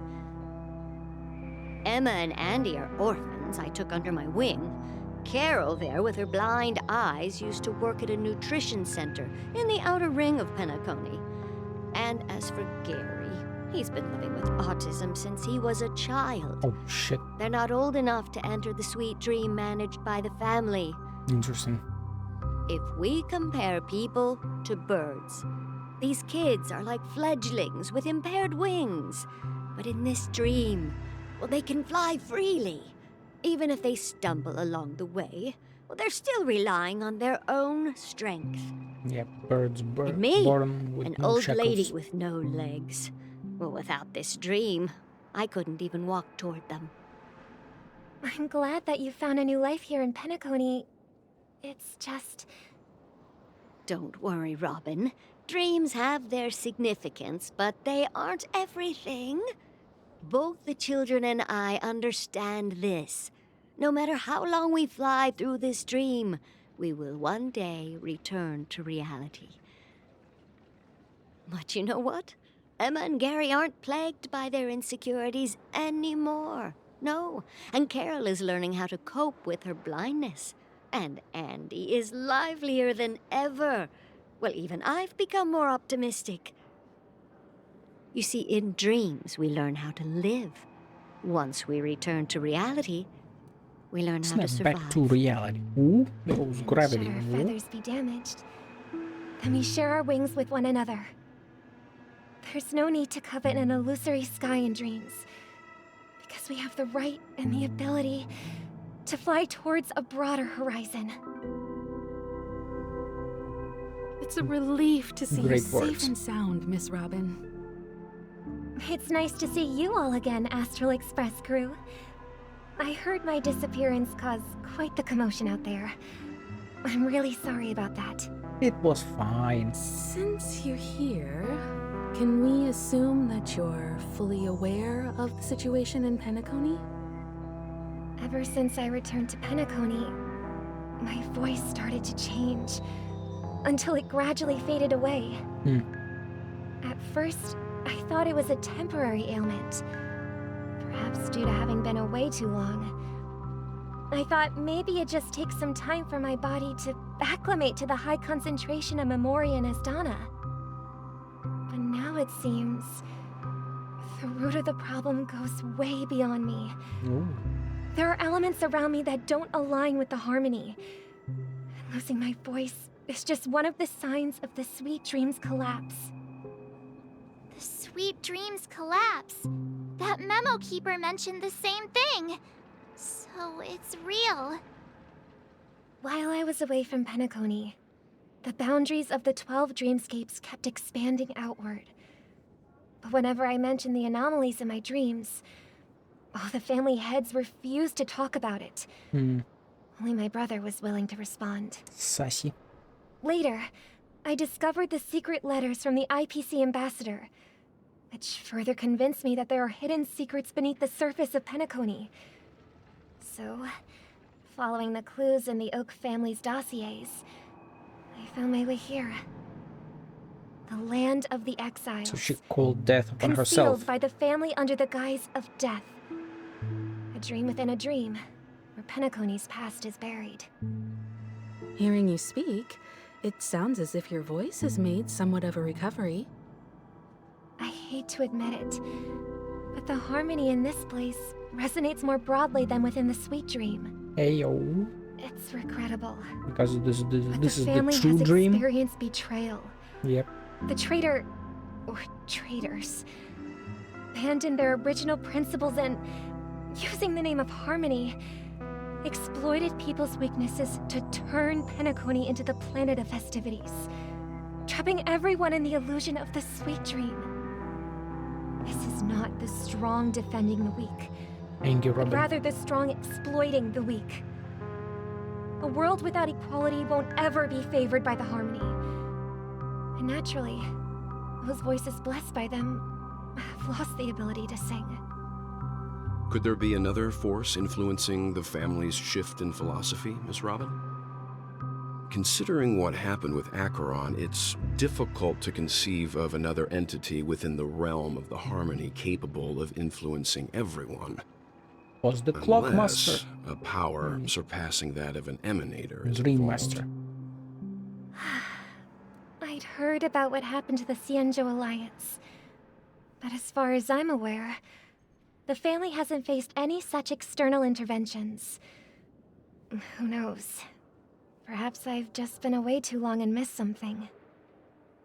Regardless, I cannot accept my home is moving towards the very opposite of what the harmony represents, while still claiming to uphold it. I must uncover the reason why Mikhail cut ties with the family, and who exactly it was who betrayed us all. Do you remember our arrangement, Mr. Micah? Well, here's my answer. I've decided to forgo my role, and never step foot on the Charmony Festival stage again. Oh shit. No, them's are big words. 11 system hours, so... Look here, brother. A little bird. Looks like a fledgling Charmony dove. But Charmony doves don't live here. So how did this little bird get here? Maybe its parents abandoned it? Just like them. Looks weak and frail. Why don't we find something soft and make a nest for it? This place is too dangerous for a fledgling. Let's take it with us. We can put it on the wooden shelf in front of your window. Okay. A bird like that must have a beautiful singing voice. But where will it live?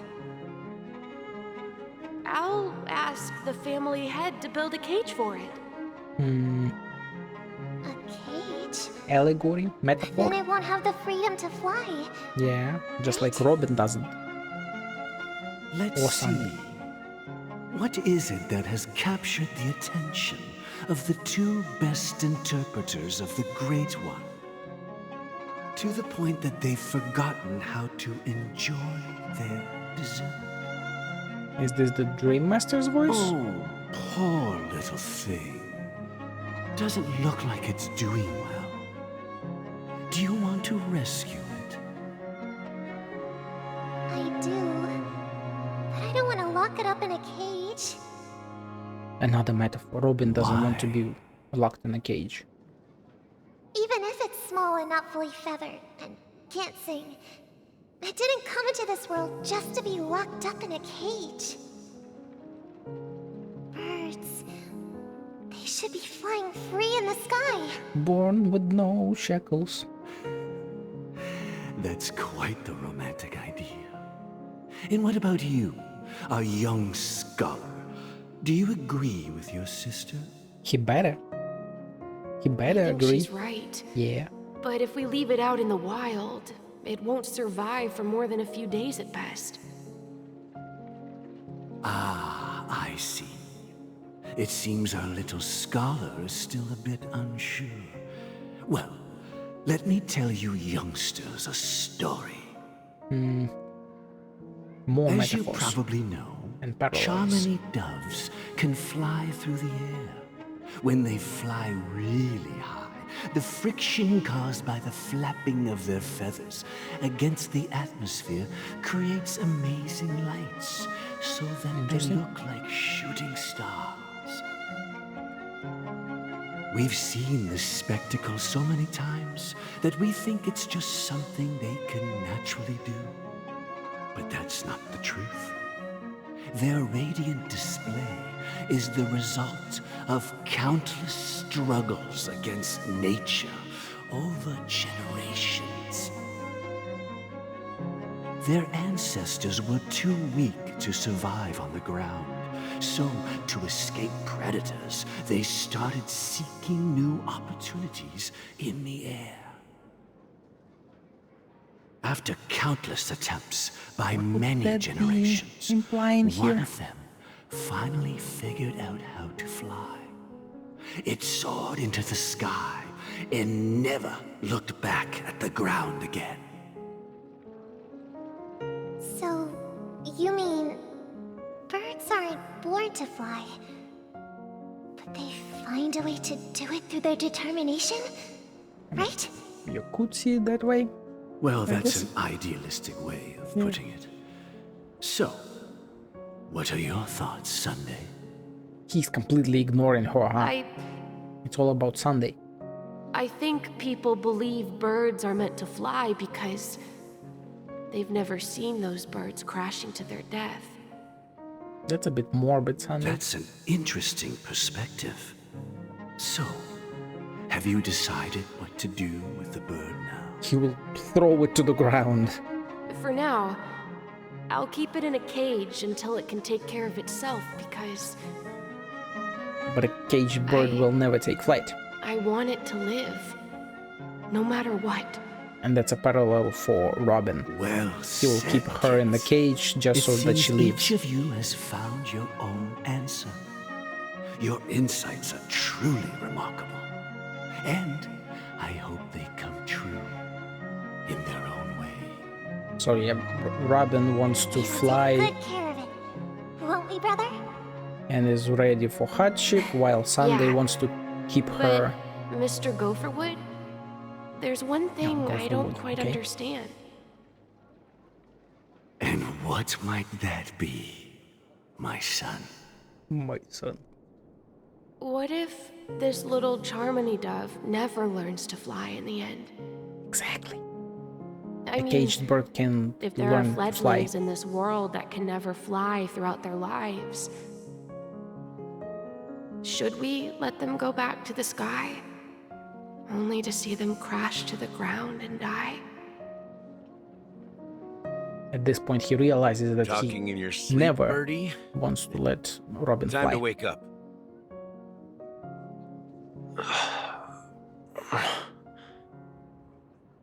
Huh? Need a hand?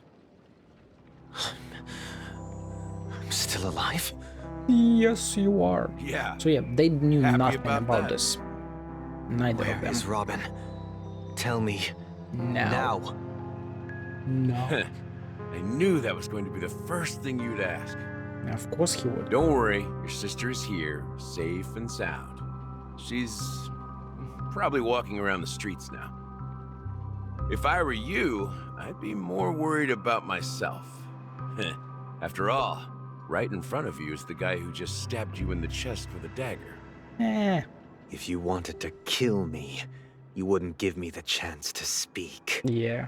Just tell me your demands, lackey of the watchmaker. So, I you figured like out all who of I that. am, huh? No wonder you had the guts to go against the Dream Master and the Four Families. Looks like I made the right choice. So yeah, he chose him to go against the families. You are aware of my plan and see through my act. Time is running out, so let's drop the charades. I'm suggesting we cooperate. Cooperate? What makes you think I'd cooperate with you? He saved Robin. And you. The fact that the famous Robin has chosen my side. Plus, some clues about a traitor and a bright future for Penacony. Any of that catch your interest? I find it hard to believe a man who's full of deception That's a good point. Fine. You don't have to trust me.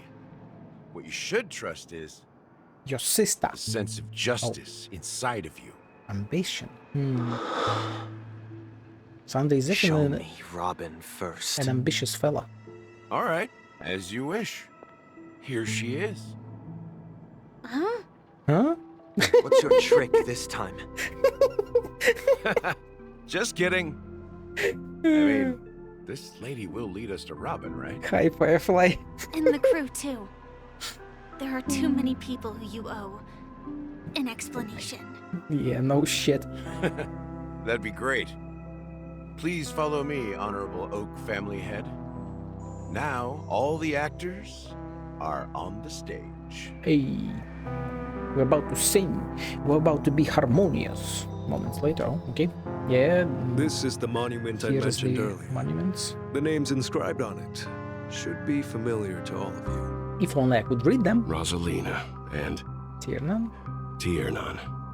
When Penacony was known as a frontier Mikhail? prison, it was the Trailblazers who connected it with the stars. They were the heroes who saved Astana, and their names deserve to be immortalized. Not just on this small stone tablet, but in the annals of history for all of time. However, today, the planet of festivities is nothing but sweet dreams. That heavy piece of history is all a distant memory. Just like that prison. If their names are inscribed here, then that means... They're all dead. Yes. According to Micah, they died long ago. Amber Rosalina was killed during the War of Independence. Yep. She ventured alone into the heart of the star system to investigate the flow of Memoria, but she never returned. Interesting. Tiernan was a skilled gunslinger, strong and reliable. There's He led the people through revolver. countless battles, but he didn't live long enough to witness the arrival of true peace. The last In the one? decade following the war, There's Penacony 3 of them. faced challenges internal and external. To protect Astana, Tiernan took up the way of the Trailblaze and led the Lampmoth family to explore beyond the system. Lampmoth. Only to be surrounded and wiped out by the swarm. There it is, Though I yeah. had expected as much, the tales of these heroes truly are sorrowful. That they are. True to the title of Trailblazer, they spent their lives venturing into the unknown. Into the unknown. What about this tablet? Exactly, There are yeah. no names carved on it. The center one. When Dreamflux Reef was created, its owner was still alive. However, he insisted on erecting a monument for himself, saying that it will happen someday. So yeah, it was Mikhail. Okay. Here we meet again. Everyone from the Astral Express. And Robin. Brother. Oh shit. Speedy hams. Oof. There's Gallagher about the situation, so he's gonna be the last one. Okay, let's go. Firefly. I brought Gallagher here. It's time to face the truth. What is the truth? Misha, what you gotta say? The atmosphere sure is livened up with all these people in here. Has it really? To me, it kinda seems, humble. I did my job. I gathered everyone here. Doing your part. Gallagher will explain the rest to you. Take care. He's like a giga chat and a half, though. God damn. Also, playable when? Like, come on. Yeah, Micah, Mikhail, Misha. I do feel like they're all a part of one family or lineage or something. You know, because it's all about There's no families and need stuff. for words. You're safe, and that's all that matters. She is very cute. I can't see. I can't see. But yeah, Trailblazers are all gone, so just Gallagher. Let's go. I promised to give the siblings some privacy, so let's talk about our business first. What do you say? That sounds sensible enough. Since you went through the trouble of gathering the family heads, the crew, and the Stellaron hunters, I'm guessing you have something important to say, Mr. Gallagher? Oh, is it that obvious? The look on your face is practically screaming, I'm the one behind all this. Obviously. You're right, Mr. Yang. It is indeed time to come clean on everything. The siblings already know what they need to, and they've made their choice. But you, Nameless, arrived a bit late. So it's only fair that I answer your questions. Before we begin, let me reintroduce myself. I'm the founder of Dreamflux Reef, the deputy of the Watchmaker, and he's the one who sent out that invitation. Yeah, he's Hano. As Gallagher, the history fictionologist, I humbly extend my greetings to you all. History fictionologist? Original wolf. So what? Everything you told us was made up? Well, don't worry. Almost everything I shared was true. Well, except for the part about the family accepting me back. I double-checked with Micah, and everything he said about the family, the Watchmaker, and Mikhail is true. Thank you for your understanding. Now let's get down to business. To defeat I'm the sure you're all Hans. wondering why I went through the trouble of setting up this battle for the legacy. Inviting different factions and stirring up a ruckus all over Penacony. I am wondering that, well, yes. It all boils down to something very familiar to all of you. The Stellaron. Where the is Stellaron? But how is that possible? Penacony is a free-flowing interstellar hub. There are no signs of contamination whatsoever. You're totally correct. Enclosed? So, care to take a guess at what that means? It's in the dream. It's enclosed some here. Has been completely sealed. Someone is manipulating. You're pulling a leg again. That's nice. I think... someone is manipulating. I could be jokester here, but I want to be serious for a second. Keen. Yeah. Well, what should I say? I expected nothing less from the person here who is the most familiar with the Stellarons. Yeah, exactly. The sweet dream doesn't come out of thin air. If you think of the memory zone as the sea, creating the land of the dreams is like filling that wild ocean with earth to make an island. Yeah, they're using the Stellaron to create the entire Without the Penacony. help of an emanator of remembrance or enigmata, the only way is to use a Stellaron. Interesting. And that's not something you can achieve with a simple wish. It requires vast quantities of knowledge, time, and manpower. I'm sure you get what I'm hinting at. In Azdana, families, the planet of festivities itself is a Stellaron disaster. And that is why it's collapsing? The planet of festivities itself is a Stellaron disaster? It all started a long time ago. Back when the Watchmaker and his crew liberated the frontier prison.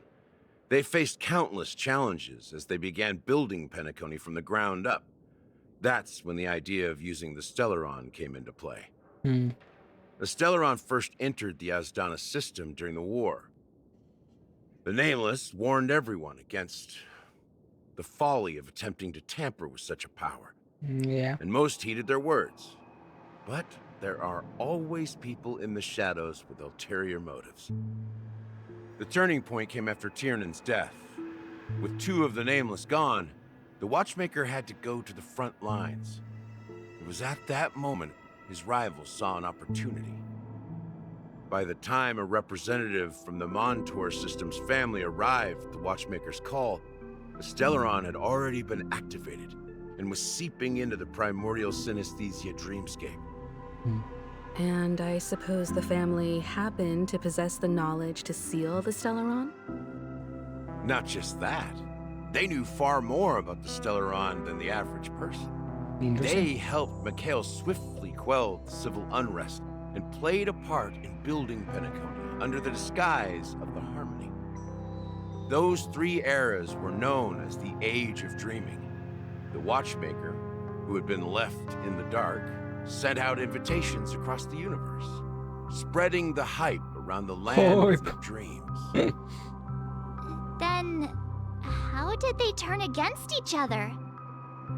Remember the island in the ocean metaphor? The truth is, the Stellaron was never truly sealed. It's leaking. It existed in a different form within the dreamscape. Think about this. What would it cost to create and maintain such a lavish dreamland? Was that Intellitron talking about morphing, the poet Intellitron, talking about morphing a Stellaron into the being that we will fight at the end of the quest then?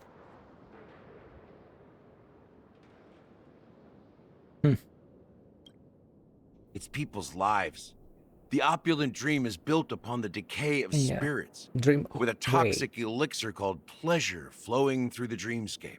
Dream Master is the Stellaron? Indulge in the dreamscape, and gradually their minds succumb, becoming nourishment for the sweet dream. Confusion, laziness, and cowardice, weaknesses that plague humanity, were magnified and nourished by the family. Penacony became a new kind of prison, even more impenetrable than the previous one. Sadly, we realized this far too late. By then, the family had a firm grip on Penacony, swiftly quelling any opposition that arose. At my wit's end, I had to use the power of the Enigmata, and sought refuge in this chaotic realm. Over the years, I created a meme within this dream for our use. The Sleepy? Dormancy. No, That's Dormancy, its real name. We exploited a loophole. You see, regular people can't fall asleep again while they are inside the dreamscape. So this is the true meaning of the impossible. You sent out invitations in the Watchmaker's name to find forces capable of resolving a Stellaron disaster and draw them into Penacony to uncover the truth. Fucking Dr. Ratio.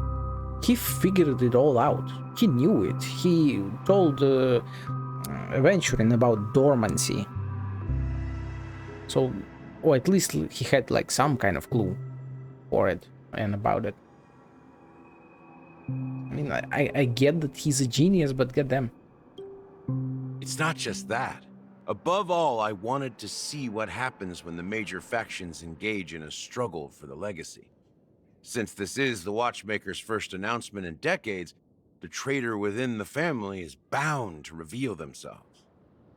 So, the legacy is just a facade. It's fiction. It was made up. If you want to consider the Stellaron as the Not legacy, I'm totally fine with that. Maybe it could be. If that's the case, where is the Stellaron now? It's the black hole. That's a question for Mr. Wings. The Stellaron is still under the family's control, and as the head of the Oak family, I'm sure he holds all the answers. I doubt it. He seems kind of clueless, to be honest. Whereabouts. Go ahead. I'm sure Mr. Wings holds all... Okay. Anything new? You all look quite serious. Oh. Is there anything I can do to help? New lines. Cute. As Firefly? I suspected, the core of this issue lies within the Stellaron. I mean, there is a reason why y'all were summoned by him as well. Yeah, the Stellaron hunters, so like, you should know about shit, which is why... Are you done talking? You were called. So, will you tell us where the Stellaron is? It is the Penacony Grand Theater itself. As I suspected, it's the embodiment of the family. The edifice that first materialized within the Sweet Dream. That's what turned Penacony into its current state. As for the person who employed its power, it is in fact Mr. Gopherwood, the current Dream, current Dream Master. I was right. That sweet voice that was the Dream easier than Master. I thought. Nice. Did you conduct your own investigation already? Correct. When I was trying to track down the person who murdered my sister, apart from you, Gopherwood was my second suspect. Obviously indicated by that dream. Confronting me first turned out to be a smart move on your part. Yeah. I didn't have other options.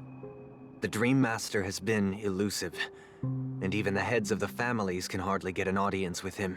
Interesting. Moreover, is he scared? Mr. Gopherwood has been kind to my sister and me. and I didn't want it all to end like this. What do you mean by that? To be honest, my brother and I are also victims of the cancer of all worlds. We grew up as orphans, and were adopted by the family when they came to help. Mr. Gopher Wood recognized our potential and brought us to Penacony. But I can't just stand by and watch Mr. Gopher Wood become an enemy of the Harmony. I won't use my voice to support an evil cause. Oh?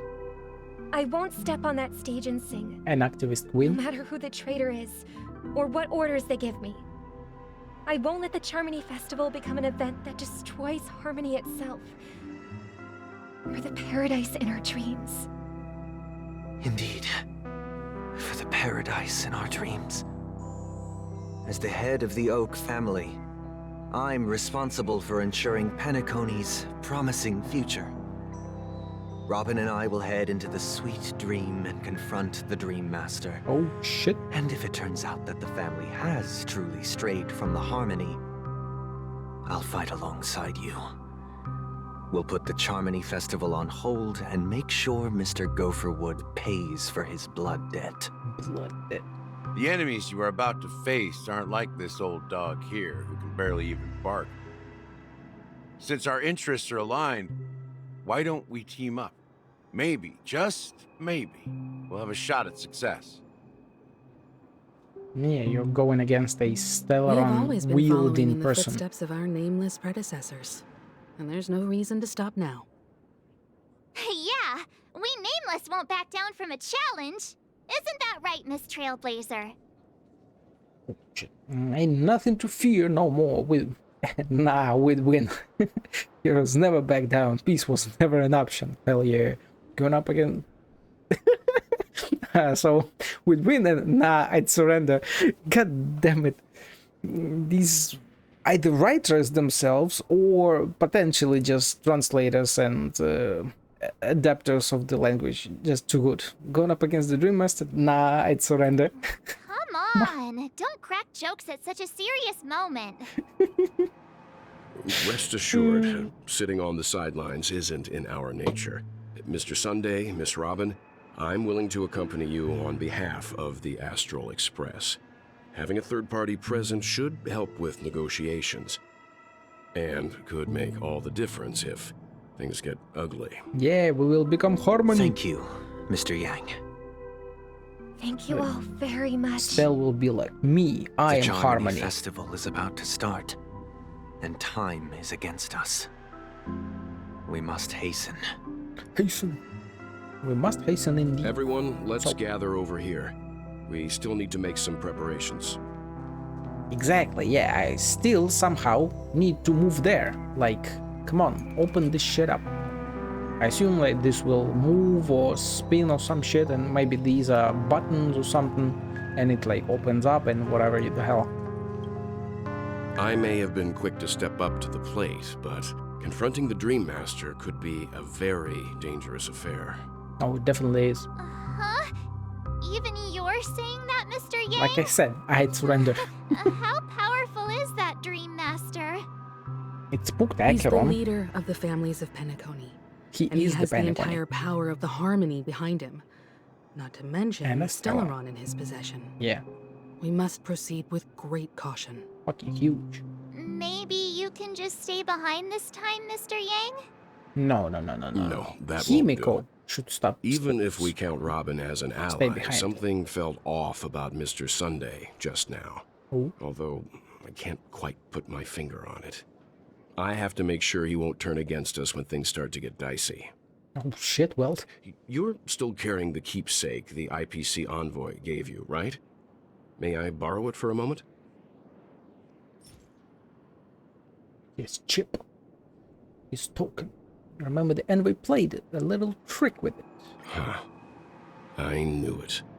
It's the tracking device, so what do you need it for? I don't think this will bring us any luck. What do you need As it for? I suspected, this chip Aventurine gave to you is Yeah, actually a transmitter. miniature transmitter. Yep. If I'm Yep. right, he intends to use it to track your location or contact you when needed. As it so happens, this may actually be of some use in the current situation. Aventurine? Is he still alive? Mm, And what does he have to do with our mission to confront the Dream Master? He's in the hole. Remember what I said earlier? Working with the IPC is a way to keep the family in check. If negotiations go south and the family show their true colors by going after the Stellaron, I'll use this transmitter to send a message to the IPC. It'll be just Jaden the Topaz? opportunity the IPC ambassador was hoping for. They will The swoop only in. question mark in all of this is Aventurine's current status. Yeah. But the IPC is always listening, Oh, yeah, especially senior strategic investment department heads like him. Yep. Getting the message across shouldn't be a problem. Good luck to you, Welt. Himiko, go you to the take care, train too. and stay there. If anything goes wrong, don't worry about me. Just make sure to seal the Stellaron. Boy, what are you saying? Stop Spoken raising like a true hero. all these red flags. Even Come if on. the Dream Master is innocent, the family's corruption runs deep. I won't make the same mistake Mikhail did. Oh.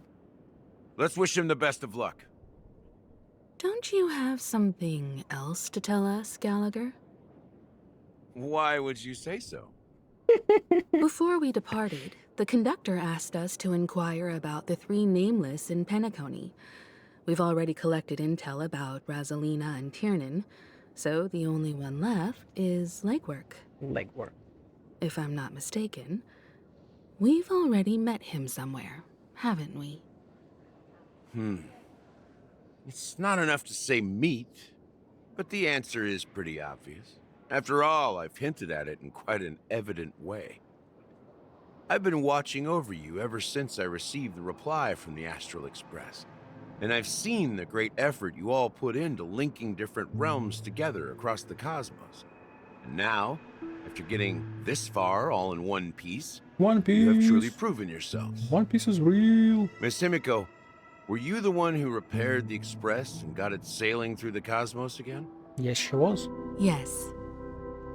And you two, young Nameless, you have very interesting life stories and extraordinary skills. Yes. Oh. Aw, you're making me blush with this letters. Keep them coming. Of course, my reputation precedes me. Believe in the galactic baseball supremacy. Shit, both of these are great. Let's go with the supremacy. This is like one of the hardest choices of dialogue in this fucking game. What? Hey, you can't just make up titles like that. I am the galactic baseballer. Everyone knows it. You're full of energy. Please send my regards to the conductor, Pom Pom. Please let them know that their friend had fond memories from his time aboard the Express. Yeah, She the dog. reminisce on every time he had a good drink. As for the last Nameless, he embarked, disembarked, and embarked again. Barked. Traveling a lot in of a barking, great you know? circle, ending up back where he started. A lot of barking. On his deathbed, he told me to find the Astral Express and deliver an invitation to the future Nameless. He left behind a special gift, a true legacy. Yeah, Mikhail. Something that belongs only to the successors of the Trailblaze. Come with me. Now is the time to reveal it. This will be the watchmaker's thing here, right? Yep. Let's go. That's like I thought. Back here again. Come on, he's either gonna press Sometimes it. I feel like you're do still something. alive, old friend. Like you've still got so much to say and do. He was hot Kept as my hell promise. Brought the future Trailblazers you've waited so long for. too. Girl, what are you Why doing you here? were so obsessed with that train. Firefly. But I remember your last words. Is it just say the words? Don't let us down, old man. Let's go. Cutscene. Gonna see the watchmaker's true legacy. But for the Trailblazers. Oh shit, it's all rising. I am so glad I went through the entire exploration already. So that I noticed the changes later. Shit. beautiful, ain't it? Go ahead. His resting place lies in the garden up ahead. The first and last nameless of Penacony. Mikhail Char Legward, the Watchmaker. Cool. So then, are there any other changes? I think everything else just rose up above, right? Yeah, doesn't seem like anything else changed. Okay. The black hole does seem to be maybe a bit more equal. Okay. So we've got a bird there as well.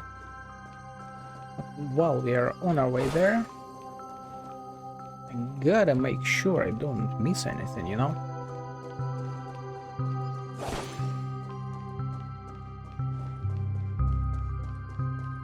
Also, the music so far has been relatively subdued, I'd say. And I expected something, I don't know, more grandiose, you know?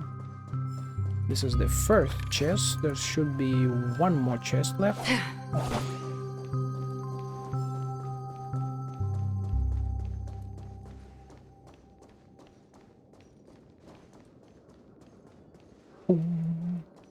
Oh, and there's the last chest. Nice.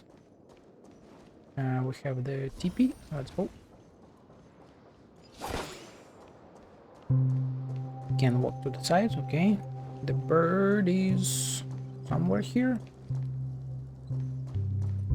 I think I hear it. Ah, there you are. Oh. The hound is here as well. Oh, shit. Beneath the sea surface of Memory Zone, in a garden closest to the full moon in the water, an elderly man rests on a recliner enveloped in utter silence. The watchmaker, Mikhail Char Legward, has passed into that endless, timeless dream where no sound could ever awaken him. Sure enough, the watchmaker is the third nameless. Even I could guess that one. The legacy he left behind was a dream bubble. I believe inside that bubble, there's something that holds meaning only for the nameless. Interesting. After all, when I checked its contents, I found nothing inside. Maybe some Trailblaze runes? Even more mysterious than me. Well, let's have a look. Please let me interact with the doggo first, and the bird too. As the word cease, Himiko nods ever so slightly in your direction. You take a deep breath, steady your mind, and turn your gaze towards the watchmaker. Touch the dream bubble in Mikhail's hand. God damn it, so I can't. Oh well. You press your hands against the dream bubble and thick viscous memoria converges under strain, then stretches outward from your fingertips. As if weaving a delicate web, it gently cradles your palm. A chill travels from your fingertips, carrying with it a myriad of vibrant and intertwined memories, as experience would suggest. But this time, you see nothing at all. How could this be? Try to focus and capture memories. Take a deep breath and try to read the dream bubble again. The dream bubble is clearly extraordinary. Perhaps the approach was wrong, you think, holding your breath and closing your eyes. With one knee on the ground, you press your forehead against the thin film coated in memoria. Yet, before you, there remains an abyss of darkness, no crimson sun descending upon snow-capped mountains, no gentle laughter, no twinkling stars, no echoes of swords clashing, and most of all, no traces of Trailblaze. There is nothing, and nothing is there. Indubitably, this is but an empty dream bubble. Wait, what's going on? Seriously? There's nothing inside this dream bubble? Himiko, you are the dream bubble most be empty? Trailblazy. Just as I suspected. That old man always had this strange belief in the nameless and the Trailblaze. And I never understood where he got that confidence from. Especially since he never managed to get in touch with the Express while he was alive. Is this a Kung Fu Panda moment where, like, your power is within you all alone, look back at yourself and all that stuff? I could never figure out what was going on in that old man's head. But that this empty dream bubble is so typical of him. He was always full of weird fantasies and incomprehensible romanticism. Yeah. That mischievous old man. Well, I didn't expect him to leave anything concrete behind anyway. Don't think that's the case, Gallagher. I'm sure Mikhail has left us the most precious thing of all. Don't start getting all philosophical on me, all right? Just as Mikhail believes in the nameless of the future, we unconditionally believe in the nameless of the past. How could they leave with regrets for the future when they were ready to dedicate their lives to the land they loved? There must be something contained in this dream bubble. It's just we haven't figured it out yet. You also have faith in the Watchmaker, don't you, Gallagher?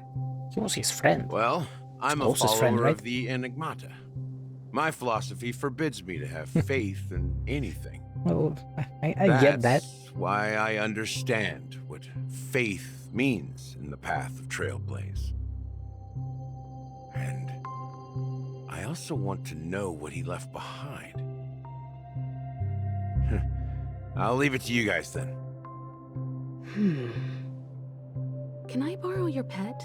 Oh. I need to make a trip back to Golden Hour and check something at the Dreamscape sales store. Oh, shit. Huh? It's for Mikhail, and for the future of Penacony. At the sales store? Himiko? What? Oh, Booty Hill. Let's go. Haven't seen him so 10 Welcome hours to the late. Reverie Hotel. Oh, How may I help you?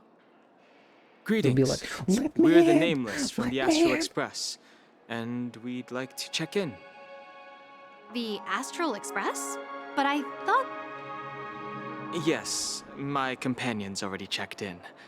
My name is Dan Hung, and I believe my personal information is recorded in your system. Who is he? I see, but your companion said you wouldn't be coming due to a change of plans. Well, the plans changed again. Now the plans have changed again. Hey, exactly. And you are... Who the hell are you? Me? I'm Pom Pom, a new nameless who's also with the Astral Express. Sure. He's my fellow trailblazer. We responded to the family's invitation before he boarded the express, so he wasn't registered in your system. Is it possible to accommodate him as well? Oh, I see. Another one of the Nameless had a similar situation. Yeah. Seems like a sure lot of did. people are joining the Trailblaze these days. Since there's a precedent, it shouldn't be a problem. Just give me a second to contact your companions. I'm sorry, dear guests, We're but all it dead. seems I'm unable to reach the other members of the Astral Express. Yeah. What do you mean by unable to reach them? Will this be My like apologies. exactly the moment This is the Himiko first comes time back? I've encountered a situation like this. However, the system indicates that those guests are still in the dreamscape. How about this? Why is her Give me booty their room right here? We'll go is it check on them ourselves. Why is it right here? I'm afraid that's not possible. I need to verify both of your identities before I can share any guest information. How about you just wake up someone? Let's say, Welt? I'm sorry, but there are strict rules regarding forced awakening. It cannot be done without the proper clearance. Jesus. So nothing works, huh? The bureaucracy What's of your it all. solution then? Are you saying we sleep here? At the reception? Please be patient. Booty Hill, more We like need to contact your Karen Hill. companions in order to confirm your identities. And now it seems you need to confirm our identities before you can contact our companions. It seems so. Fudge! Look, nothing personal, but if you can't handle this, go find someone else who can. Dude, Okay? he's going full Karen on her. Jesus. Please calm down, dear guests. I do recall that Mr. Sunday, the Oak family head, personally handled this issue earlier. Oh, please wait a moment while I contact him. He's dead I don't think she's trying to give us a hard time. She really just doesn't know what to do. I have a bad feeling about this. You tried to contact them on the Express earlier, but they didn't respond. Because we are dead. Something doesn't seem right. I need to leave for a moment. You can stay here with the receptionist. Sure thing. Did you really leave him alone? Keep me waiting forever. I feel like you shouldn't, Dan Han. Going home seems pretty worried about his companions. I should Man. give him some space. Stressing out about it won't help anything. Hey, we booty healing. New Dreamscape Facebook pages. Yep, sure. Locked and loaded. 3 to 9. Locked and loaded. He do be looking kinda cool, you know? Do be looking kinda cool. Okay. Sabrina. Here is so tall. And Gino? You know? Huh? The Charmony Festival is about to start. I'm so excited. Still 10 hours, my guy. Hey! You guys here for the Charmony Festival too? Well, I didn't come all the way here specially for the festival. Honestly, I don't really even know what it's about. But I heard it's a lot of fun. Well, It's all back about in the my hype, right? homeworld, Anaria, we have festivals like that all the time. My dad threw me a birthday party one time that was just as extravagant as the Charmony Festival. Sure, girl. Come on! The Charmony Festival is a once-in-an-amber era event. Yeah. How can a birthday party compare? Well, you never know, right? Maybe on her world, birthdays only happen once in Amber Era. Those would be some old people. Forget about that. Have you heard about the, unsettling things happening in the dreamscape? Unsettling things? What could possibly go wrong? What could possibly go wrong? It better not ruin the Charmony Festival! I've been looking forward to it! Relax. With a big event like this, there's bound to be lots of gossip and rumors. Don't worry. If anything does happen, the family will be on top of it. Oh, they sure will. Oh, that's a relief. I didn't come all this way to see the festival go down the drain. Well, looks like I won't get any fudging clues out of these two. They're clueless. Clueless. Can I talk again? Surely there'll be a lot of celebrities at the Charmony Festival. It's a great opportunity to make some valuable connections. Connections. Don't enter the dream with such a utilitarian agenda! Okay. Okay. Cool. Face recognition. Head of security. Greetings. I'm Oh, Cody T. of the Bloodhound family, head of security for the hotel. Why is she How so may I assist you? pretty though? Why is she so Hello. pretty? So, there's something I wanted to ask about. I've been hearing some unsettling rumors about certain incidents that might affect the Charmony Festival. Do you think there's anything to be worried about? I've traveled all the way from the Hawaii Federation, and I don't want my trip to be ruined. What do you mean? Wait, you haven't heard? I'm not sure where you heard those rumors, but they're completely baseless. I can assure you, as a representative of the Bloodhound family, that everything is going smoothly for the Charmony Festival. There's no problems in Basin At safe. present, all of the families are focused on making sure the festival starts on time. Even the Dream Master himself has arrived. So don't worry, your trip won't be in vain. Ah, that's a relief to hear. She doesn't appear to be acting. So, it seems that even the hotel staff are out of the loop. Back already? Hasn't she returned yet? Nope. I'm starting to wonder. Sending her to contact Sunday was a good idea. Neither the staff nor the guests seem to know anything about what's happening in the dreamscape, and wherever we go, all we see is people enjoying themselves. Definitely not a good sign. Why wouldn't that be I a good agree. sign, buddy? Another unusual thing is that the Oak family is supposed to be in charge of organizing the council and managing everything inside and outside the dreamscape. However, there's no one here. I walked around the hotel, but didn't meet a single member of the Oak family on such an important day. Well, I'll be forked.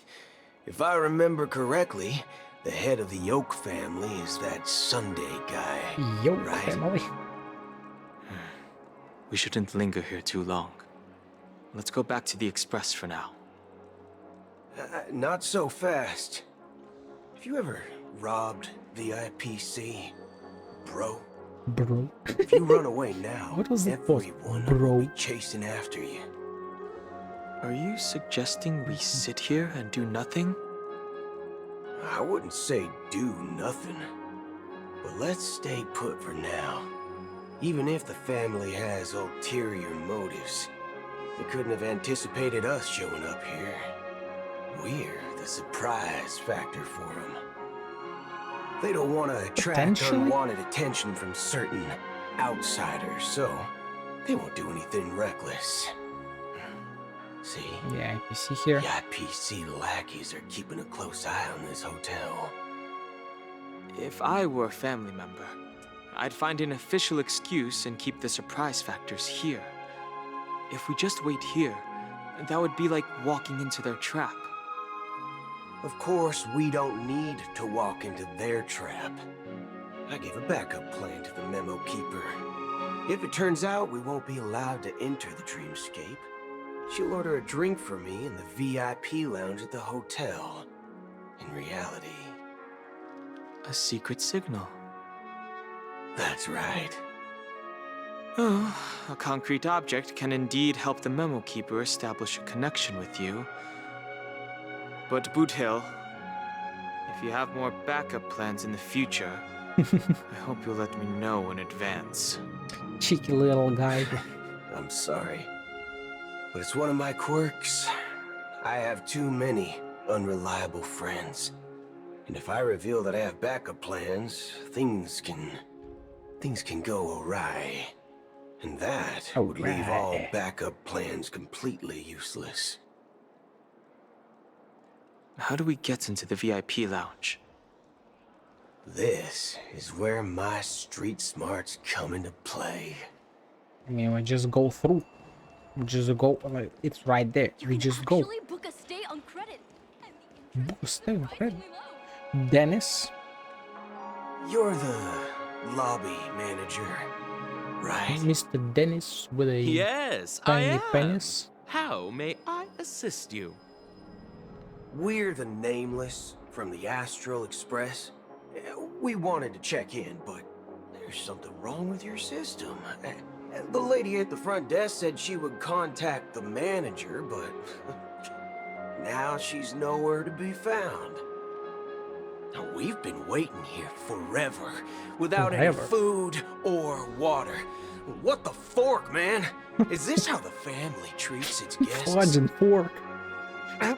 Is this your idea of street smarts? Starting an altercation? Karen is the street smart. Standing up for your rights. I apologize for the inconvenience. Please wait while we try to contact Mr. Sunday. I'll arrange 2 premium seats in the VIP lounge so you can rest there while you wait. See? Just like that. Just don't call yourself Nameless next time. Wow, this bar's something else. Certainly worthy of the planet of festivities. One Peach Soul Glad? Shake Good it, evening, not gentlemen. stirred. Hey, I have an order for a bottle of Hasdana's White Oak. Can you help us find it? Hasdana's White Oak? I think there might be a misunderstanding. We don't serve that here. Oh, no way. Are you sure you're not mistaken? If someone had reserved such a beverage, I would definitely remember it. It sells for hundreds of thousands of credits per bottle, after all. I couldn't afford to cover for such an item if it were broken or lost. That's strange. Well, could it be that the memo keeper couldn't afford it? What should we do now? Oh, no need to rush. Let's grab some drinks first. Maybe I arrived too early and she hasn't come yet. Now, let's see what kind of juice malts you all have here. Well, give me a glass of Heenum Valley, 40 years. I'll have it neat. No ice. Wow, that's the most expensive one on the list. You have a taste for the finer things. The Nameless will pay for it. Want it? It's on the house, anyway. What can I get for you? Anything you recommend is fine. Then I would recommend today's special, Glass Village. It's classic Soul Glad mixed with Laboom juice. It's Laboom. refreshing and suits your cool demeanor. Just 1 minute. Well, this flavor. Dynamite barbecue with rocket fuel. Ooh, it really hits the spot. Truly the finest sherry cask aged malt juice in the cosmos. Dynamite barbecue with rocket fuel. Is that really something that humans enjoy? Do you think he's human? Hey, this guy doesn't know anything at all. As long as you're satisfied, dear guests, please enjoy. Let's give the memo keeper another half system hour. If she doesn't show up, we'll need to come up with a new plan. In the meantime, let's take stock of the situation. What do you think? Something's wrong. The situation is unclear. Yep. Something must have happened on the planet of festivities, but the public is unaware of it. Someone in a position of power within the family must be covering it up. It's unusual for the followers of the Harmony to invite other factions, let alone the IPC and the Masked Fools. If what you said about the Emanator of the Nihility is true, the situation in Penacony is a little complicated, to say the least. Actually, there's something else I'm concerned about. Regarding Acheron. As you know, the faction that follows the path of the Hunt are some of the most dangerous folks in the cosmos to mess with. He is on the path of the Hunt. Would impersonate the Cienjo Alliance or the Galaxy Rangers. It's like asking for a death wish. You can't kill Isn't there a saying someone among who's the trying to die. Cienjo people that the Rainbow Sect lets their Lux arrow do all the beating? Talking. Do all the talking. Well, you know what I mean. Even though the Galaxy Rangers have been out of sight for years, we've been keeping an eye on this region. Even the dumbest criminals know better than to mess with the Annihilation Gang, much less the Rangers. But that Acheron lady, she doesn't seem like a lunatic at all. On the contrary, she's highly logical and organized. She knows exactly when to hold back and when to strike without mercy. But she's also scar-minded. And you believe that someone like her would have an ulterior motive for impersonating a Galaxy Ranger? I'm not entirely sure, but I do have my suspicions. Maybe she knows a Galaxy Ranger, or perhaps she's trying to lure us out for some reason, which I can't figure out. Anyway, what worries me more are the anomalies within the family. They've summoned followers from various paths for the festival. No matter how generous such a gesture is, this move seems highly unusual. Unless the invitations weren't sent by them.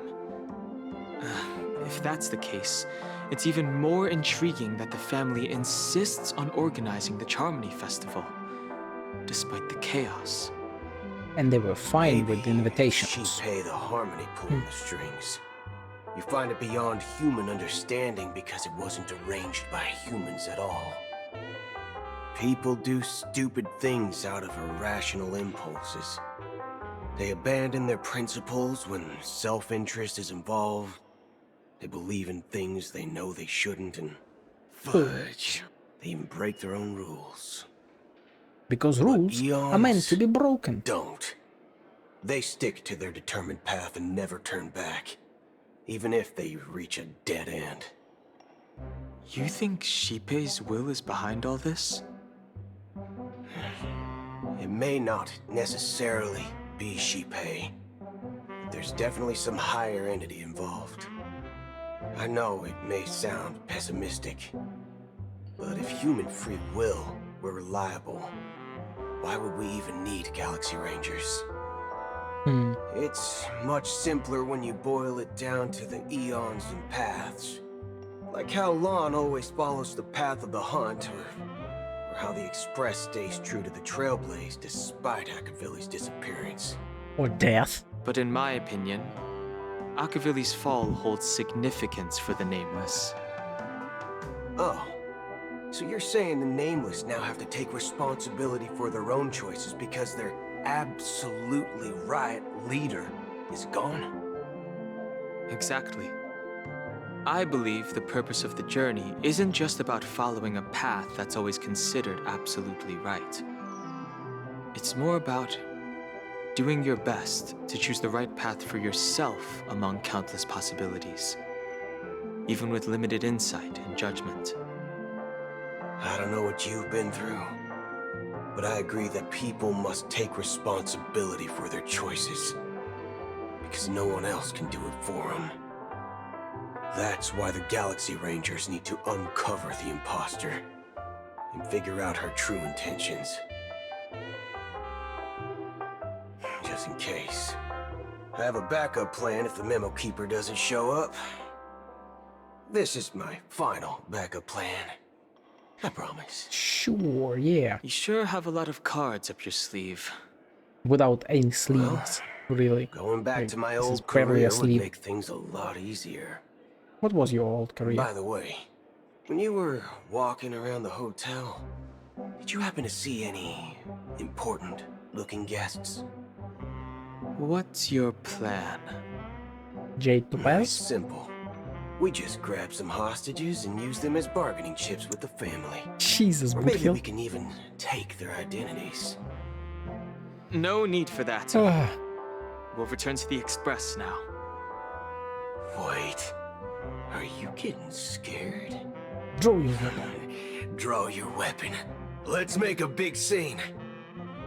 Are you leaving, esteemed guests? Would you like to cancel that as Donna's White Oak you just ordered? Oh? Huh? As Donna's White Oak? But didn't you just say...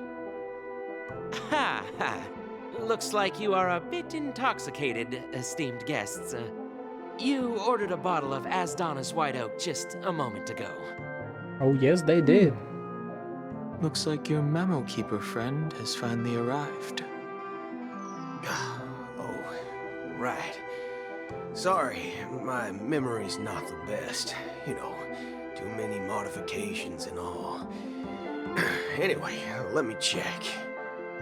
Well, fork me. It says Donna's White Oak, all right. And there's a note. I'll be waiting for you on the Astral Express. No mistake. Duncan was right. That's her message to you. She knew the hotel wasn't safe, so she suggested we find another place. Well, looks like we took a detour, but now it's back to the Astral Express. So, what are we waiting for? Let's go.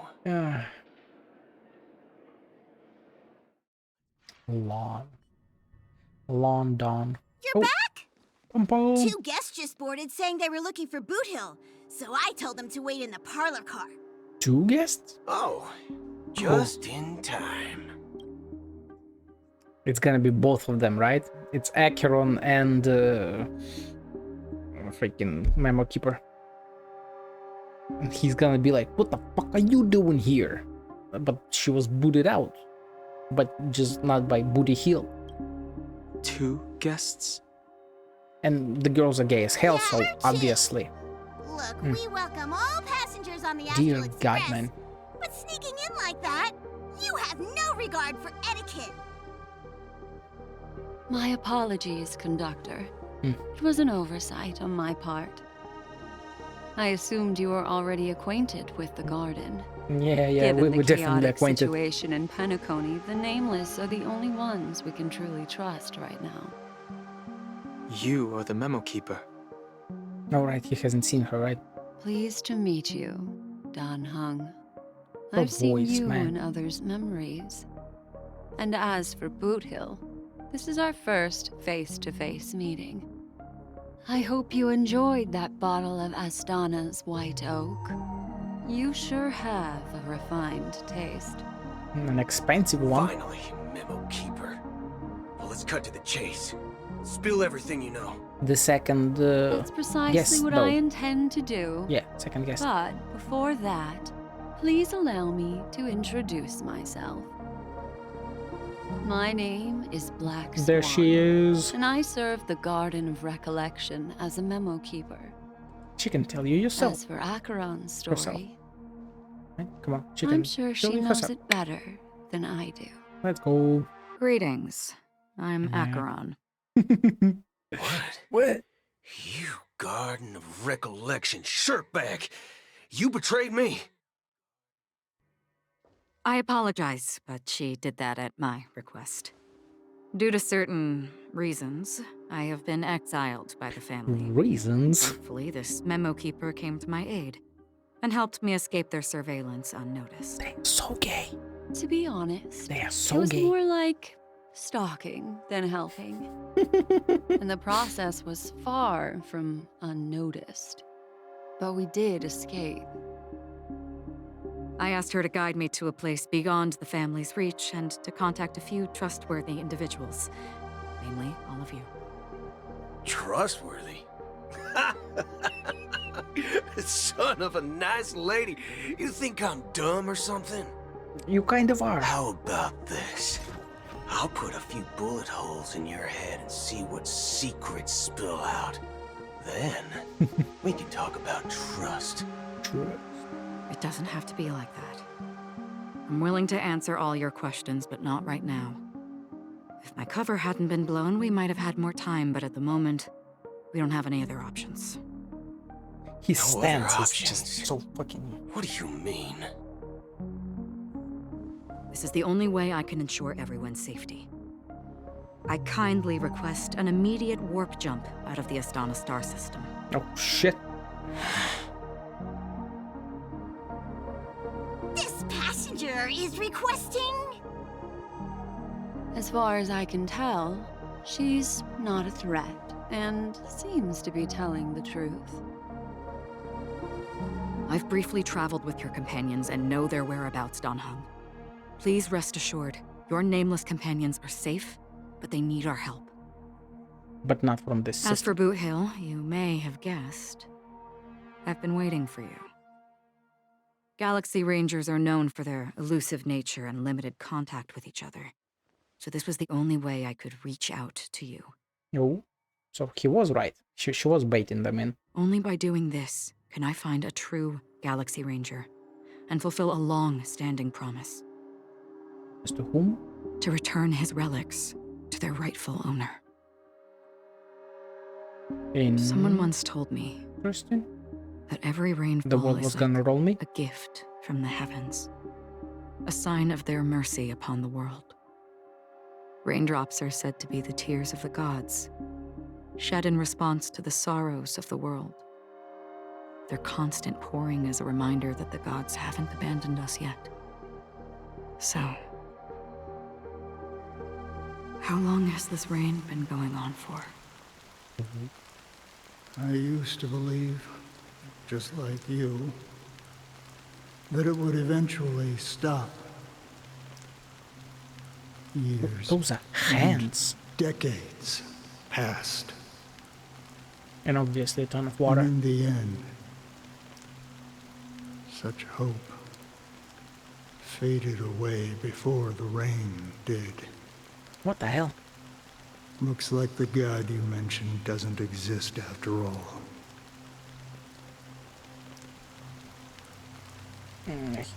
As he spoke, the old man's gaze remained fixed on the distance. Amid the fine drizzle of black rain, countless shadowy hands emerged from the sea, shrouded in internal mist, reaching out towards the sky one by one.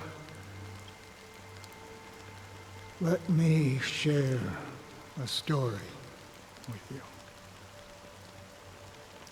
Mortals who walk the paths are like sailors on a vast ocean, leaving behind a trail that creates countless ripples of possibilities. These ripples last longer than the fleeting lifetimes of humans. And for some, their presence leaves such a strong mark that it's reflected in the waves. Like those shadows on the ocean. Sin-thirsters, the obsessions of the Pathstriders, they emerge from the depths of IX, seeing themselves as masters of their own destiny, unknowingly repeating the actions of their past lives. They emerge from the nihility and head toward it, leading purposeless lives. However, these hollow phantoms, they were once my dear companions. Ooh. A group of Galaxy Rangers. Interesting. Are you watching over them? Watching over them? No. I'm guiding them toward transcendence. All Galaxy Rangers strive towards nihility? A brutal war. Want to beat it? A crusade that shook the universe. The universe witnessed the fall of Zulo, the Lord Ravager, but it came at a price. A price so hefty that only those who were there still remember. The unwavering determination of the Hunt followers persists even in death. So someone must guide these lost souls to their life beyond. They were heroes in their time, and they shouldn't be reduced to mere puppets of the nihility. As for me,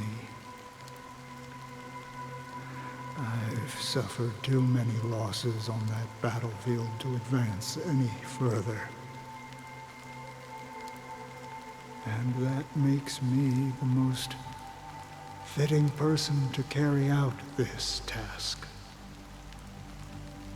But you know, these sin-thirsters, they're not who they used to be.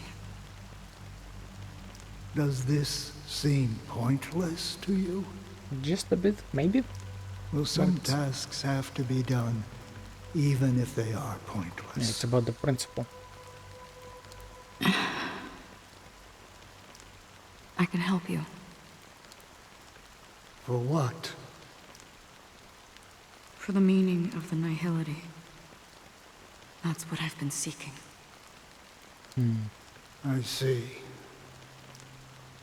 After all, this realm is off limits to ordinary souls, right? Thank you, stranger. I wish that you find what you seek. Before we part ways, I have one more question. This was It is apart from true the previous that their quest. actions and even their entire lives may seem pointless from our perspective. But If, and it's just an if this is what the departed ones expected, should we try to change it? A good question. And a profound one. I don't know the answer. What I do know is that one day, I too will pass away. And when I bid farewell to this world, someone will stand at my grave and place a bouquet of flowers on it.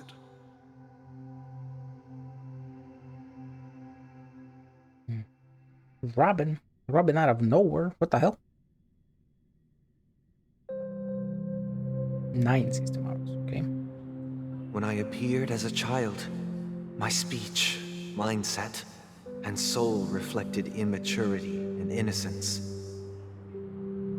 As I grew into adulthood, I left behind my childlike side.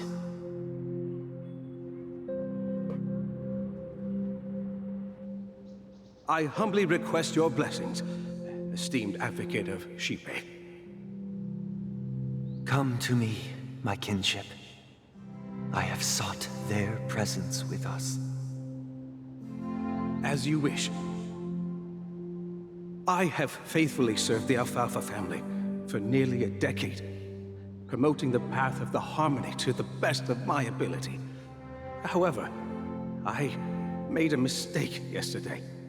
While I was preparing dinner for the family head, I accidentally dropped a prepared dish on the floor. How could you have done that? Out of laziness, I lied and claimed that everything was ready.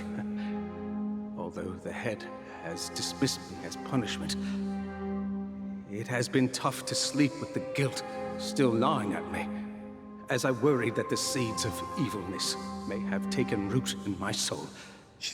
So, I confess to you now, to seek atonement for my sins. Do you sincerely repent and vow to change your ways? Yes. Have you examined your soul and confessed all your sins?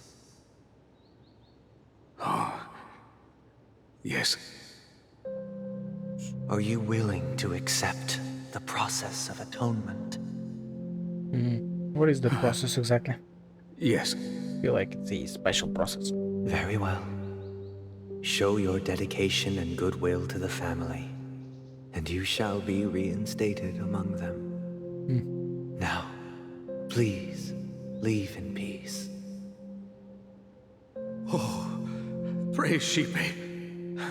And thank you, esteemed advocate. Next, please step forward. I wholeheartedly confess to you. Please, pardon my sins. Rest assured, I have implored their presence to be with us. As long as you are sincere, absolution will be granted. Oh, great. You know, I arrived in Penacony as a stowaway. I sold everything to get a ticket. My house, my land, and my 2 children. Goddamn. I see. Please, go on. I mean, yeah, all for harmony, right? My children were starving. And I hoped they'd have a chance at survival if they became slaves here. If I can strike it rich here, I'll lift them out of that situation and give them the life they deserve.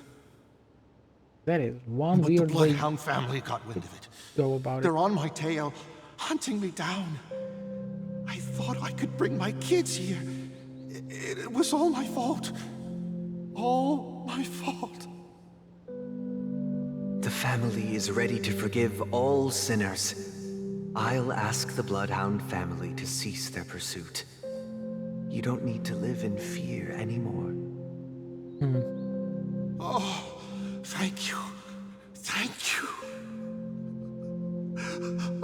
my hardest to redeem my children and make them part of the family. Praise the harmony! Praise be.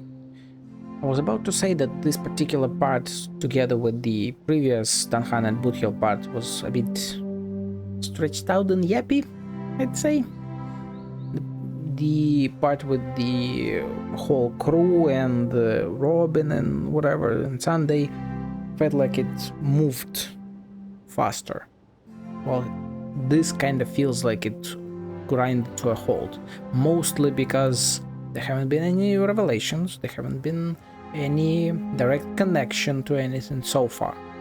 Like, yes, we saw Acheron reveal half a thing, although it's still all a mystery what she just revealed. And here, I assume we have been shown this to kind of indicate his character and what he's been made to deal with on daily basis, maybe, because he was put into this position as like the closest thing to God, so he had to endure all of this and parse through all of the sinners and whatever. So that they're trying to do the same thing they were doing about Aventurin, like kind of having their story quest within the story, within the main story, but maybe to a lesser degree, I feel like, because otherwise I don't really see the point of this so far. Like, what would be the parallels? Like, stowaways, and he allowed him inside. There was like a dude that dropped a thing for a second, but he lied about it. He's like, oh, we are all forgiven and shit. Maybe I'm missing... Please step forward. Missing the bigger picture for now. Hey! Long time no see, Mr. Sunday. The most esteemed individual in Penacony, and the next leader of the Oak family, right? Yeah. I have sought their presence with us. Let us proceed. Yeah, merchant's gonna try to slither his way in. I have sinned. Please forgive me. I wasted half a pizza at breakfast and a bottle pizza of right soda. now. Dude, have a pizza. That's it. I did a full pizza Nothing right now. more. Can we wrap this up? I've got a robo-ball game to catch, you know? Okay. Do you seek to atone for your sins through good deeds? So this seems to be My a sins? two-way street. Starting to sound like a saint, huh? Well, let me tell you something. Neither the family nor you have the right to judge me. Yeah, others have to atone their You think nobody sins. knows what your precious family has done? About the watchmaker? Huh? Don't kid yourself, Featherbrain. Those dream chasers might be fooled by your act, but don't fool yourself.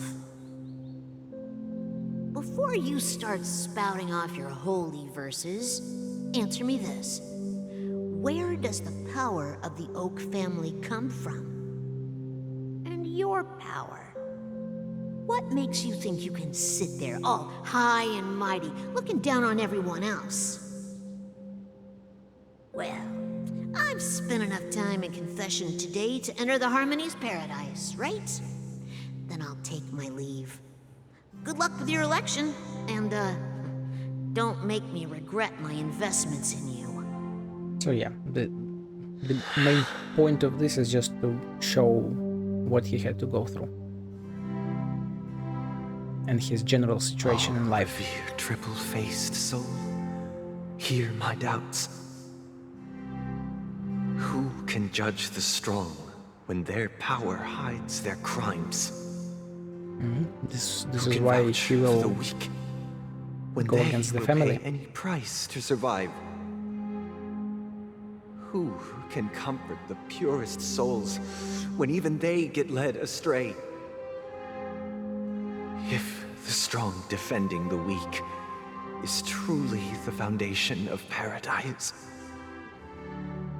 then who is responsible for the suffering and anguish in this wretched world?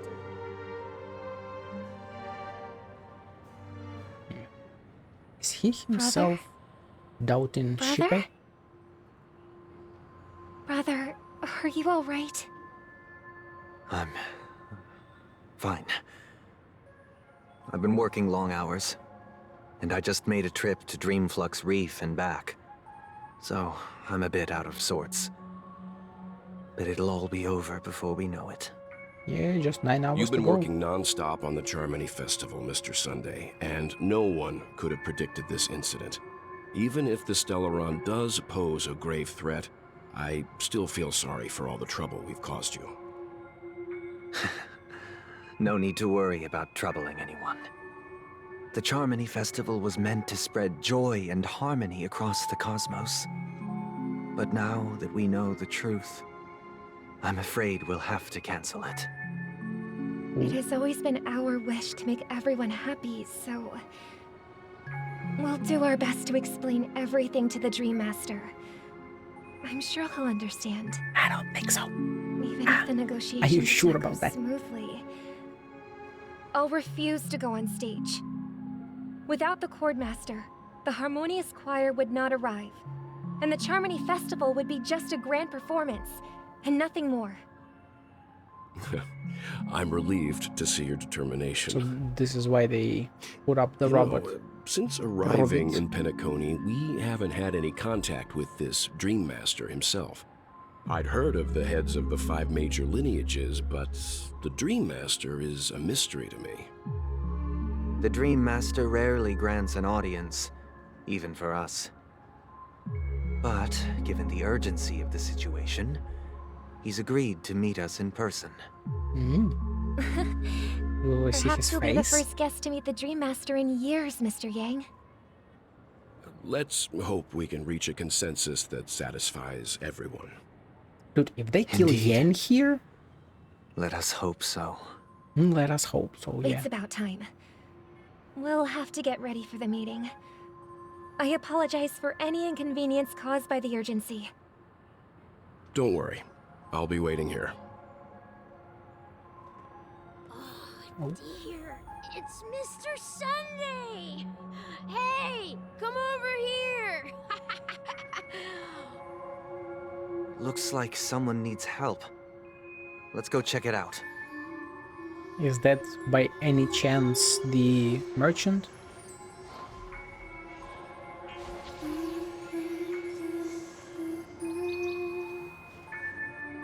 Birds Thank you for everything no you've shackles. done. I'll be waiting here. Then wait here, Wilt. Mr. Mr. Worldwide. Hey there! Okay, see the moon in the sky? It's about the size of the cap on my Soul Glad bottle. Okay. If I just reached out my hand, I could grab the moon, couldn't I? Yeah. The moon? You mean the Grand Theater? Yeah. Look at me. I've been away from home for too long. I must be missing that moon. But it's no big deal. The Grand Theater here looks much better than the moon back home. It's just magnificent.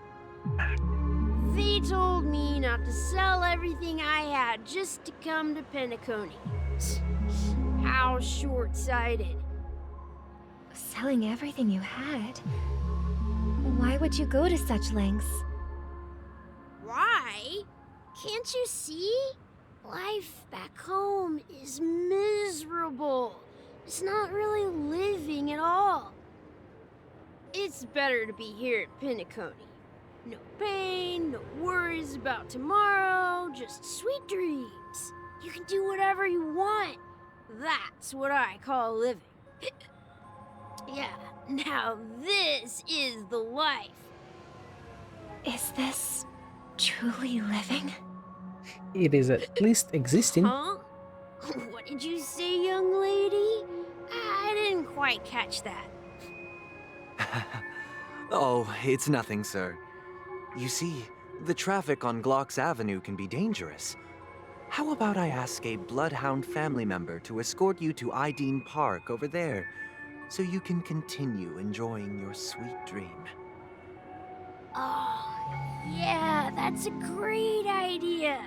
Wow, no wonder you were the leader of this sweet dream. You're totally a lifesaver. See you around, Mr. Sunday, and it was nice chatting with you. So yeah, they have to deal with this kind of bullshit What's up, on the sister? daily, I assume. This is the land of the dreams. But why do they live like this? The man we ran into, he doesn't seem happy at all. Yeah, he sold Even everything though and sweet he dreams are drinks nice, himself. they're just illusions. But for him, they're the only way to survive, even if it means giving up on reality. That's not really living at all. I suppose you have a point. But, in my opinion, that's how most people live their lives. I assume this is a parallel back to the start of the quest, where we saw Sunday and Robin talk about the bird, the flying, like bird not being able to fly, but learning how to fly through hardships. But Sunday wanted to keep that bird in a cage. So Robin sees that the dude had problems, but he still didn't leave. Live and not leave, but whatever. Well, Sunday thinks that it's fine because most people live in cages and whatever. So I feel like this is kind of like Why do a you say that? parallel to that. You think that man is not actually living, but that's not quite accurate. Even without Penacony, people create their own illusions called self-value. Is it? People believe they have a predetermined value to fulfill. Gaining value means gaining power, and those deemed worthless are seen as the weak. However, value doesn't come out of thin air, and there's a limit to it. To accumulate value, people have to take from others. So, the weak get exploited and oppressed. Are you suggesting that this is not how things should be? Exactly. But, ironically, people don't think there's anything wrong with it, because they uphold the illusory notion of self-value, and even the weak believe in it. Yeah. Survival of the fittest. Lie to yourself. That's where all the tragedies in the world come from. People come to the sweet dream in Penacony to escape from that reality and find solace. No tragedies exist here, only happiness. For now. Although in its nascent form. Isn't that the same paradise we yearn for in our dreams? Yeah, not quite. Perhaps that man is just an exception. Let's not jump to conclusions. We should experience the dreamscape ourselves. Just as I did at Dreamflux Reef. Are we about to... Seeing is believing. I'll accompany you. The Dream Master hasn't shown up yet, so we have some time for a stroll. We're about to experience some yapping. At least this will be voiced, because my voice is dead. I've been talking for 6.5 hours. Wait, no, 7.5 hours. Cheerful. Glad to meet you again, Robin. How are the preparations for the Charmony Festival coming along? Oh. We're all so excited about it. Right, again, because... It's going smoothly. She saw... Thanks for making the trip to join the festival. Sparkle, right? You're too kind, Robin. It's a pleasure to have guests from all over the universe celebrating day and night. I can't stand being lonely or bored, so this jubilant dreamscape is perfect for me. But if this went on forever, would it get boring too? Nah, not at all. Who would get tired of having so much fun? Every day you get to wear fancy clothes, explore all sorts of dream bubbles, indulge in delicious food without gaining weight, and you never get old or sick. As long as you can afford a room, this place is the ultimate paradise. But you know that only a few things can be brought back from the dreamscape to reality, right? Who cares about exactly reality? Why I don't plan on bringing anything back. Just enjoying the dream itself is good enough for me. I mean, I'm not one of those long-living species. I only have around 60 or 70 years in this lifetime, and there's so much to worry about. Being happy here is pure bliss. Understandable. If I had the money, I'd be living the same way. I truly feel like I'm in control of my life and fate. Yeah. Who would want to go back to reality after experiencing this bliss? Although, like, how are you I see. affording this? I genuinely wish you all the happiness in the world. And I wish you a fantastic performance, Robin! I'm off to the Blue Hour for the ball. See you later.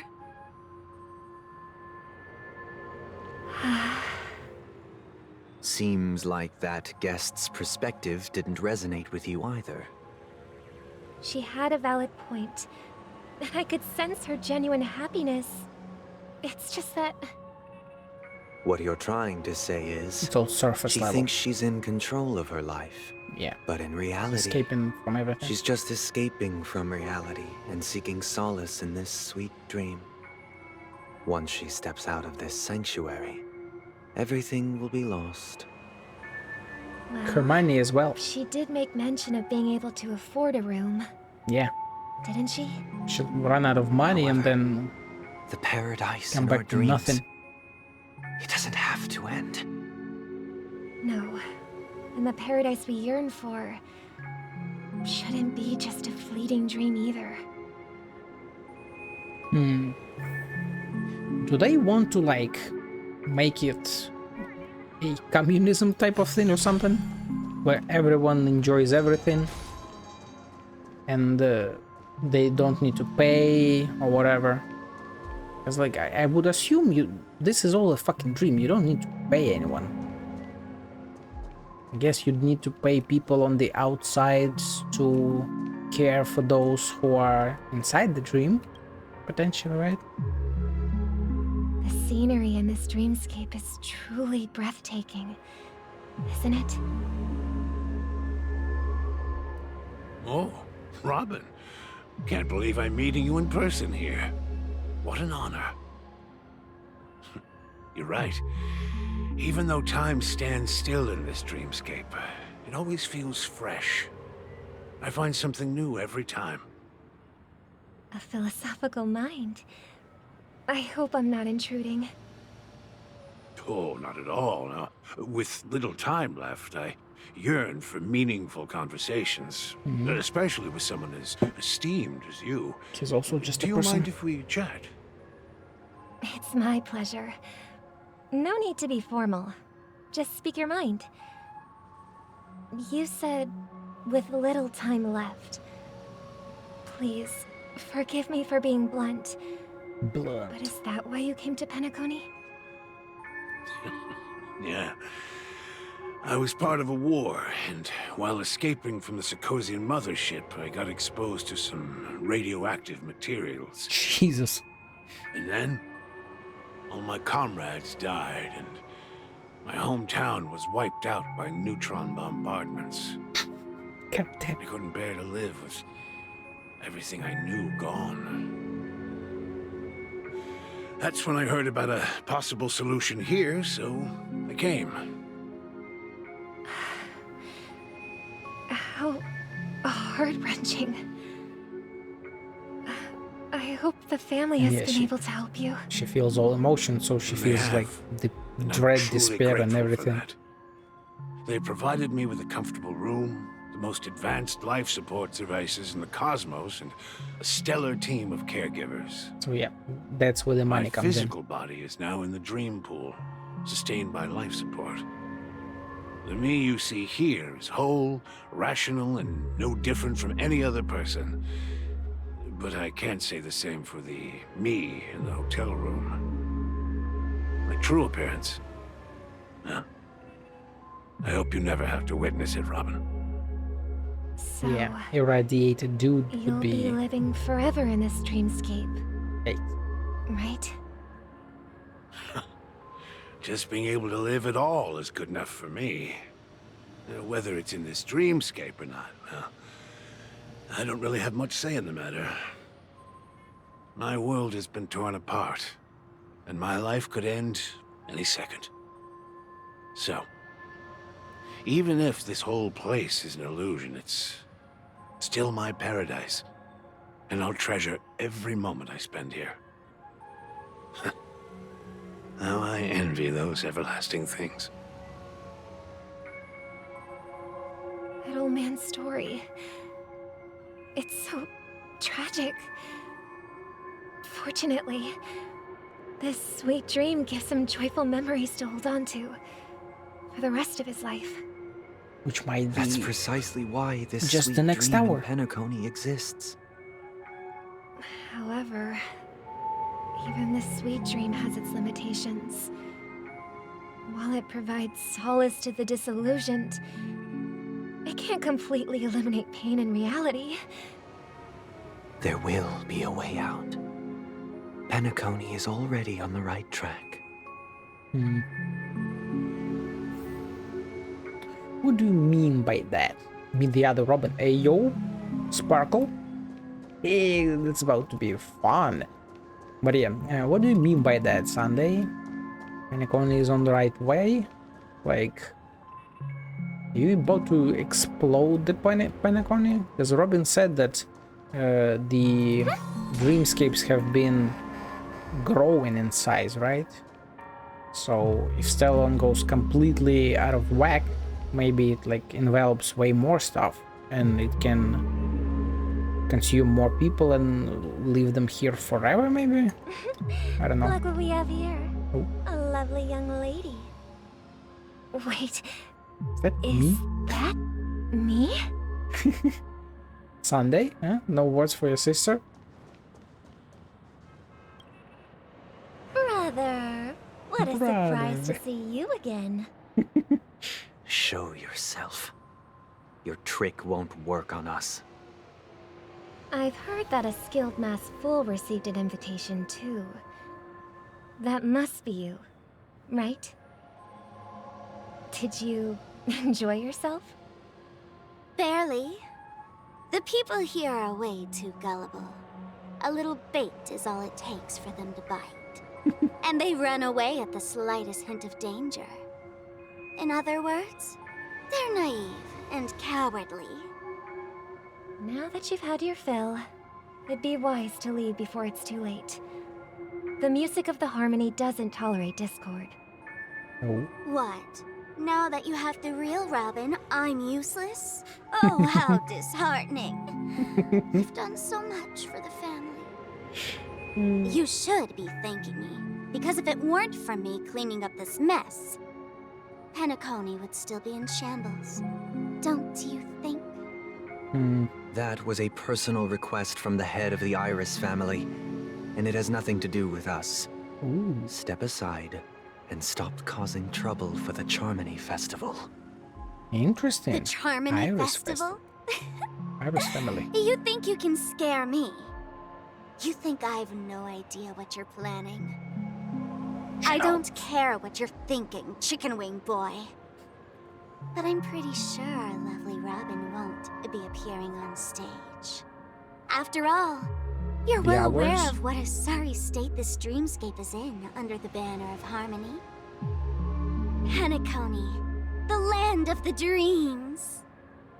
Is this truly the paradise you desire? Stop it. What's the rush, chicken wing boy? Did I get to you?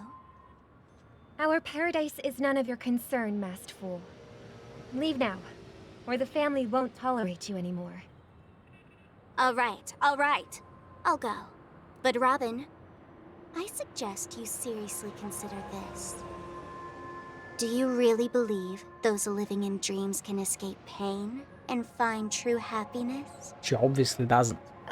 The last, like, Well, I've 20 done minutes my part, have been about that. and now I'm simply waiting for the fireworks to begin.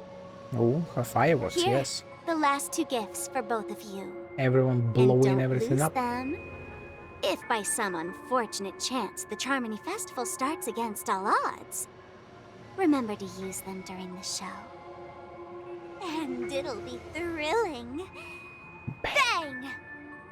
I do love her. I heard a raven cawing in the distance. Oh. It seems the Dream Master will arrive soon. Before that, might as well grab this. Let the show begin. Probably do this, you know, just to do it. For the funsies overall. Let's wait here for the Dream Master to arrive. Okay. By the way, brother, I heard you no longer have a sweet tooth. Back when we were kids, you used to steal my desserts. Seems like a lot has changed during my absence. What exactly happened? Well, he got disillusioned. Someone has to stay awake even in this sweet dream. Yeah. But that someone doesn't have to be you, or anyone in particular. You're carrying too much on your shoulders, brother. The paradise in our dreams. It shouldn't be like this. What should it be Penacony like? is nothing more than a dream. It can't erase the worries and pain of reality, or bring true happiness. It only offers an escape from reality. Nothing more. Remember the old man we met earlier? Without this dream, he might have completely lost himself. That might be true, but even without Penacony, he could have chosen another path. As far as I know, the Intelligentsia Guild has been promoting their rehabilitation techniques for a long time now. That path may have been more ordinary and challenging, but now he is receiving hospice care in a comatose state, and his fate is sealed. Oh yeah, he's not Penacony recovering, but granting these just people a slowly future? dying. Or is it taking it away from them? Well, don't forget this. Not everyone really has a future. Damn, Sunday. The future for humanity is like the sky for birds. People mistakenly believe that flight is inherent to birds because they've never witnessed those birds crashing to their death. Now Do the you fullest remember of how we circles. took in that little Charmony dove when we were young? Yeah. This has been We all took care of lead it. into the full circle. Provided food and water, groomed its feathers. And later, when I decided to leave Penacony, They're going hardcore I with the opened metaphor the and cage parallel. and set Huh? it free. Well, I Literally said it free. I didn't mention what happened to it in my letters because I didn't want to upset you. It never flew, right? Shortly after you left, it crashed to its death right in front of your window. I had surmised as much. Yep. I knew you wouldn't have avoided mentioning the bird for no reason. Despite that unfortunate outcome, I still believe it was the right decision. Birds aren't meant to spend their lives in cages. Because they're born They with belong no in the shackles. sky, even if they can't fly. But here's the thing. If there are birds in this world that can never fly, can we really assert that they belong in the sky? Are you implying that the same goes for humans too? He's not even implying at this point. He's just straight up saying it. Let's take the Astral Express as an example. Oh, shit. The Nameless made tremendous efforts to bridge worlds, gaining fame across the universe. However, only a few extraordinary individuals can endure such a perilous journey. That's because the pursuit of the Trailblaze exceeds the capabilities of ordinary humans. Otherwise, why would this path be filled with broken rails, an abandoned express, and even a fallen eon? That's just sophistry. If that were true, then only the powerful would have the right to determine the future. I'm pretty sure that's what he's saying. Unfortunately, that's exactly what happens. Yeah. Another name for the future is self-value. While this world has its fair share of heroes who inspire people and garner admiration for their heroic deeds, the majority of ordinary people will never become heroes in their lifetime. Some are born weak and vulnerable. Some find themselves trapped in unfortunate circumstances. Some fall victim to malice and cowardice. When it comes to survival, everyone is equal. And the weak can only watch as their value gets constantly diminished by external forces. Jesus, Sunday. That's why we should care for the weak and support them as if their suffering were our own. That's what the Odes of Harmony have always taught us. Defend the weak and whatnot, right? While the Harmony holds noble aspirations, the strong will always be strong, and the weak will always be weak. Even in this carefree dream.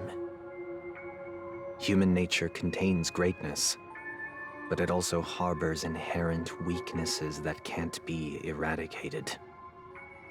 In the end, if people can't even secure their own survival, they won't care about the illusory future of equality. As long as the law of survival of the fittest prevails, there will always be fledglings crashing to their death. But if people don't live for the future, do they merely exist for survival? Kinda. If even you, my brother, don't believe that the Harmony will save the weak, then which Eon can make our dreams come true? There is no God. Only we can make our dreams come true. Right? Come on, Sandy. People often forget Be that based. when the first bird took flight, the entire world envisioned a future where no more fledglings would ever crash to their death. Are you reading, sister? What are you reading? Trustful boy. Mr. Gopherwood gave me a picture book. It's about the story of the harmonic strings. If I could become a chord master, I'd like to summon Dominicus, the harmonious choir. I want to sing with everyone and spread our wishes so that all can feel happiness and joy. I see. Then, I would summon the harmonious choir too. Don't you have a wish of your own, brother? Of course I do. It's just that it includes your wish and everyone else's. I long for a true paradise So yeah, he truly where became everyone can find peace. completely disillusioned over the time. Then, let's build a stage there and invite everyone to our performance so that both our wishes come true through the power of the harmonious choir. It's a deal then. Yeah, it's a deal. But how can I become a chord master? You sing your heart out, your lungs out, your throat Maybe. out. You will have to become a star first. Yep. Oh, we're back to the raccoon. Are we still trying to figure out the bubble? 8 system hours. You're back sooner than I thought. Any results? Nope. Yes. I assume. Oh, And now, it's up to us to forge ahead. you motherfuckers. You literally He's already carried out his last wish. put a cliffhanger there. My final mission is complete. God damn it. But pardon me if I sound curt. It's good to have determination. The path Mikhail left for you is not an easy one to tread. Why else would he have chosen to sleep in solitude, staking everything on some nameless in the future? Blind faith But you and have trust. the numbers. And in numbers comes strength. So that might just delay your inevitable a little more. Got any more encouraging words? As I see it, relying on Welt's negotiations alone is far from enough. Definitely. Regardless of whether the other party will be compliant, negotiating simply allows us to meet them as equals and won't grant us an upper hand. Penacony is our rival's home turf, and we already have very few chips left to play with. Rather than idly sit around while the family's got us blocked off, an offensive approach might be a wiser course of action. What do you mean by that? We're more familiar with the Stellaron's properties than most. And since it's the key to stabilizing the Sweet Dream, it's vital to the family's interests. By attacking their core interests, they're bound to retaliate hastily. And as the saying goes, haste makes waste. Nuclear waste. That's right. As long as we pose a threat to the Stellaron, either with words or otherwise, we have a chance at gaining the upper hand. But the problem is, on the eve of the Charmony Festival opening, how exactly are we going to get close to the theater? Family security will be airtight, and if we brute force it, even if we succeed, it's too risky. So, no one's gonna say anything? Then I'll raise my hand. I know the answer to this question. Oh, you of all people?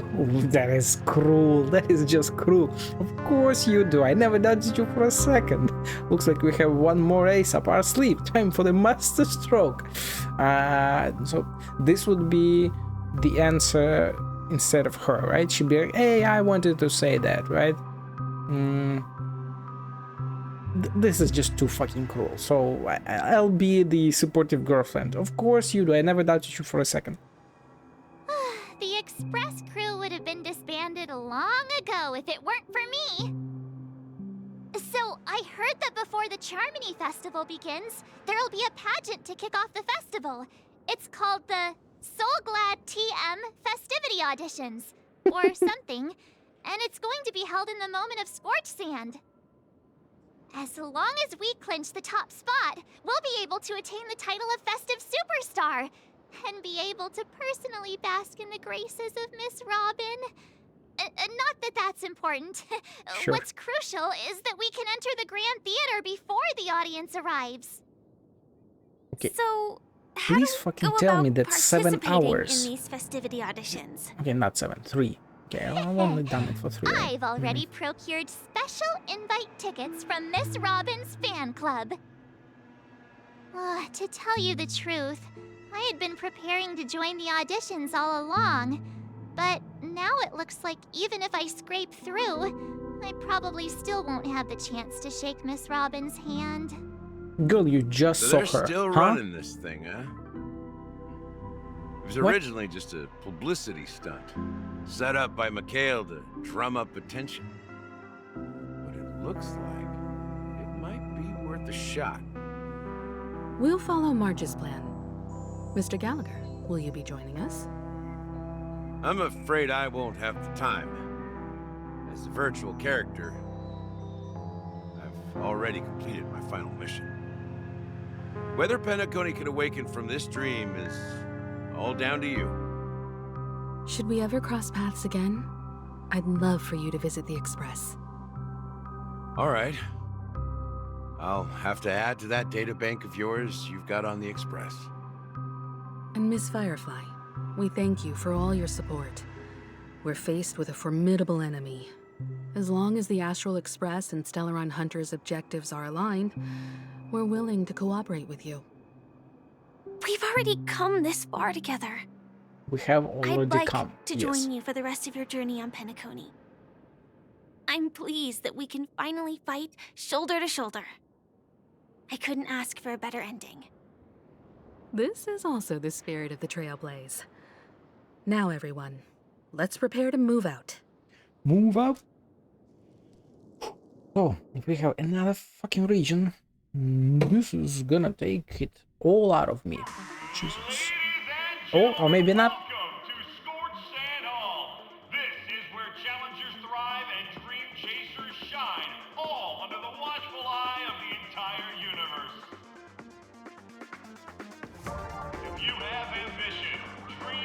Alright, this is, yeah, the TV thing, right?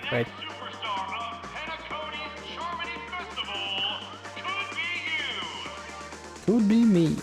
You? Him? Me? Oh, wow, they've really outdone themselves. Oh, I'm starting to get excited. Behold, here come 4 friends with spirit time and full for girlies.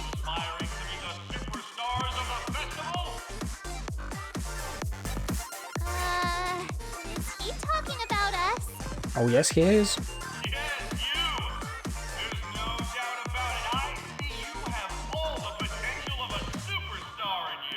There's at least 2 potentials right here. Superstar as hell. You four, what are you hoping to get out of all this? As the last group of contestants, how confident are you in overcoming all of the challenges? Would you Is be that open to a done, brief exclusive interview with us? It'll be quick. Your journey is long and fraught with peril, yet Long? under a sky blanketed by banners, you vie for the crown. Jesus. The sword and rose! Protect the beauty! The beauty! Magnificent and majestic! Yes, A in knight's real head life. is Yes. hard as steel. Brother Lance's focus is stubborn as a heel. We don't all have to be winners, but if we don't have fun, we'd all be sinners. People Bars. are pouring in. Kinda feels like all sorts of baddies are showing up. Let's get in there quickly and enter the competition. Ladies and gentlemen, please make way. Make way. Who? Towards us now is one of Penacony's top 10 wealthiest tycoons. Aideen. Soul-clad business empire Aideen nuts. Allow Oh, me to oh. introduce myself. Just an old dude. I'm the director of Soulglad's Factory. Really expect something Aideen Lee. more. My 4 friends, introduce yourselves to the audience across the cosmos. Hello, everybody. I'm Himiko, a nameless from the Astral Express, and these are my companions. Don't you guys need to hide your identities? Nah, it's fine. Alright, she's a Stellar Hunter who's also sent. Plastered with our posters. Yeah. And because the Astral Express is so well known, the family won't dare to make any rash moves. Oh, Jesus. What the hell? Hello, everyone. I'm Abyss Host, and she's March 7th. I'm the Galactic Baseballer, and she's Say Cheese. Hello, everyone. Hello, everyone. Is it really a good idea to have a talent show in this pivotal moment of our story? Okay, dude, they fucking popped off with these. Like, what do we even choose? Shit. Like, this is obviously as boring as it comes. This is great and cute, and she will obviously react like, hey, I'm not Say Cheese or whatever. And hello everyone, she's like, are you stupid or something? And this is like the super meta jokiest one. I gotta go for the meta. Like, come on. Is it really a good idea to have a talent show in this pivotal moment of our story? Given the situation, this is our best hope. But let's just get it over with quickly. Hello, everyone. I'm March 7th. I'm an ordinary girl who loves adventures. Ordinary, yeah. Hello, everyone. I'm Firefly. I am also an ordinary girl who enjoys adventures. Sure. Total bunch of nameless guests. Nameless This guests. final face-off is bound to be spectacular. Time is precious. My 4 friends, come with me. So make it the blast. The fucking song though. An absolute bop. Leer the smear. What in the hell? Welcome to Scorchland Hall. Are we switched? Yep. Can I TP out though? What in... I mean... These are kind of tiny, I guess. No, they are not. Wait a minute. Wait. This is 1. Oh shit, I should have pressed back. I didn't see that there was a back there. 2. Okay, no, they're all connected, but all of this shit is fucking huge. What in the hell? Okay. Exploration will take at least haven of memories. 2 more hours. Oh, Every we have Micah as well. Every moment is like a every touch, every moment. Yes. So, first of all, you, my guy, yank you out. Oh, come on. Full fast. Full strong. Very fast. Oh, come on. I pressed F. Oh, fuck's sake. Chirp, Clocky? Oh, Clocky, you finally back, huh? And a familiar face. You got me all enthused for nothing, Chirp. That guy said he was going to take all of town's friends alone for an adventure, and yet he's running late, Chirp. Say, that old man over there, there's something familiar smell about him, Chirp. Yeah, he is Clocky. Clocky said his friend would be driving a huge car here that fits everyone in Dreamville. My guess is that old man is that conductor, Chirp. Right, fuck, I forgot about automated. Oh no, I suddenly remembered that I left some luggage at home. I hope it's not too late to fly back to Grade 3, Chirp. How long have you been here, my guy? Oh, and this is still not all birds? Huh? Hey, Doggo, the hound stands by the side of the old man, its head held high as if bask in its former glory. It gazes at you, its solid form dissolving into sticky memoria, and its eyes retaining a skeptical glow. Old friend. Can I touch it? Hey, yo. But yeah, he looks exactly like Mike. Like, come on. Looking cool though. Oh, wait. That's the hat, isn't it? That's the Harmony hat. That's the... what the hell? But yeah, who the hell and how the hell did I miss another bird? Let's yap real quick while we can. Welcome to the reef. As you can see, this is Dreamscape's original form. No wild celebrations, no parties, just a bundle of chaotic memoria and resistance of force battling ardently with nightmares. You're welcome to join the Watchmaker's cause. Obesos can be honored. If Mikhail was still around, I'm sure he would feel the same. Life here must be hard. You were also a nameless once? I've encountered many nameless, even becoming friends with them, but no, I'm not one of them. Since my adolescent days, I've always dreamed of boarding the Astral Express and becoming an advocate for the trailblaze. Mikhail told me of his many adventures. Rosalina taught me... How old are you? Rosalina taught me how to read the astral charts. Tiernan taught me how to use weapons to protect myself. Through conversations with them, my mind gradually pieced together the entire cartography of the stars, even if I had never left Aizdana since the day I was born. I sense a tinge of regret in your words. A great regret. But I'm not depressed anymore. In contrast, from the crevices of regret, I've seen some flowers and other beautiful things grow. I found my own calling, protect this dream and guide those who've stumbled into it to fight themselves again. For the present, me, even if I'm destined not to realize my ideals, it can still become the motivation to drive myself to live life earnestly and to move forward. Destined to not realize my ideals, that means if we were to calculate using real time, I'm already very old. I see, yeah, it's his young visage here. He's maybe even a ghost? I'm afraid my flesh is already long gone. Yep. The image I portray before you now is probably no different from the Micah who first entered the dreamscape. I've been standing guard in this endless dreamscape waiting for someone to return the Watchmaker's echo to inherit his wish. After meeting you all, I felt especially peaceful. Compared to that unfulfilled ideal of mine, your arrival is more akin to a promise that will eventually be realized.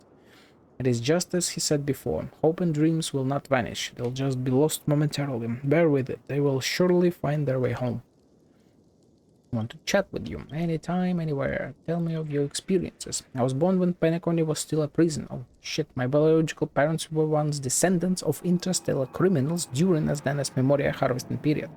My memories of them are hazy, and that war against our oppressors, many children like me lost our kin and friends. I was lucky because I met Mikhail. He rescued me from the smoke and ashes of war and raised me as one of his own. To me, he was my real father. Mikhail, Rosalina, Tiernan, I grew up under their protection, became a combat pilot, and joined the flight to liberate Asdana. I fought alongside them, shedding blood and tears that symbolized liberty. Liberty. The day he decided to leave Penacony and head for the interstellar frontier, Mikhail entrusted the dreamscape to me, but he left for too long, far too long. Penacony was once again plunged into chaos, for the ensuing situation spun beyond the control. I'm sure you know what happened after. All my life I followed in my father's footsteps. His dream was mine. He may be gone, but the watchmaker's legend has always been passed down to Penacony. I wish to learn more about Reef, and then I must help the indigenous Danans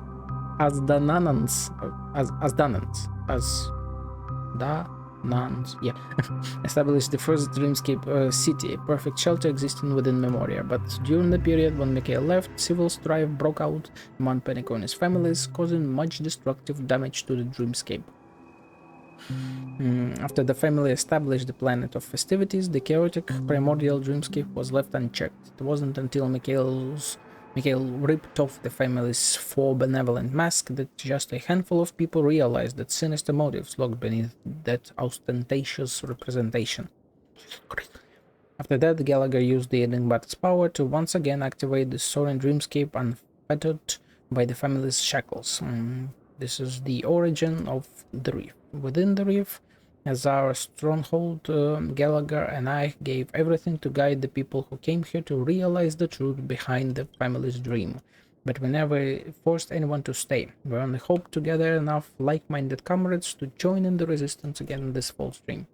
Can you talk about father? Mikhail, my father was not perfect, but he burned bright his entire life. His ideals were always close to his heart. He never lost hope, even on the darkest days. He had too many things he could not do, but that never stopped his pursuit of freedom, not from fear of failure. Whatever. And neither did he hesitate to lend a helping hand to those in need. I've never seen that great Akivili that he spoke of, but in my heart, Mikhail Char-Legwork was a symbol of the trailblaze. Cool. The yapping continues, Mikhail's slumber. Dreams. Well, this is how they're meant to be. Plain and simple. Is that Sayu? I feel like that might be Sayu. Seek me out if you run into any difficulty. I will provide help if any way I can. I try to use clockwork to touch Mika's heart. Oh, you try to use. But his immortal does not appear before you. Standing before you is a resolute individual, one who does not rely on others to guide his feelings. Even if everyone's lives were offered to his shattered dream, his spirit would remain intact, unwavering even in the slightest. Oh shit. That is like the truest Giga Chad. Dreams. Well, this is how they're meant to be. Yeah, okay. That is cool though. That they still have the icon above his head, but when you try to change his mind, they say like, hey, nah, dude, he ain't changing. So let's double check here real quick. Cause like, where the fuck is? How the hell did I miss a bird? Did it respawn or something? Or am I truly so blind? I mean, I sure feel like I might be. Now, so let's double check if I haven't missed anything else. No, everyone seems to be the same as before. Okay. This trash can is yes, this perfect trash for can. me. Okay, let's talk to the big bird again, because at this point I have no fucking clue where the last one could be. Spill it out. I need another hint, my guy. Let's go. Yes.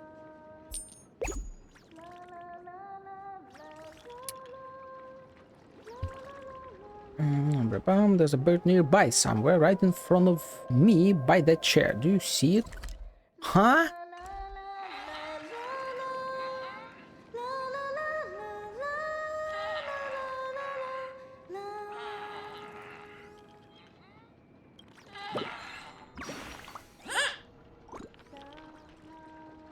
What are you doing? I was so engrossed.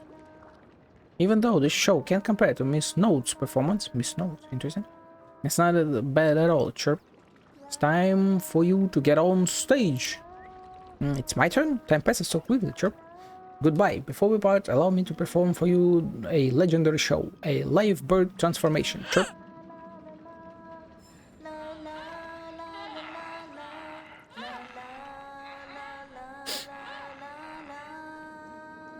What in the actual fucking fuck? Hey guy. Yes, I found all the remaining birds. This is the final gift from the origami birds. Take it and leave it. Thank you. Yes, cool. Wow. It's like so cool. Jesus Christ. Okay. These two, but I'm not sure if let's get here real quick.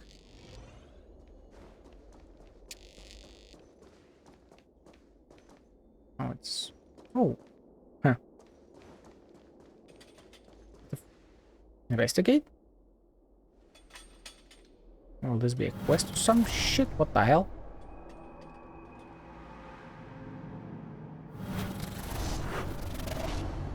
Ye who stepped in here, abandon all hope. Okay, mysterious trash can. Fine. In the dead of the night, the empty trash station is also shrouded in mystery. Wait, you hear something rustling in the corner. A scuffling sound travels through the darkness. Could be lurking monsters, or maybe just the wind blowing all trash bags. It's just the wind. Must have been the wind. It's not a ghost, is it? What are you murmuring about? Because this place has been shrouded in doom, everyone will die and so will you. Let's go. Found one, just need one more. Oh, come on. If we're here, I might as well finish it. Dead hair indeed. Retribution will find you. Oh. Again. Converge and awaken. Destined for oblivion.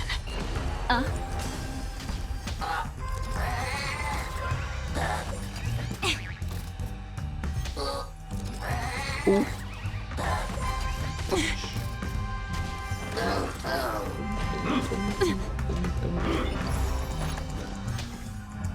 Mind your manners. Mind Beneath your the manners. waters lies an endless abyss. I weep for the departed.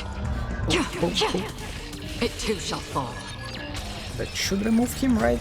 Jackpot. Human creations. Happy New Year! Come on already. Should be. I'm not. One more. I shouldn't die from this. Still waters of oblivion. Now he's dead. What was the jackpot exactly? This haven of memories. Yes. Every Achievement. moment is like a thorned rose. Commune with the Watchmaker. Ooh. This make Dream Jewel Troops Fortune Cell reduce jackpot once. Oh, right. I guess it's a new mob. So he was here. That means the other one would be somewhere deeper. Oh my fucking god! Another girl here. Let's fucking do it. While I'm here, let's fucking do it. Wow, Dreamflex Fortress is truly wonderful. This atmosphere, this lighting. It is all material. I have not left my thoughts rush like this in some time. It feels amazing. It's just a shame that everyone I met along the way was so normal. If only I could have encountered a few more mimetic monsters. Come and seize me once more, sweet death. Is this a performance art piece? Hello, I am Death, the destroyer of worlds. Death? What? You look nothing like that monster. Are you a Reef native, or are you a guest who stumbled upon this place by mistake? Would you care to share with me your interesting stories in life outside the dream, please? This is very important to me. Of course, just a moment. Let me pen and paper. Who are you? Oh, me? I'm just a small-time manga. Hey, she's a manga artist. I draw horror and supernatural-themed manga for my own entertainment. This kind of stuff is not in high demand, so I don't have many readers, although friends who gather around my work all share a common topic. We're all become very close. There is nothing wrong with this. I'm quite satisfied, at least. After all, the wider the net you cast, the more fish you catch. I'm not great at dealing with complex social interactions. I just want to create and avoid trouble as much as possible. What works have you made? Normally I just draw works and themes that I enjoy myself. A puppet that comes to life at night, ink that transforms into demons, things like that. Mimetic monsters are also a source of inspiration for me. I've been looking into an urban legend about death. That search brought me stumbling here. Fortunately, this has worked out wonderfully. I can feel inspiration flood in my mind endlessly. I have a feeling that a masterpiece that will shake the artistic world is soon to be born from my pen. The only problem is, how do I get back? Oh, you've got nothing to share with me? Oh, okay then. Now I've got stuff to share. Let's go. Activate clockwork. She is calm. Let's make her angry. Speaking of, there's something quite funny and frustrating. The most valuable thing I gained from these few days in the reef was not inspiration at all, but peace. Before, when I would gather materials in the dream, you could say I was just banging my head into a brick wall. And politely asked these dream-obsessed, upstanding moral people for advice, but they couldn't give me a straight answer. There's more. What's more, they'd go on a tirade about how I didn't understand the rules of the dream. Then they'd talk in circles and attempt to teach me the manners of high society. After I understood that combo and tried to dig for more creative inspiration from them, I realized that this was all they had to show for their entire lives. And this dream everyone must adorn themselves in the finest wear and follow these strange rules, so they are seen as uncultured and unrefined. But I just want to do something I enjoy. Why do I need these things? It was simply torturous. Let's go further. Happy. After spending all the time in the golden hour, even the trash cans of the reef start to look beautiful. No, I'm being serious. Did you know, when I first got here, I saw a restaurant right next to a waste collection station. It gave me the shivers, but I gradually grew accustomed to all this. At least now I can sit on a roadside without making faces and talk with people while eating. And if I'm honest, the food in the restaurant didn't look great, but it didn't taste bad at all. Though the living conditions in the reef may be nothing to write home about, the atmosphere is actually very comfortable. Come to think of it, I saw some small souvenirs in a street-side store a while ago. I thought they looked cute, so I bought a few extra. Thank you for talking with me. Have a thank you gift. Hollow bird toy, cool. It is wonderful indeed, yes, sad. If I'm honest, miss, I've been thinking the past few days. Maybe I should just live here and not bother going back.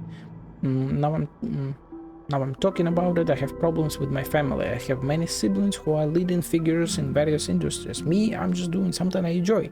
And that's the best you can do in life. You understand, even though I'm not making much money, I can eat and sleep soundly. I'm quite content, but my parents are always criticizing me, telling me I'm useless and I can't do anything right. I've had enough, I really have, but sometimes I do think that they have a point. Can I really call the state of my life now good?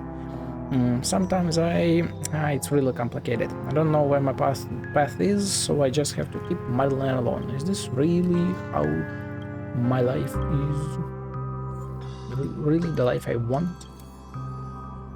Things are as I expect. The unexpected has occurred.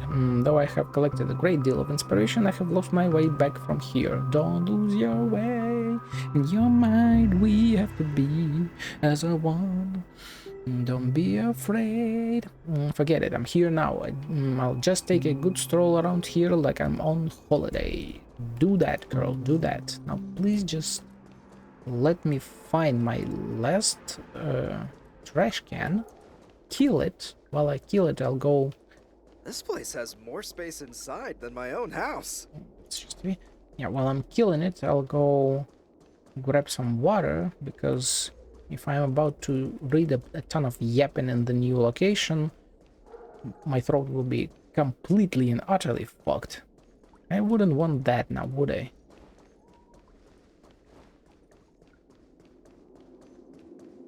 So I just need my trash can. Where is the trash can? Huh?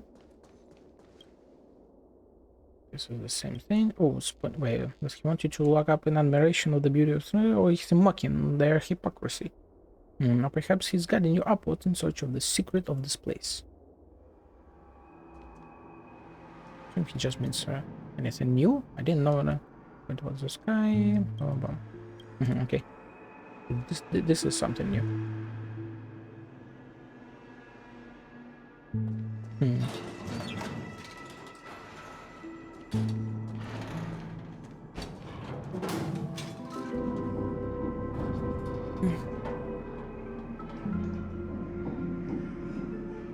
Hey boy, I am going up. Yes, yes I am.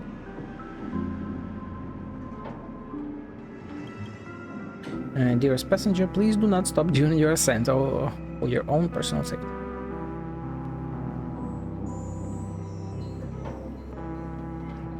So where could this motherfucker be? Probably down there, because everything else is filled with people mostly.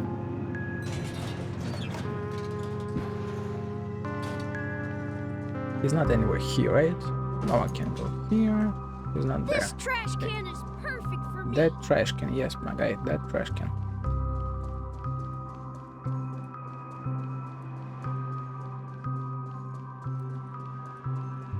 This is not a collectible file, no. Okay. Yes. He might also be at the rooftop. Are you really leaving? Don't hear, no.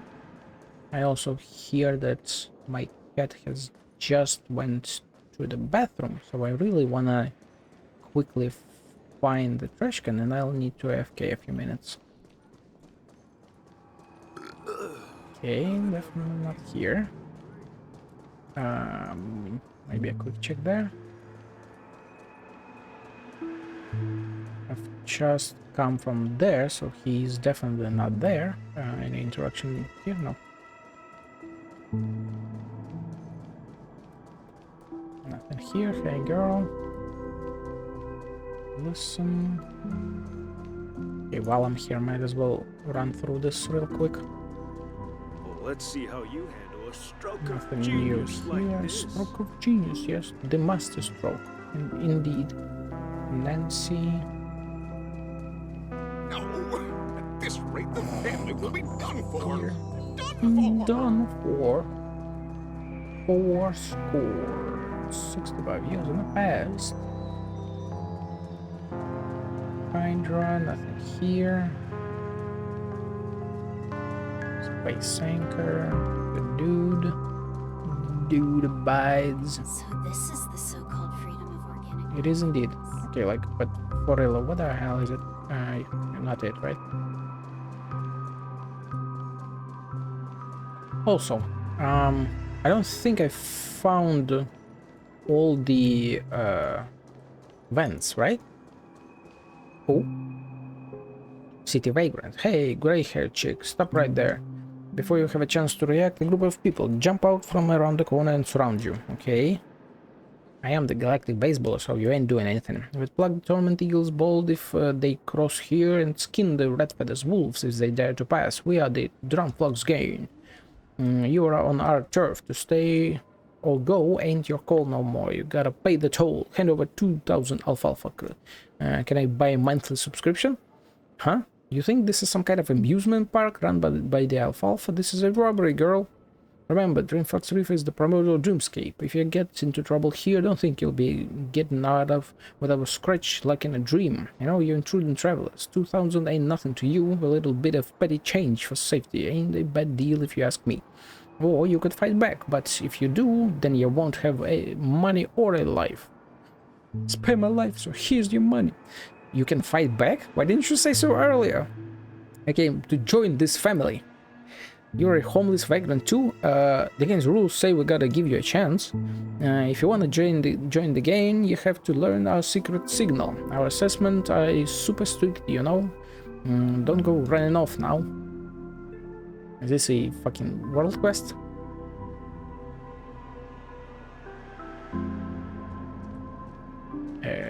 Give me a sec. I think you're okay. There he is. Maybe it's gonna be at least quick. I'll demonstrate it for you, it's real hard, so make sure you memorize it.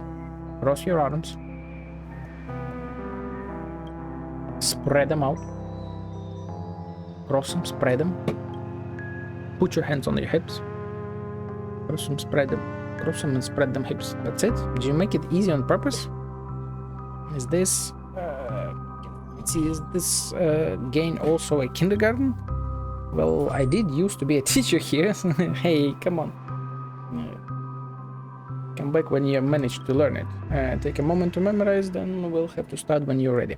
Okay, I really gotta go, because my cat is right here. And she wants something.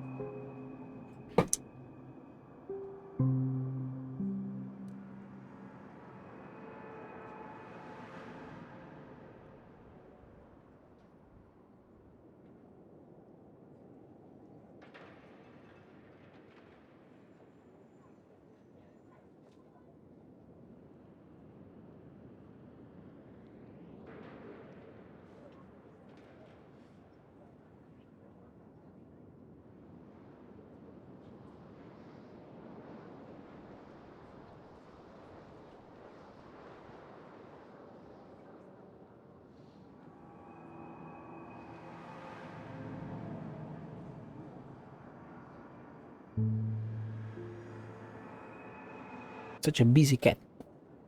Take a moment to memorize and then we are ready. See, cross them, spread them, hips.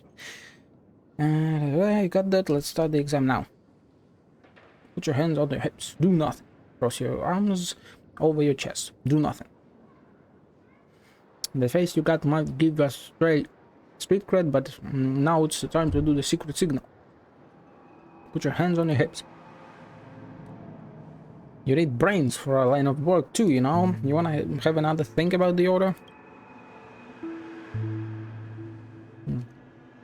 Yeah, not bad. It really conveys our rage towards the family. Next move, you got this.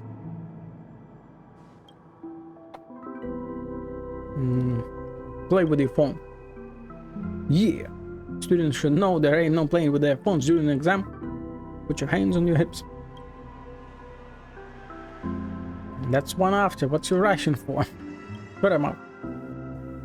Real nice. The short, simple gesture expresses our helplessness at the current state of the reef.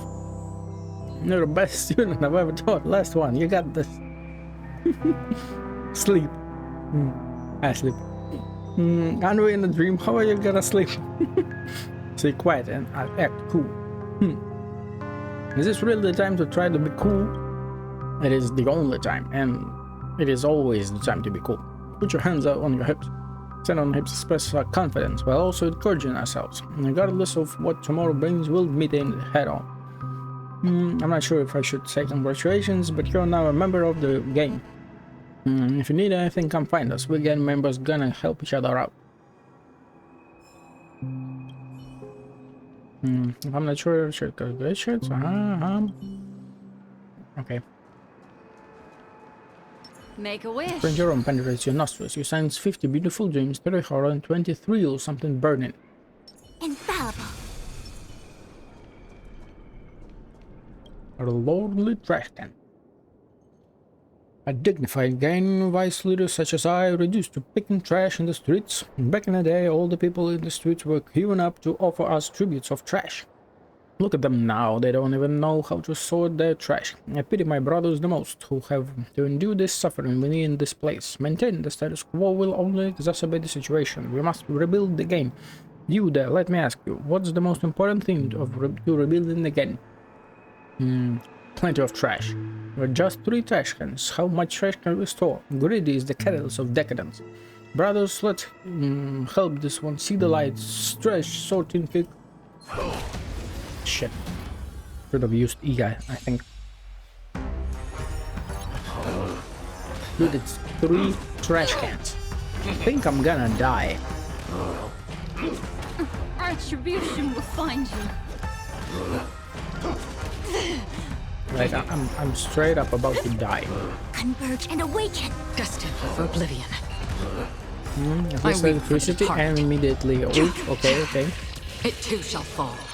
Some stuff might work. Especially if Granathan gets her ult off. I'm not sure if she will. God damn it. This is getting real fucking close, huh? Yeah, she's not getting her ult off. Hit her. And she's still not getting do it. What in the hell? Yin and yang. I'm about to fucking die, huh? Okay, this hit her. Still waters of oblivion. I might have just enough. Oh, let's go. Happy New Year! Dude, that was not enough. God damn it. And there goes half of my removal.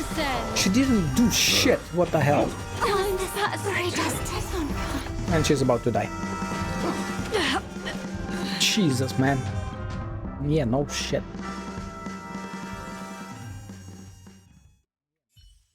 Three trash cans is like Haven cruel. of memories. It is Every touch, really every quite moment is like a thorned rose. Where the fuck was he? He was here, right? So this is the so-called freedom Nope. They're gone from here. Make a Interesting. wish. infallible. Can I repeat it all, or are we fighting? Okay. Money, of course. Please, can you even work your brain cells a little? These three trash cans, what uses the money? Brothers, help him see the light. Stream 4. Oh shit, I dodged it. What the hell? May the glory of the clan for the sorting trash. Also, he like always hits you, no matter fucking what, huh? You literally cannot initiate a fight with him. Wait, did I bug out the game? Do you see me, my guy? I can't talk to him. Oh, okay, he resets. Okay. Helping people out. You don't look it, but you're pretty sharp. Sure. We must forge cordial relationships with the people living here to establish a gang. Everyone must learn that trash cannot be tossed just everywhere. Anyway, and must undergo sorting. After the watchmaker left, the original gang splintered off, and I was too ashamed to even bear the name of the Dreamflux gang. For a clean and green reef, we should call ourselves the Trash Gang. Let's pretend the new trash gang had already been established. What's the next step? Build a trash depot. Picking fights, collecting trash like there's no tomorrow. Robbing people of money, obviously. Trash depot. That's right. When it's done, we won't even have to come out ourselves. All the trash will keep coming on its own. The place will become cleaner and will be one step closer to our former leader's ideal of hygienic environment. I've met many, but you're the first who knows the gang's creed inside out. It's a pity we met so late. May the trash sorting be with you always. Awesome. So we have beaten the fucking the map. Okay. Cool. Okay. This, let's open the eye. That's all need one. Okay. I believe that should be it. Yes. Well then, let's do this. Let's start this. We've got several hours ahead of us. Even if after this, the main mission immediately ends.